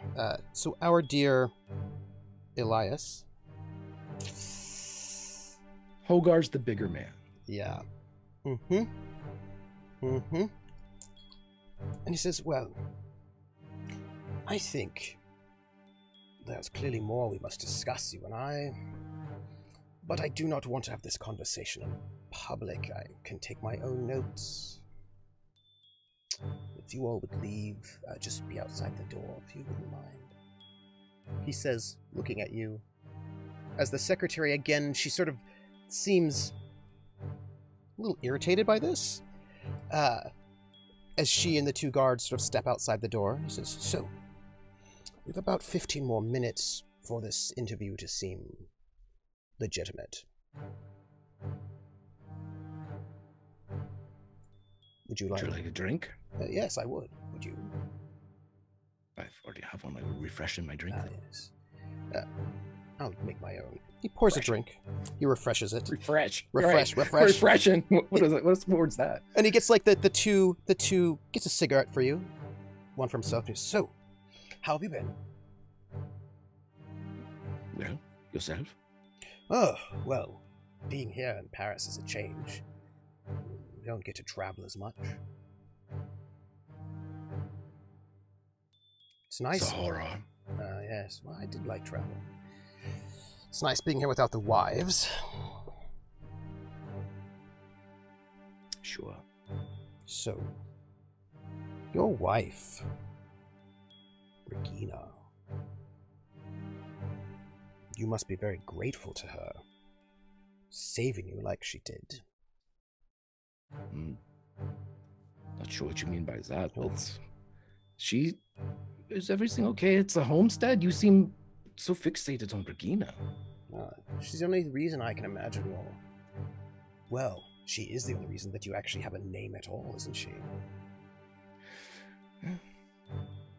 We are only as good as the spouses that support us. So true. I don't quite know why she would bail you out. Considering you've always been so... You don't live a fire, do you?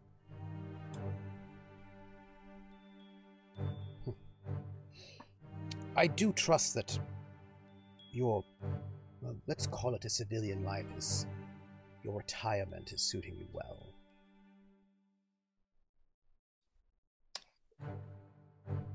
What a lovely holiday I'm having.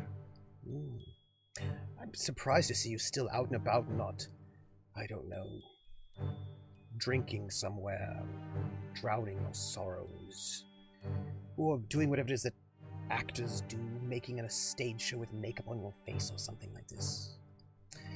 Always a bit We all wear masks, so Elias. Let's try to provoke you with a 1. Okay, so I defend will. with a will. I mean, I do not think it'll be difficult. I suppose. So, did you ever sing? I see. I was just going to say, we speak of hobbies. I see that you are still engrossed in yours. Do you see that? I do. Interesting. How do you know it is I whom indulging in my hobbies, and not someone closer to you? Because it's sloppy. Sloppy. I tend to think of it more as artistic. We're all artists in our own way, don't you think? No, I do not. So you admit I'm a better artist than you, with a much more difficult canvas. I admit that you think that. You know, you might want to worry about your wife a little bit. Regina is someone that I do not have to worry about. Oh, you should. You should worry about her a lot. Do you know why? I believe that no matter what I say, you're going to tell me anyway, Elias, so go right ahead. Because she is a lot more like me than she is like you.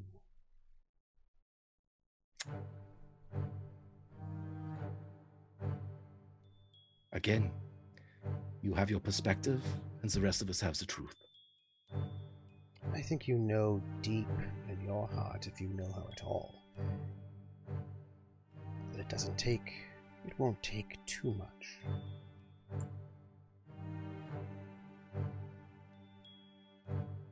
To what? Make her like you? She's already like me. But just no, she's not. Oh. She's not sloppy. It won't take much to make her free herself. My dear Elias, I am going to love to see you try. And I'm going to love to see you lose to me, the only person keeping you safe in this city. What's a game then? Out of respect for her, I'm keeping you safe. Yes, respect for her. Indeed. This is an interesting place as he looks around the office to have a conversation, because this is it's a comfortable place for you to. But you mentioned something before about having a conversation somewhere else. See, that I believe, when you can take your own notes and we can speak our own minds, then I believe that you'll receive the answers that I don't even think you yourself are willing to hear. I'm going to tell you something. My very best friend. Very best friend. I don't think you've seen this room before, but I know you've been here before. Interesting. You know, I know someone who's a good friend of yours. Well, maybe not you, Olga. Yeah. A lovely lady. I've been looking, well, I haven't, but my predecessor, Tristan Hassel, was looking for her. She escaped. She was broken out of here by some sort of low-level, traitorous fellow. Who... How adventurous. Oh, indeed.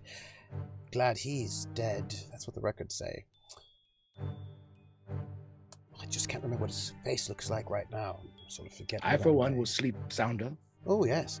Yes, anyway, this lovely lady, she's, well, I found her. Too bad I cannot tell my old predecessor, Tristan Hassel, that I found the woman he was looking for. And I know you're not interested in this, Jeanette, her name is. She, as it turns out, went to go see her mother in a bit of a state. It turns out that her neighbors love to tell things to the secret police when you offer them food. Because what you may not know is that, yes, I'm not really fit. I'm not a fan of office work, but I still do have ears and eyes.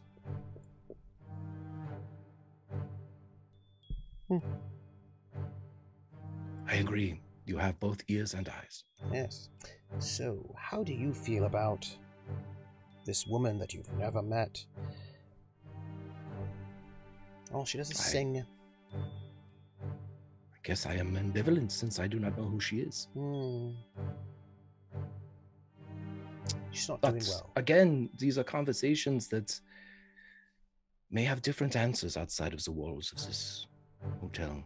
I imagine in so. these fantasy worlds that you live in. Yes, yes. Oh, Holga. I'm supposed to tell you that my wife would like us to have some sort of get together with I know your... what she would like to have. With your two new friends, the opera singer. She would like to meet her very much. And she seems to be quite taken with that foreign doctor friend. Yeah. So, I'm supposed to impart to you from the missus that we are supposed to have some sort of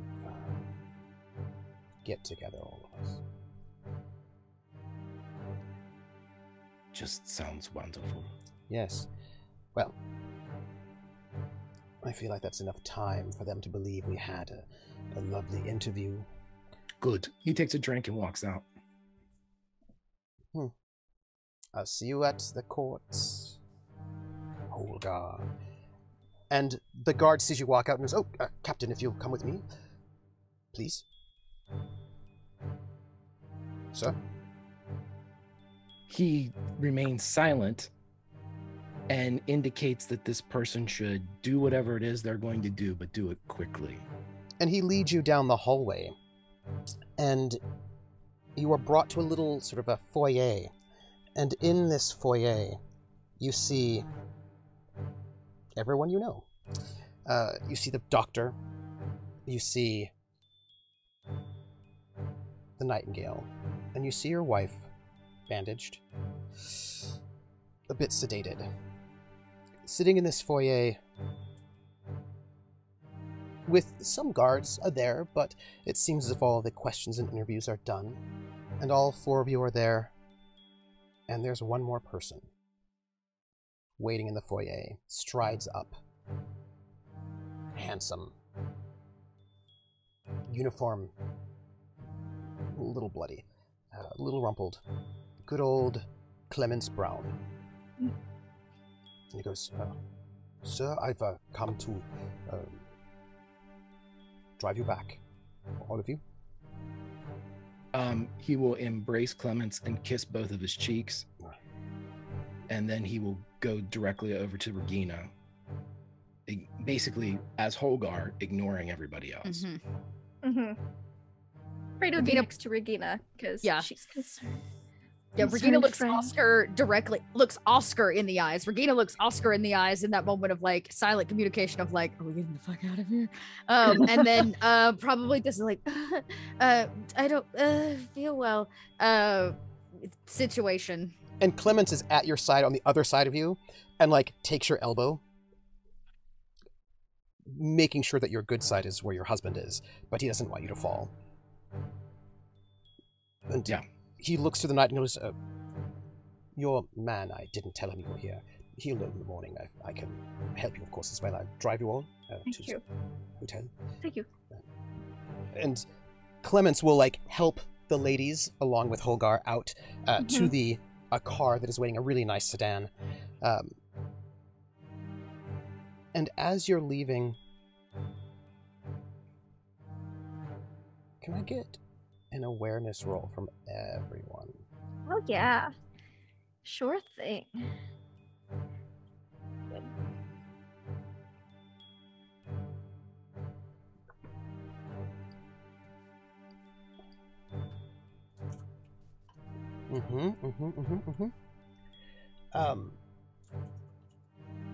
How are we all the same? Oh no, I'm good. Good. It's loud. There's sounds. There's traffic. People moving in and out. Not much. Frida. Yes. Unless any of you want to succeed at a major cost. Any of you can do that if you want. Only Frida rolled well enough to actually succeed. The rest of you, if you'd like. I think we have 3 fate points left. Can we all spend one of those so we can all see it? What will be your? Not to speak for everybody, but yeah. Well, I still have a personal one I could use instead. I have a personal one too. That's what I would use. I wouldn't use the group one. Give me your aspects. I will just note that exposed is always available to you. I sees all the angles. Yep. All the time.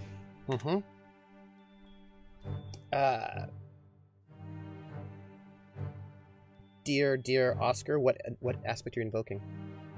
I would say that I've been spamming the show must go on. But I'm going to go with my high concept. I'm going to go with he is a Gestapo agent. Yes, he is. And so this is something that if there's something to pick out, he'd find it. That is true. Prince? Are we doing a group thing?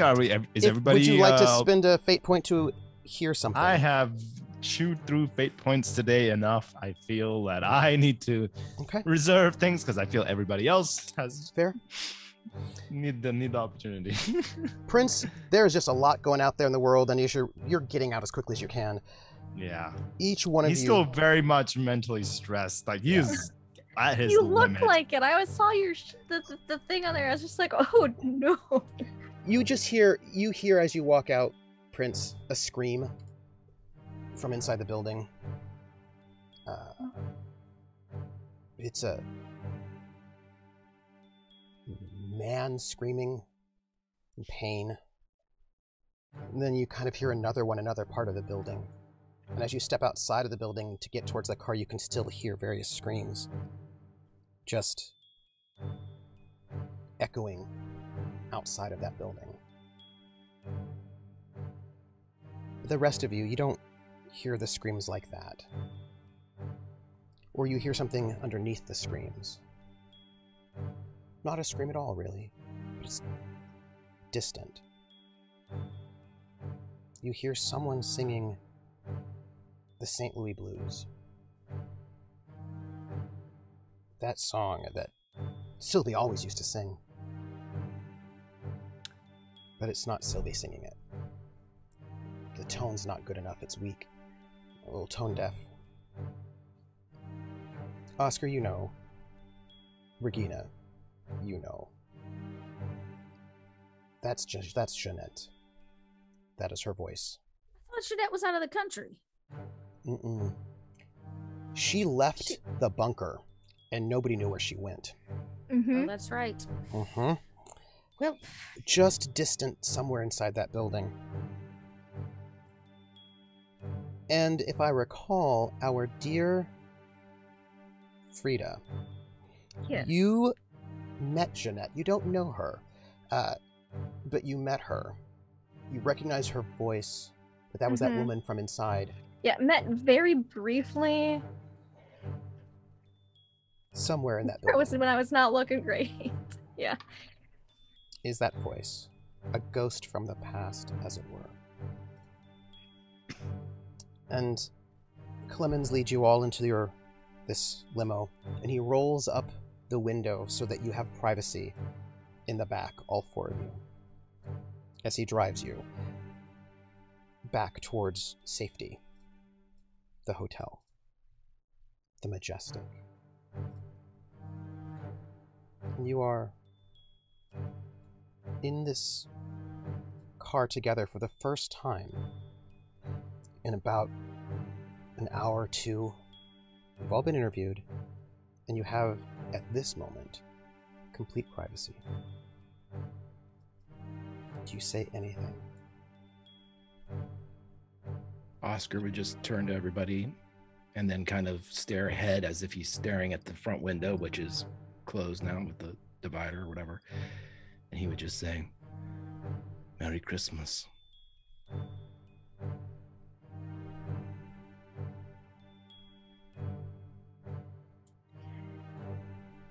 Merry Christmas indeed.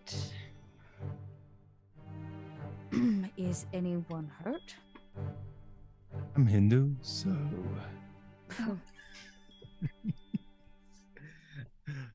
Oh. Not physically, no. Well, I have a feeling that enough words have been said tonight. Should we write in support of silence? Cheers to that. Fine by me.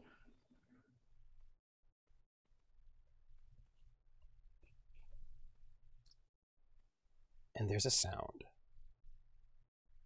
As Clemens turns on the radio so that you can hear it in the back. And it is past midnight, both in Berlin and in Paris. It is Christmas Day. And there is a recording, not normally done recordings, but sometimes you have to do so. Normally you only have live performances on the radio. There's a bit of a fight going on in the United States. You wouldn't know much about it, all of you being foreigners, about whether or not it's okay to play recorded records on the radio, and the musician unions are like, absolutely not. No. Only live musicians on the radio, but everybody's at war, so you can't always have live musicians. And it's a recording of the Nightingale, the Berlin Nightingale, from earlier today, singing Silent Night. As you're in silence, with just the radio, just Frida's voice. And as we take our curtain down, I will ask you all, as you make your way towards the Hotel Majestic, the seat of the power of the occupational force, and as you see people still being rounded up in retaliation for that attack that happened by the communists. People in the buildings close to the radio station, as you drive by it, put into trucks being shipped off somewhere. I would like to know, as looming ahead of you is your home, your safety, what each one of you is thinking.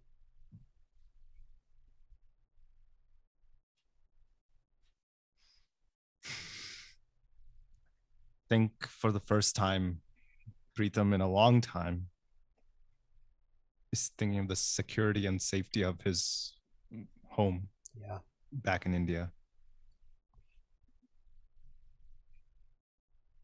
And I think he resolves to write a letter back to his family, specifically to his brother, his older brother.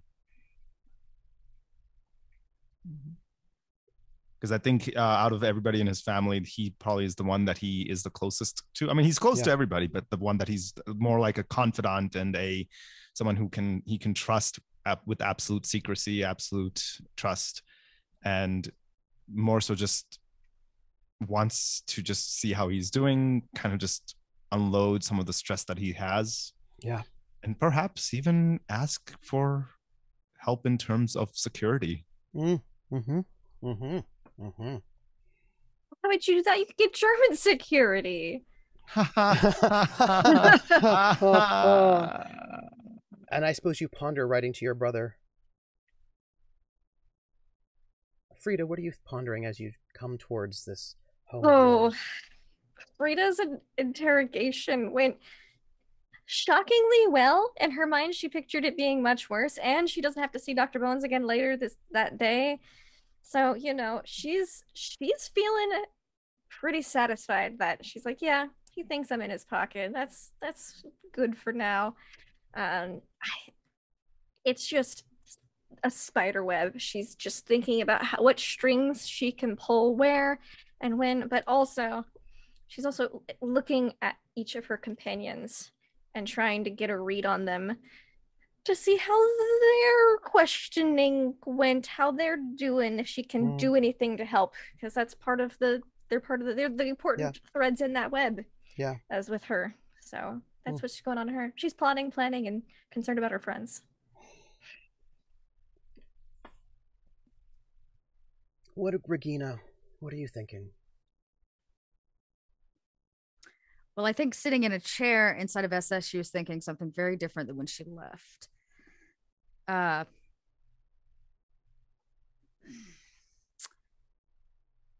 mean, Regina just took her own bullet. Yep.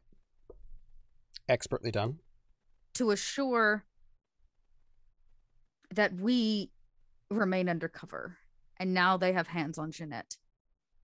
And I think Regina sits with forehead against a very cold window on the trip back. And a single real tear probably goes down her face as she contemplates how she is going to have to get rid of Jeanette.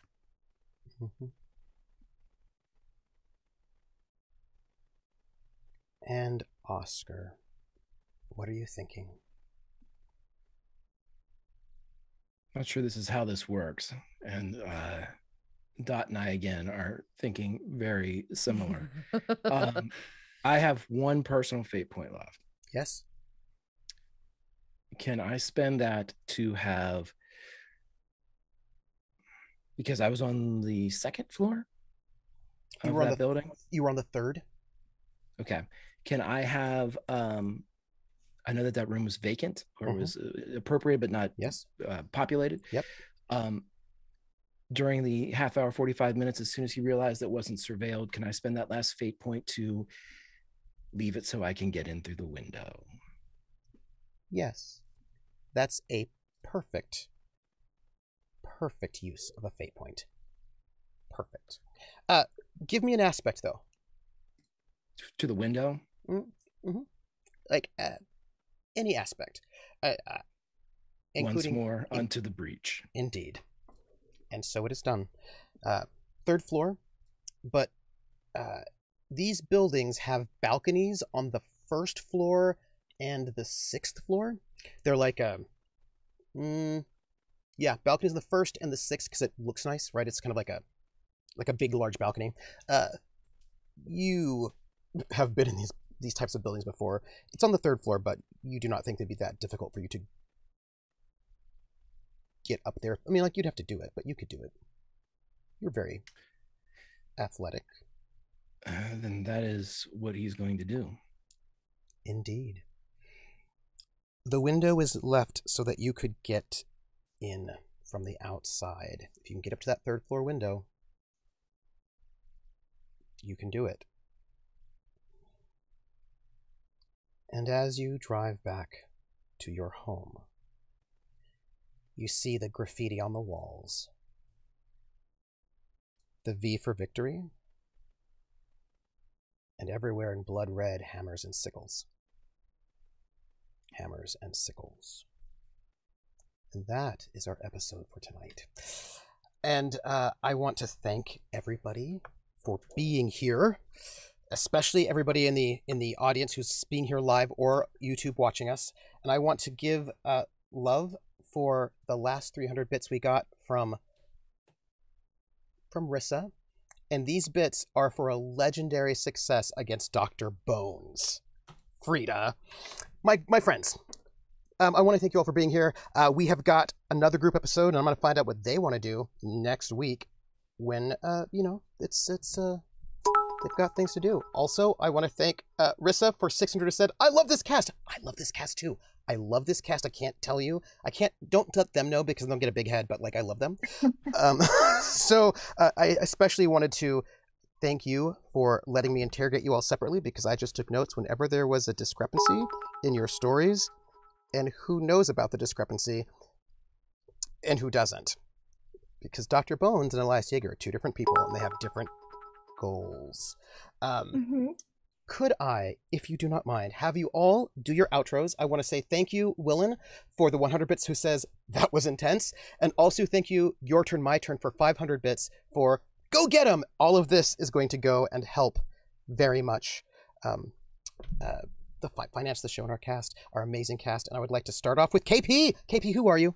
And where can we find you? And would you, if you don't mind, give some love to somebody on the cast? Oh man. So I'm KP. I'm also known as KP11 Studios. You can find me on Twitter, on Instagram, on all of your other social medias. I'm a photographer, and I am a stressed brown boy today. After that entire Dr. Being a prince, he's like, he backed off though. Like Dr. Bones is like, you are a prince, and people want you, so I'm gonna have to. Yeah, as far as love, oh my dear God. Wait, pause. Pause. I'm sorry. Greg just DM'd me in private, in secret, a secret message, which I'm going to double check, and it is true. Next week is not a group episode. Next week. Oh, that's right, because I'm not going to be here. Because DragonCon. Next week. Chat, do not be concerned about what I'm going to say at all. Do not be concerned. Next week is Greg's solo episode. We're going to have Oscar by himself next week. And I don't think... Hello, Raiders. Hello, Hrothgar. I cannot imagine that Oscar has got mischief on his mind at all. It's gonna go well. Nice. Please, KP, go on. Go on. No worries. Oh gosh. Honestly, oh dear God. I think we all just killed it tonight. I loved the sweetness of Frida and how that approached and how direct contrast it was to mine, because holy crap, that was like the least stressed thing that happened in this entire day. But I just love the way it played out. I think it just matched the entire scenario so well. I loved Oscar's nonchalance and how he was just really owning that moment and taking it under control despite being, against, and basically felt like two pompous assholes against each other, and it was perfect. I loved it. And then Regina's was just, oh boy, just seeing that two people kind of like-minded in the sense, but at the same time, it's like it was watching like two tigers assessing each other, like walking around seeing who would attack first. I just loved it. And then Trooper, you just killed all of them. Oh man, I was literally having goosebumps, and I was actually shaking a little bit doing that, because I was like, I'm gonna fuck this up so badly. This is gonna go down poorly, and everything's gonna go in flames. But I really enjoyed it though. It was an absolute joy doing that, and I think I really enjoyed having that moment for him to stop being the doctor and actually be at that moment where he's like, you're forgetting my other half. Yeah. And have that moment of, fuck you, I can do what I want. Yeah. And he's like, well, that's true. You are a prince and you have a country, and you're beneath me is what at that point he was like, but he's still very much stressed from the whole thing. So that took a lot out of you, right? That took a lot out of you. Yeah. Especially the damn fails. So many fails. I really enjoyed this game today, and I think it was I love the fact that it was such a contrast to the high action game that we had last session versus this one being very much a verbal storytelling, and I really enjoyed that. Oh my goodness. All right, I love it. Could I find out the other person who was interviewed by Dr. Bones? Dr. Bones has a very good provoke, not so good rapport. Surprising. So, Lindy, who are you? Where can we find you? And me? Give some love. Yes, please. Yes, of course. I just had a brilliant idea as well. By the way, Greg used a fate point to declare a story detail. Always viable, always doable. Love it. Wonderful, because boy, do I have plans for Christmas or the day after or whatever it is. Because and actually, you're the one who inspired this idea, Trooper. It's gonna be great because there's apparently rumors that my husband's been to brothels and such, and you know who happens to run a brothel? I don't know who. Me. That's weird. I do. That's weird. And you know how I have like this attaché attached to my hip? You do. But wouldn't it be crazy if, and he's like also in love with me, if I was like, oh no, I think my husband may have gone to some brothels and cheated on me. Oh no. We should go undercover together and investigate. Oh, and then relay secret messages to my brothel. Yeah. While investigating and making him think like, oh, maybe I have an in. It's great. That's all. That's all. I just planning. I can't wait. Some love? Yeah. Oh, love. Wait, where can we find you? Oh, you can. I'm gonna do that last because I will forget. Yeah. Okay, go ahead. I won't forget that. That's automatic.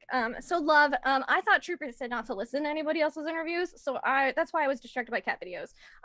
Because kittens.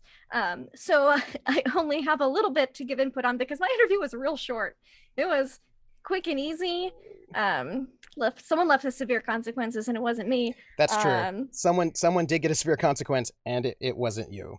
So I'd like to give some love to Dr. Bones for really sucking at being nice, because he was just real bad at it. But he thought that he was good because she's real good at lying, and I loved it so much. Like that stenographer, if they were an insightful person, is probably just shaking their head, going like, "Dude, bruh." But they're probably just busy writing things down. His rapport is good. He has a +3. It's not like he's the worst at it. But he's not great at lying, detecting lies like I was. So, yeah, just love to him for sucking at being nice in comparison to Freda. I don't know how he did with the doctor, but it seemed real antagonistic earlier. So, sorry. And also, just love for Oscar setting that scene for when Elias Jäger and everyone pulled up outside. Just like move things around. Let's confuse this crime scene as much as possible while still being emotional and raw. It was just really, really good. He messed up that crime scene. He real did. He trumped. It was a real good job. None of that forensics is going to be good, but that's different. None of it. None of it's perfect. And also, again, for Regina for just shooting herself, because that's awesome. Glad it worked out for you. It's not the first. I was about to say self-deprecation and physical harm is something Regina's really, really good at. We could talk about that. Like, Regina, how you doing? What's up with that? Are you okay? Yeah, it's fine. It's fine. She's not noticing you roll having a tear down your face in the car and it's going to talk about when you get home. It's fine. And of course, just the doctor for being shell-shocked, poor, innocent little bean. That's my love for everyone. And because I just have love for everyone. You can find me online at Laugh Love Lindy on the internet. I'm just everywhere as Laugh Love Lindy, even on things I don't use. Sites I don't use, I'm on Laugh Love Lindy on there just because I don't want anyone else to have it. GeoCities, like probably like there's Neopets, MySpace. Yeah, basically. Yeah, that's me, Laugh Love Lindy. I play in tabletop RPGs. You can find me here not next Friday, but the Friday after. And you can find me on Sunday night with Trooper for Romance of the Blue Rose on Praxagora Thesmophoria's channel. And also, again, with Trooper on the same channel on Wednesday for some Witcher. And on my own channel on Mondays and Tuesdays for Dungeons and Dragons. And The Grand Conjunction and Ravenloft, if you're interested in that. It's a real fucking shit show and it's great.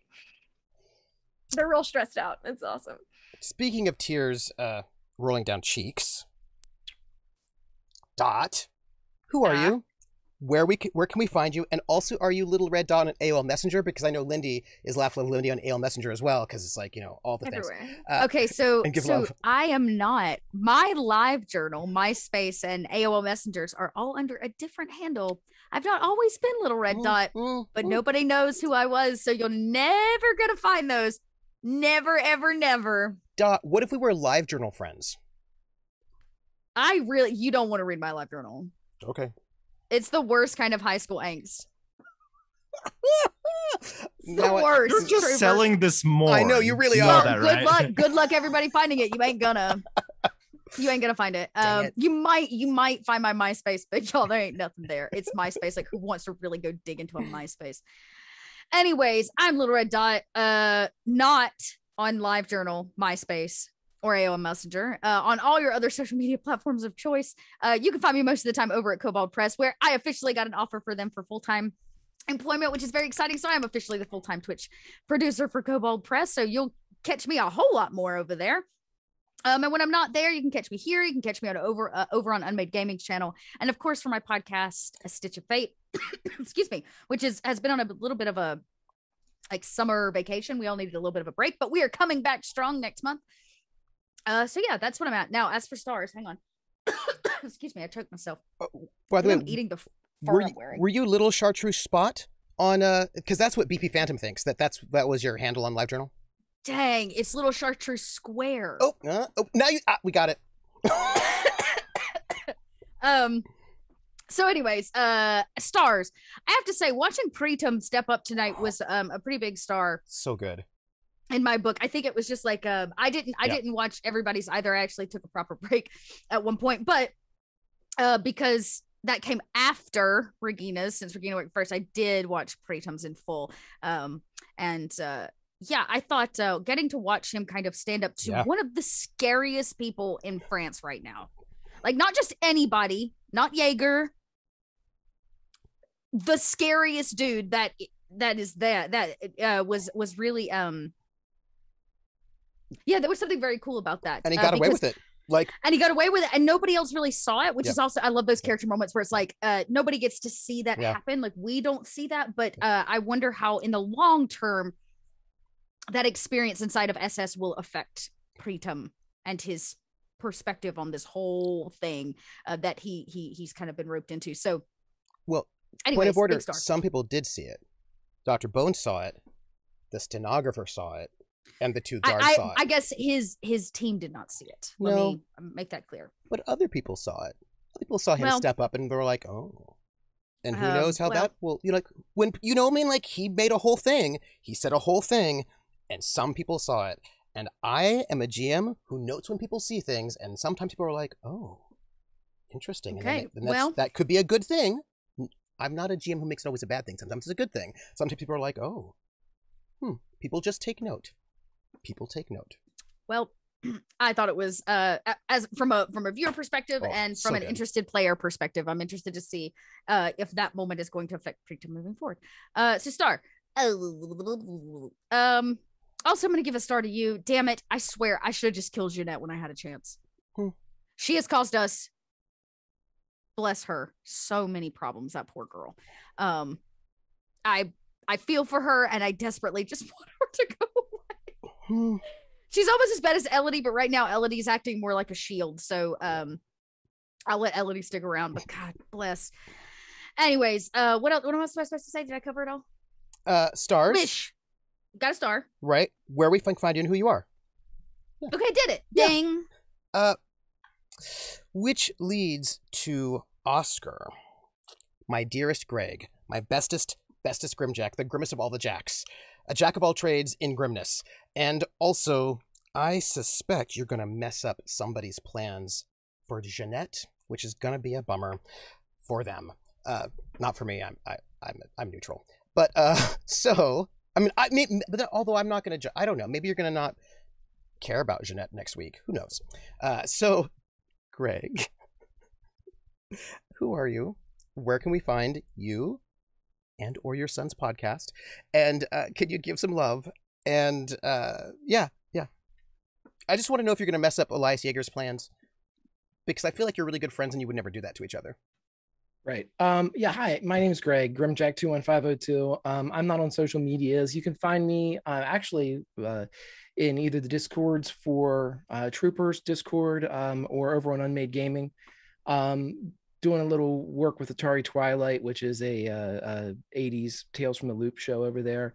Of course, here, that's about the extent of it. But yeah, my son's podcast, the Awkward Teenager Pod, is getting ready to come back. They have some fantastic stuff that I surely am not going to spoil. But if you want to hear two very intelligent young men speaking about all the things that are going on in this crazy, crazy world, go and listen to them and know that I'm very proud of everything that they say. My stars. I was a good our peer, and I listened to no one else's stuff. I had no clue. What I want to go back and listen to everybody's things. I saw the roles pop up. I made faces at some of they the roles. looked good. That's fair or bad. Right. It's like Yeah, some of the roles look great, so I thought, well, I saw that there something popped up as a re-roll that looked epic. I think I saw legendary. Something awesome that KP did. So I can't wait to get back and see how that actually all played out. Maybe I'll have to wait until Trooper gives me the okay to go ahead and do that. You have the okay, because I just want to know if you're going to be inconsistent in your stories, and I have that information, and that's all I needed. Oh, yeah. I'm going to definitely watch that probably this weekend then. Right. But, I figured that's what it was going to do. But I loved everything. So the stars of the show are only by what I saw. All of you are awesome. You were put into interesting situations. And I think more than anything, and I know it's a blanket statement, so everybody's great. There was a really good use of, from what I saw anyway, of the rules of fate tonight. I saw some advantages being made and like consequences and shit I heard about. And so I like all that, because I don't know what I'm doing. And as long as these other three people do, we probably have a fighting chance. You know what you're doing. No, I love chat. You're absolutely fantastic. I didn't watch you a lot because I was scared that I'd see something flash up, like, Frida's dead or something, and then I'd be upset. Which she is. So She's been replaced by a doppelganger. Right. So we've done that before, Trooper. We did. Yeah. But anyway, yeah, that's it. I hope everyone has a fantastic weekend, and I'll see you next week, when I am definitely not going to go rescue Jeanette. Right, because why would you do that? And I am troopersjp. I'm your GM. Thank you so much for being here. I appreciate everyone who's watching and who has given tips and bits and who subs and follow all these wonderful people and who are watching on YouTube and who comment. Thank you, all of you. You can find me, what is today? Friday? Tomorrow I'm not playing my video game stream because I have a rehearsal for a improv show that will be every Saturday for the next 4 Saturdays, where I will be a person in a really ridiculous gold chain and Hawaiian shirt with no sleeves for it's great. A reality dating show. Not to be missed. Not to be missed. I saw the debut of that and I just I've never had this experience of both my soul dying and then reviving immediately because of just how ridiculously it's y'all need to see it. Unexpected you will Productions. never have seen Trooper in this facade before. Yeah, my character's name is Chaz. And I dearly hope you'll never again will. And Sunday, I don't think we'll be doing Simply Divine Dot and I because of moving, but 4 p.m. will be Table Story, Fate and Dawn, Blades in the Dark. 8 will be Blue Rose at Praxis Channel, and Wednesday at 8, probably Witcher over at Praxis Channel. So that's me, and I'm going to give love to each and every person. I think one of the things I love the most is that each person dealt with their interview in a different way that said so much about them. And I loved that. Like, I loved how KP's Pritam was at first like, oh, I don't know. And then he's like, wait a minute. Like, actually, hold on a second. I am, like, the minute the doctor tapped you on the forehead, you're like, no. Yeah, like that was the line cross. Like, up till then, he was like, I don't want to cause waves, so I'm gonna be the doctor. And then you touched me, like, yo, that was a boundary. Yep. He's like, you do not know who you touched. And I love the way that you brought forth. You're like, I have a nation behind me. I don't think you know who I am. Yeah. And it was so cool. I was like, oh, what a great moment for our doctor, who had been like in such shock and clearly like emotional and like moral turmoil. And in that moment with somebody who is a very dangerous person, you were like, no, actually, right? And like, he did have to nod you out, but he did, and he did because he was like, okay, like, that's all right. And it was such a wonderful moment to understand Pritam a little bit, and I'm very excited to see what this means for your politics, actually, because there's a lot of politics swerving around, and I love the things that you said about the politics of that moment, so that was great. And then I want to say, for other Dr. Bones, I loved Frida, who was like, yeah, no, like my husband, a terrible person, that could never happen. If you want me to look into him, like, oh, I don't, maybe. Like you were just like, the thing about Frida is that she's so sweet and such a liar. She is so manipulative. She is an ice cold manipulative liar, and nobody would ever know. And you were just like right there. Yeah, I thought about it when you were saying that, like, no one saw Freetown step up to Dr. Bones. So it's like, no one's seen Freda manipulate the absolute shit out of someone either in this group. Yes. Which she's done several times now, but never with anyone else present. And it's amazing because I think none of the team realize how badass the prince can be, or how ice cold manipulative our dear Frida actually is, which is amazing. And then Greg, I loved how your weird sparring in public, because he was messing with you and you were messing with him. It was this weird, like, I love the double dance, because you both know who each other are, but nobody in the room knows who you are, right? So like you were both doing this amazing double dance. And then I also love that once everybody was out, you both just dropped it and had a conversation with each other. And I thought that was pretty amazing. I loved the turn between Holgar to Oscar. That was great. Dot. I loved your, because like, so what I loved is the way that we saw with Oscar, the way that he comes in and out of roles, and a kind of an ease and fluidity with sort of like, well, and also a kind of like, I know this guy and I know this situation and I know our relationship. Like, you could tell their history. Like, I love that you could see the history that Elias and Oscar have, because they've known each other for years, like years. They've known each other for quite some time. They've been colleagues, right? Not friends. That's not how I would describe the relationship at all. But I love that you could see all of that history there. That was wonderful. And to see a kind of a slightly different Oscar than we often see. And then with Regina, oh my gosh, Dot. I loved the ways in which you're like, I'm not breaking because I don't trust you, but I'm also going to try to figure out what's going on with you. But like, it was a weird dance. Why are you so interested? Like, why are you so interested in me? But also, you never stopped playing the game. Right, in this really interesting way. I love that he wanted to break out chess, and Regina's like, you really think I'm that dense? He was just like, oh, let's see, what are we going to do? And you're like, no, I'm not going to, you want something, and I'm not going to give it to you. Like, whatever it is. I'm just a good housewife now. Whatever it is, I'm not going to give it to you. And I also loved how you didn't break, right? He's like, I know what your high school grades were. Bother you? Congratulations. No? Yeah, that's Regina. She's like, good job for you. Have your military intelligence records. How about that? No?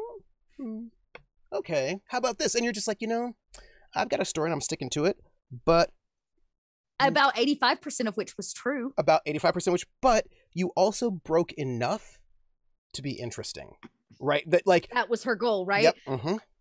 Regina's not stupid. This ain't the first time she seduced a man. She's a good job. Gotta dangle it. Yeah. Like, come on, you want it. No, you want it, but you can't have it. But you want it. But also, there was a real moment of honesty from Regina about the way that she's been treated in her life, that she opened up to with him, and that was a very telling and interesting moment as well. That sort of moment of Regina actually being very honest about being disrespected and not seen because she's a woman and not having the same kind of opportunities. And to Elias Jäger. It's very interesting. Yep. Loved it. Loved the entire cast so much. That is me. And I love you, chat. I love you all. And I want to say I thought Rasps and Rapport was a great one. And I feel like that'll be our title. Nice. For tonight. And thank you all for being here. Please watch I should say this. We have a Patreon. And if you want to support our Patreon, please do. I'm going to be changing our Patreon structure. We currently have just one level, which is like a $1, but Patreon takes like 50 cents total out of whatever you do. So like a $2 better than the $1. So I'm going to like make a new tier that's $2 if you want to do that. That kind of a thing. But that goes to support this show, to sort of pay Ifrithiel, who's done our amazing graphic design, and our cast, of course. And so I want to thank you all for being here. And you can join our Patreon. You can subscribe to the channel, hang out in our Discord, follow each one of these people, support them. And hey, next Wednesday is a day away from Twitch. to sort of bring awareness to the fact that there are bots running around that are doing hate raids that are real bad, and we need better tools to be able to help us deal with that. There are places online that have got some really good advice on how to deal with that, and I will say, no matter who you are, please note that these bots are targeting people really randomly, and even people who have not even streamed in a while. It could happen to anybody. So I encourage you all to go and do some research. There's some great tweets about it. If you look up Twitch Do Better, you can get some good resources about how to sort of protect yourself and your channel from these hate bots, so that you're not going to have to deal with something really awful. So take care of I yourself. also want to say, for those streamers out there that are going to be taking the day off, that's usually lost money for them. Yeah, so that's right. if there's somebody you really support, still go support them, because they're trying to do right by the community at large. So and if somebody does have to stream because they have a contract, because they are upholding something else, let's not hate on them for not taking the day of silence. Let's remember everybody's out there hustling, and who we're really trying to call it is Twitch, not the people on Twitch. So be kind, be supportive, and if you can, support a streamer that's taking themselves down for the day. Absolutely. Thank you for those great words. Support folks, and people who are up, be supportive of them too, because not everybody can, right? Sometimes you can't. So thank you, everyone. And until next week, when we find out what Oscar's going to do, take care, everybody. Oy vey. Oy vey. Love it. All right. Bye, everyone. Bye, everyone.